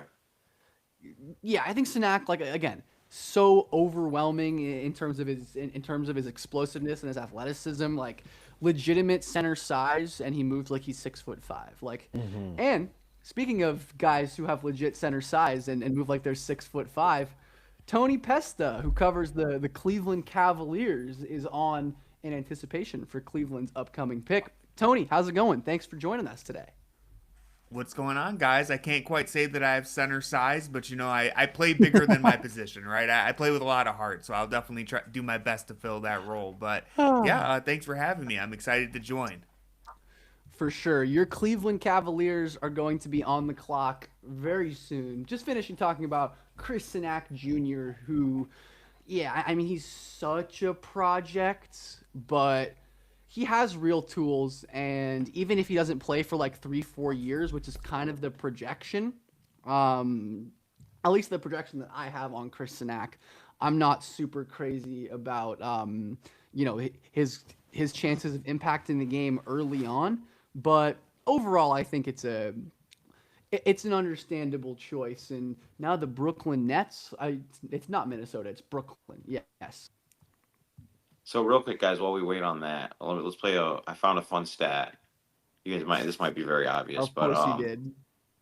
Okay, so of the top prospects ranked by unassisted field goal rate, so who had the most made unassisted field goals of all top prospects this past season of college basketball? Do you guys know who it is without looking it up? Corey. Any other guesses? I was gonna say Philon or Corey. Okay, Tony, you got anything for me? I'm not locked into this year's draft class, so I'm here for Cavs talk and good vibes. So I can't give you a guess. Could be Swain. Brian's right. Brian's right. It's a Corey at 81%. 81% of his field goals. He was insane. He was insane. His the CBB analytics number for him on unassisted points total per 40 minutes was crazy. Points created per 40. These were he was in the 99th percentile for all of those, and he was super efficient. And him doing it on that Stanford team where the delta between him and the next best player was crazy. Corey was like legitimately like the third best player in the ACC this year behind Boozer and Wilson. He was awesome. Yeah, I love it as well. Tony, first off, how we feeling about the Cavs in general? Lost to the eventual NBA title winners. I guess you have that. And what kind of player are you ideally looking for with a late first round pick here? Yeah, I mean, listen, if anyone is familiar with my Cavs coverage, I'm usually optimistic. I'm a very positive person, and you make it to the Eastern Conference Finals, there's something to take from that. Obviously, you had to fight through 2 7-game series to get there, and there's positives you can take from it. You can also look at the negative side and say, well, you had the worst possible record you could have getting to the Eastern Conference Finals, but you made it there nonetheless. That's something that's only happened 9 times for the Cavs in their franchise history. It's something that you have to take and feel proud of. At the same time, as you mentioned, we didn't just lose to the Knicks. We got ran off the floor. We got ran out of the gym in every single game except for that first one, which, thankfully the Spurs blew an even worse lead in the finals because that took some of the attention away from what the Cavs did in game 1 against the Knicks. But, yeah, I mean, I think I was talking about this today because the fan base, the Cavs fans, they're feeling a little on edge. And I think it's because this is the first time where we're starting to truly wonder if this team has hit its ceiling. I think when you're that up-and-coming team, when you're a young team with so much potential, so many different ways that the roster could go, different internal developments that could happen, you get real excited about the future there. And I think the previous season, them winning 64 games, that might have been the peak of what that core could have been. Then you have last season, which really from the start, just they fumbled out the gates. They were struggling. I think at one point they were 17-16. They were basically around 500 in December. And they end up salvaging the season by making some pretty big moves at the deadline. They salary dump Lonzo Ball. They flip DeAndre Hunter. They trade Darius Garland for James Harden. And I think that move raised your floor and certainly helped you get to the conference finals. I don't think with the version of Darius Garland that they had last year with the toe injury, I don't think they could have made it to the conference finals. But at the same time, I can't blame anyone who had worries about James Harden going the distance in the playoffs. And now I think we're, back to what I was saying earlier about hitting the ceiling.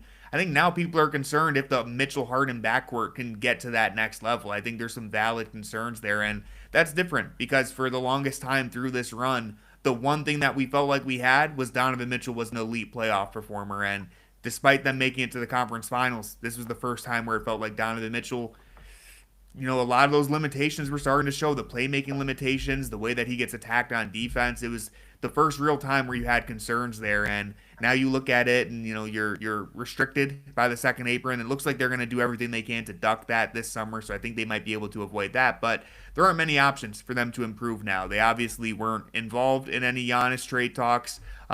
People have floated out Jaylen Brown. I'm not too excited about that potential. I don't think they're going to make a move for that. But it's something that, is going to be talked about. But outside of that, you just have moves on the margins. You have, can Jalen Tyson improve? Can Tyrese Proctor be an impact player in his second season? Those are like the tiny things on the margins that you can get excited for. But outside of that, we kind of know what this team's going to look like. Maybe year 2 of Harden next to the bigs will look different, and that'll help. But to answer your question in a very long-winded way, I'm feeling as good as I can given the limitations and the way that it feels like this team maybe has hit its ceiling. Always positive, Tony. Love it. But the Nets just took Joshua Jefferson, which is a Cavs target I was thinking about. That's a player I really like, though. I mean, he just fits the mold of like a connective tissue forward who his main things are like incredibly strong physically, awesome connective passer with like real vision against double teams. He'll like manipulate defenses to hit interior passes. Like, my main issues with him are as like a scorer in the postseason, like what kind of, what he can add in terms of pressuring defenses, forcing playoff defenses to pay attention to him. But he's an awesome player. I'm a big fan of Josh Jefferson. Anyone else? Brian, most likely thoughts on Josh Jefferson to the Nets? He was a huge fan of Jefferson and a guy that I earlier in the cycle would have sort of was considering as like a Hornets target. He was like maybe the closest thing to Cam Boozer, like in college basketball this season, just like a point forward that you could run, even though Iowa State had good guards, they could just run the offense through this guy. And he could, as you said, manipulate defenses. He can move defenders with his eyes. He can see over the top of guys, like super skilled, super strong. So I like Jefferson. I know he's an older prospect. We'll see sort of like how the offense scales down. I think there's probably going to be some questions and some concerns with that. Like, what does Jefferson as sort of like a spot up wing look like, as opposed to a guy who gets to just like dissect from the top of the key and beat up guys in the mid post look like. So I understand. Obviously, it's unfortunate he got hurt, missed the stretch run of the season for Iowa State, but he's a really good basketball player, and a guy with some size and some playmaking upside. So not bad for late in the first round. The Nets obviously have a type. They love their like guys with some ball skills and some feel, maybe shooting questionable, maybe athletic questionable. Tony, Matt, Brian, I don't think we talked about the Randall trade at all really today. So we can quickly have that conversation while we wait for this Cavs pick. What do we think about the Randall trade? I guess for Brooklyn, since they just picked, but also for Minnesota. I think the Bulls are the team here that's like obvious why they did what they did, at least to me. Yeah, I mean, so from the Nets perspective, like, again, there is incentive now to try to win games and be competitive, right? So you have Randall, you have MPJ, so those guys can kind of help the young guys feel a little bit more comfortable, not as much stress on their shoulders on the offensive side of the ball. So that'll be nice, and I mean it'll be kind of fun to see the two of them together, and some of these young guys exploring the studio space alongside them. From this Timberwolves standpoint, you kind of got the sense that Randall was a guy who could win you a first round series, maybe win you a second round series, but he was not going to help you beat elite teams because he falls in love with some bad shots. Defensively, he has his question marks, although I thought he did a solid job against Wemby, especially in the early part of that series against the Spurs. I kind of feel bad for Randall now because he's kind of becoming like a DeMar DeRozan, where teams just like every time they want to get better, they keep trading him. So, I mean, you got to feel for him for that perspective, but he also signed the contract that he signed that made him somebody they needed to expend. So there's a double-edged sword to that. I assume the Timberwolves are gearing up for another move, and I'm curious what that looks like. They definitely you certainly hope so. Yeah, they definitely need another front court guy, right? Because I mean, they're kind of guard heavy now with Io and Ant-Man and I guess Bones Highland, and we won't be seeing Dante DiVincenzo next year, but he was another guard in that rotation, and you're gonna be asking Jaden McDaniels to play a lot of the four now in certain lineups, which could bode really poorly for them, especially when it comes to like handling more physical teams. But I mean, that was a shocking move for sure. I didn't know that that's the direction they were headed in, but I'm curious to see what they do next. It feels like they need more, not just, Nas will play more. Maybe Béranger can give them, they expect him to step into a larger role next season, blah, blah, blah. But, along with Ant, who was pretty beat up by the end of the season, was really playing through some stuff. Like, I know Io helps, but they're going to have to get more playmaking, on that roster too. Randall, for all of his flaws and his warts, mostly on the defensive side, is like a pretty awesome offensive player. Even with some of the limitations. So he leaves a big spot in a lot of like playmaking, ball handling opportunities that it feels like Edwards is sort of like maxed out in terms of like what he can do for you there. Maybe McDaniels gives you more, but for them, if they're trying to keep up with OKC, San Antonio, Denver, like there are moves to be made for sure. Yeah, you'd hope a backcourt addition is. I mean, like, I don't even know who they're getting in free agency, or like. I mean, they have that trade exception, right? Like, they created a pretty big trade exception from that deal. Derek White was a name being floated around from Boston. That would be pretty interesting, playing like a Io White and Jaden Gobert starting lineup, and you have Nas off the bench. That'd be interesting. I don't know. I feel like something had to give with Randall and Gobert because there was like a firm kind of ceiling on that team, especially in the later rounds. By the way, the Suns For are sure. trading the 30th pick to Dallas. The Cavs are trading the 29th pick to the Kings. While we were Oh, sorry, Tony, no pick. No, I'm kidding. No, I kind of had a feeling that that's the direction this draft was going to go. That's what I had heard leading up to this, that the Cavs, that just financially, it makes sense for them to try and move out of the first round and pick up either 1 or 2 second-round picks. So not surprised there. Wish they could have done it an hour ago instead of making me wait till 11:30. But it is what it is. But the only thing I do want to add on the Randall trade very quickly, just because I think Ben mentioned at the start, the Bulls coming in and just taking Nick Claxton like that. I can attest to being the third team in a Nets deal, because that's how the Cavs got Jared Allen.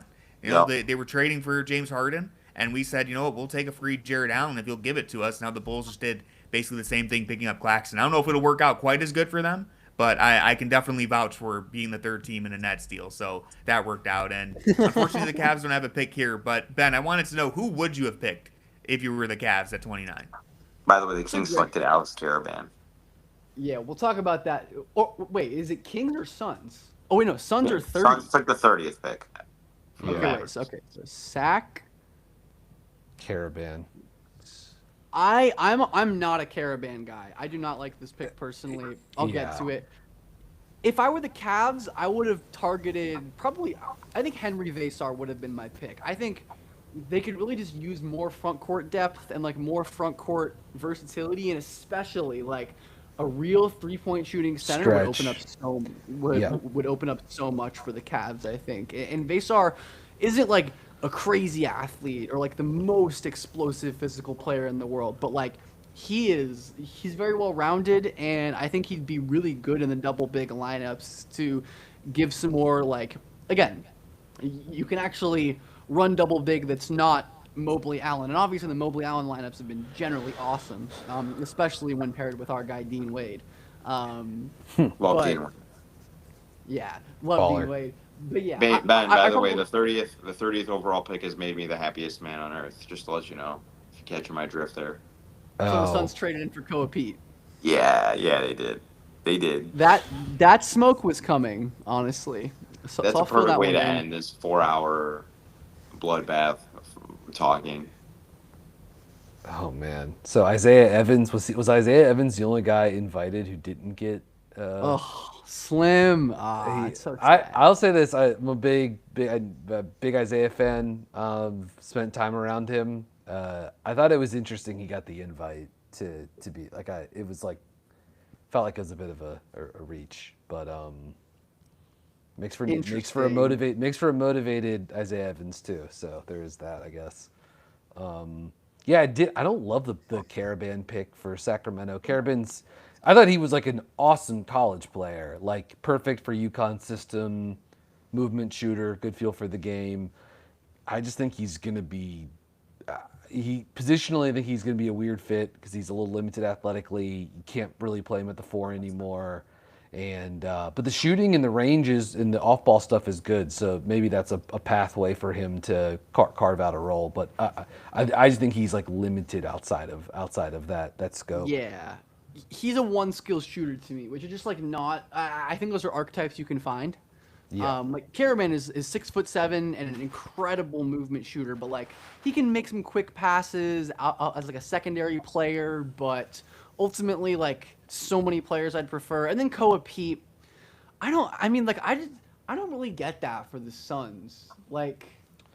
I get he's in Arizona, but I feel we'd like to sell some season tickets. Yeah. They have Rasheer Fleming, who I think is kind of a better version of what Koa Pete gives you. Oso Ighodaro is a good young big. You drafted Malawash. I guess you can only have so many front court players, but yeah, to me this is just a big long-term project. So maybe if they're just looking to stash Koa Pete for a while, but yeah, definitely not my favorite pick in the world. Spotted Sausage, where can we find the panelists' work? Everyone who has been on the stream is on the screen except for Tony. Actually, no, Tony's on the screen. And then I'm going to link everyone in the description when this all goes live. But yeah, that's the draft. Let's stay. Tony and Brian, feel free to stay as long as you want. We're probably going to do 15 to 20 more minutes here, just recapping. It's been almost 4 hours. Funny enough, I have a rec league basketball game at 9 p.m. and I am going to be late, but I'm going to be there. Super sub. No, I'm actually gonna and be a super sub. But quickly, Brian, I guess Tony, if you have any vibes picks, favorite and least favorite picks of the first round. Let me see. Favorite pick. I kind of like. I do worry about just sort of like the overall collective like team shooting in Detroit, but a Corey getting to like play alongside Cade in some lineups and giving them like another creator. I really do quite like that a lot. I don't know if that's my favorite pick, but that's the one that's like jumping front of brain. I kind of like Alan Graves, Toronto, like them going CMB last year into Graves this year. It's like definitely cornering the draft Twitter crowd. So I appreciate their front office for going in. They are direction as certainly well. cornering the draft Twitter crowd. That Yes. is Yeah. absolutely the case. So I'll go. But yeah, I'll say a Corey. Filing to Philly. There's some other good ones. SDL to New York, but I'll go Corey to Detroit and sort of lock in with that one. I love it. That's definitely one of my favorite picks. Tony, any good vibes picks from you? I don't know if this is necessarily good vibes, but I guess the one that just is the most interesting to me, and again, I want to preface this by saying that I am the least of the NBA draft guys up here. I barely watch college. I'm here for the vibes of the host here with me. But if I had to pick one that I'm going to be interested in, I want to see what Wagler looks like with the Clippers next to Darius Garland. Pairing him with a 6'6" guard, that's obviously something that in Cleveland they weren't able to do with Darius. He was always playing next to Donovan Mitchell, and while I think that backcourt was capable of doing a lot of great things, it's also maybe not the maximized, idealized backcourt to have in today's NBA where size, athleticism are so important. So I'm interested to see what the Clippers are able to do there.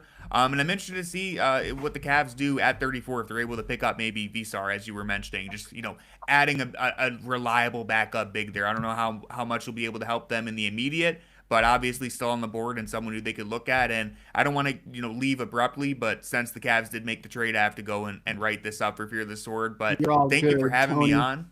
It's always great to talk hoops Thank with you you guys, so even much if for it's popping short. on. No, we're glad to have you. I mean, always fun to chat with you. I'm sure we'll talk Cavs at some point, but thanks so much for coming on and spending some time with us and showing all the people your wonderful knowledge and positivity. I don't know. I'm so tired, but yeah, 4 hours is a long time, man. I can't believe it. I didn't realize the draft was going to take this long, honestly. I know it always takes forever, but for some reason, yeah, I thought it'd be like a 2.5 hour thing. But shout out to you guys for going 4 hours straight. That is not easy. And yeah, so you guys better subscribe to Ben. Make sure you guys support Ben and Matt. This is tough stuff to do for 4 hours straight. And thanks for having me on again. I appreciate it. Thanks, Tony. See ya. Thank you so much, Tony. So, Ben, I'm reading this tweet right now. It says, New York traded number 25 pick Sergio Del Laria, SDL, whatever his name is, to the Dallas Mavericks for the 30th pick, Koa P, and 2 second-round picks. Wait. And then the so Knicks the traded Knicks have Pete Koa to Phoenix. Okay, wait. No, never mind. I think they just made it a 3-team deal. Never mind. But wait, no. So the Mavs now have SDL. Okay, so De La Rey is a Mav, not a Knick. Yes, and the Knicks now have a couple more draft picks and cash. I think I like that even more for Dallas than I do for New York, honestly. Like, he is the perfect... Hey, there was someone in here earlier who was crashing out about the Mavs not trading in for a guard, so you clearly manifested that one.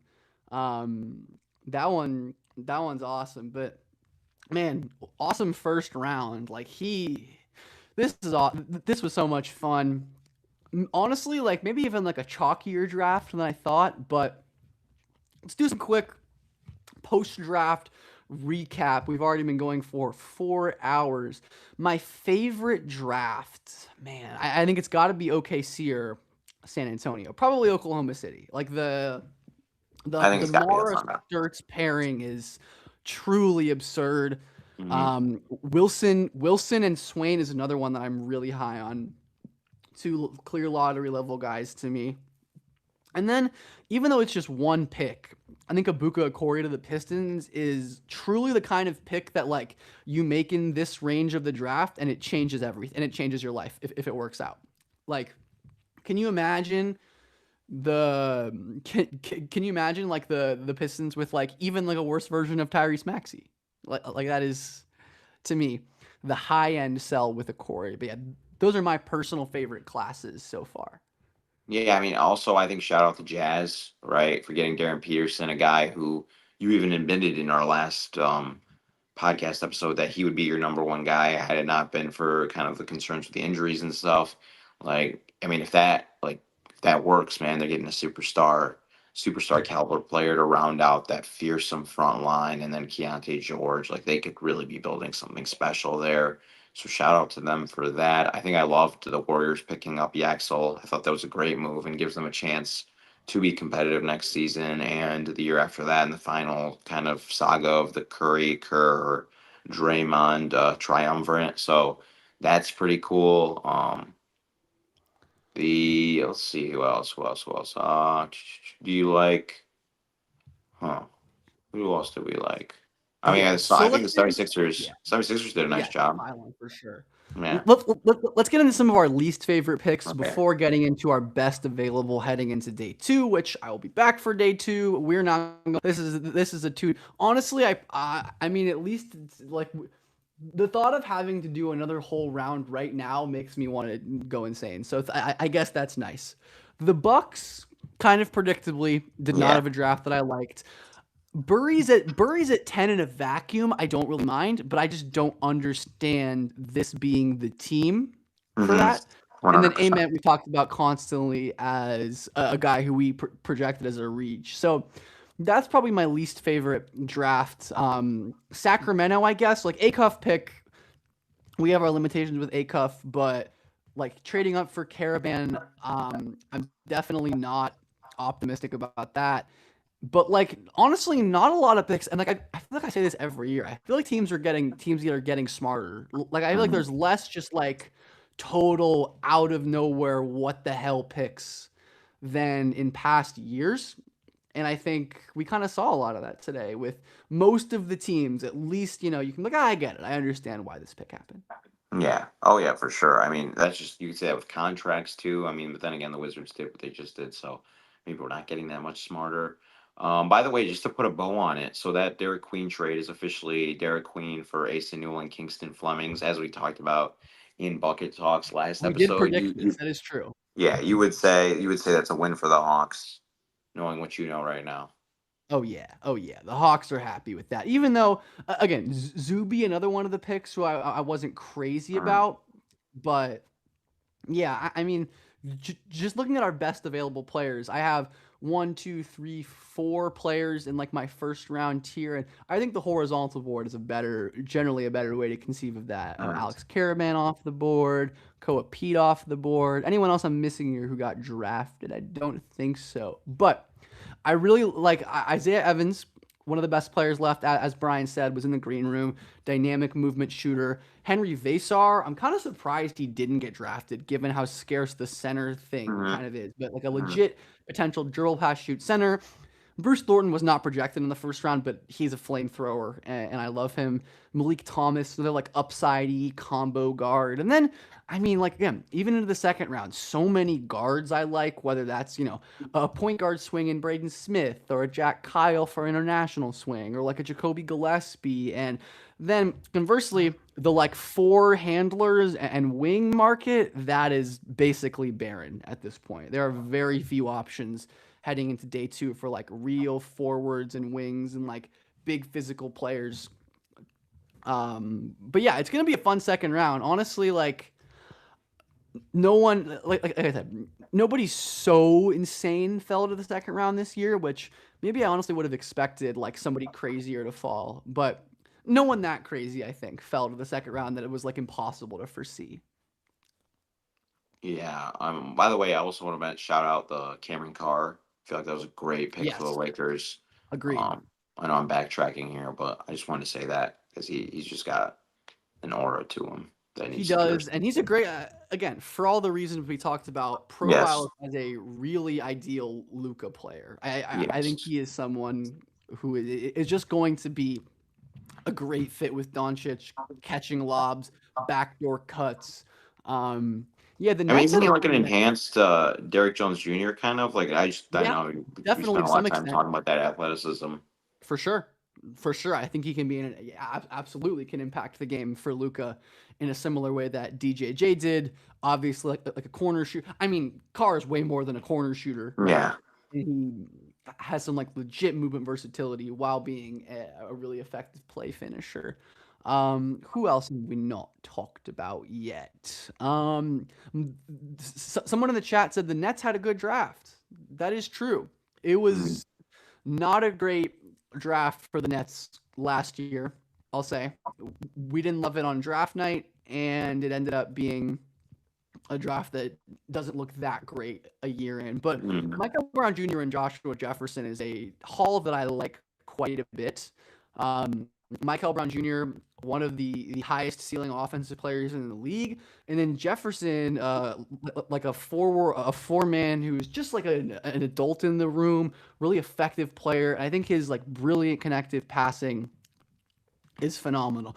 Also, something I just thought about: the Hornets drafted 2 Germans who played on the FIBA team last summer. That's actually so funny. I didn't even think about that. So Anderson and Steinbach already have some familiarity, which is cool. Yeah.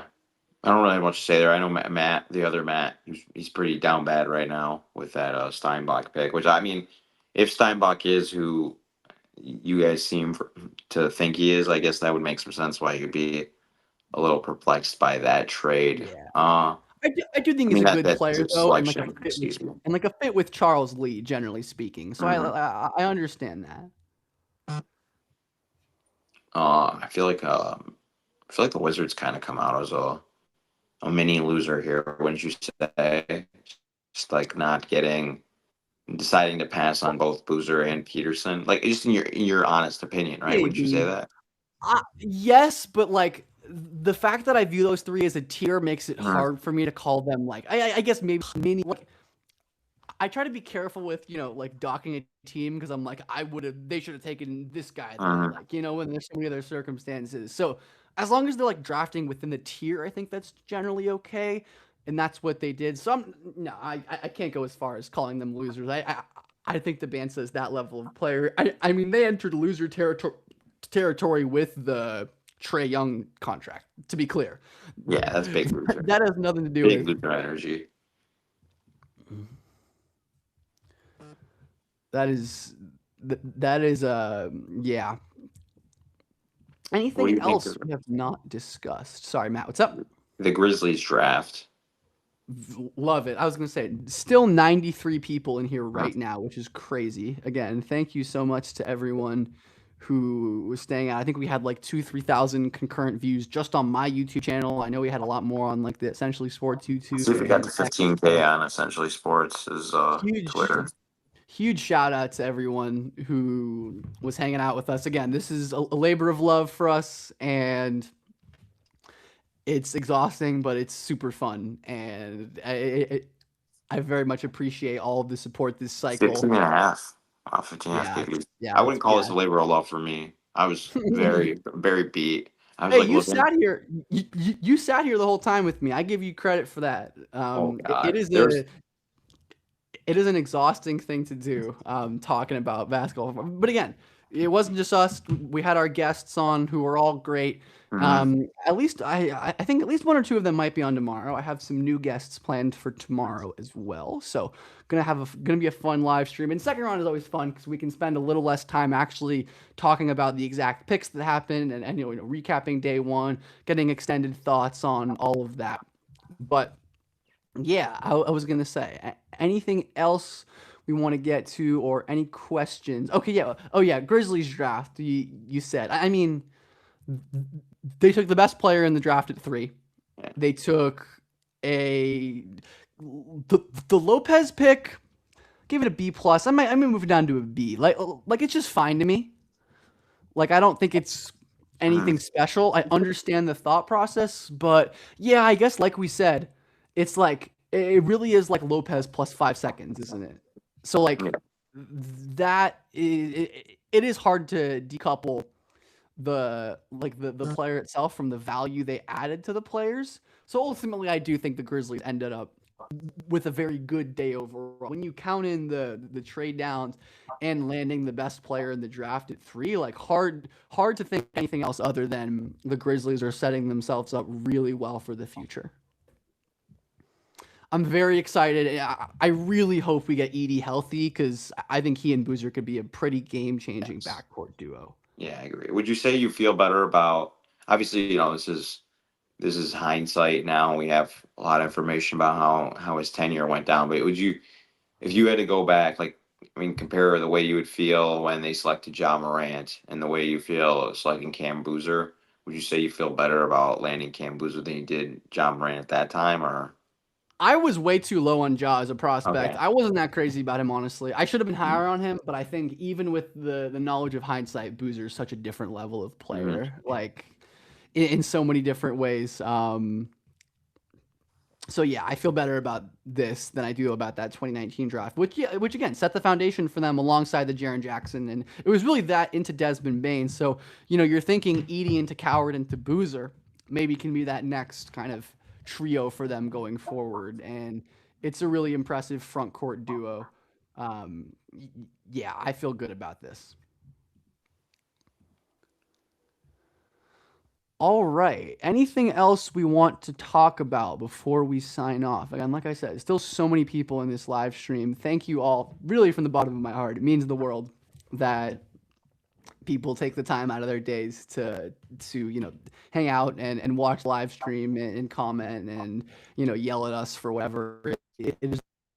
But Matt, any last words for the folks before I will see you tomorrow at the same?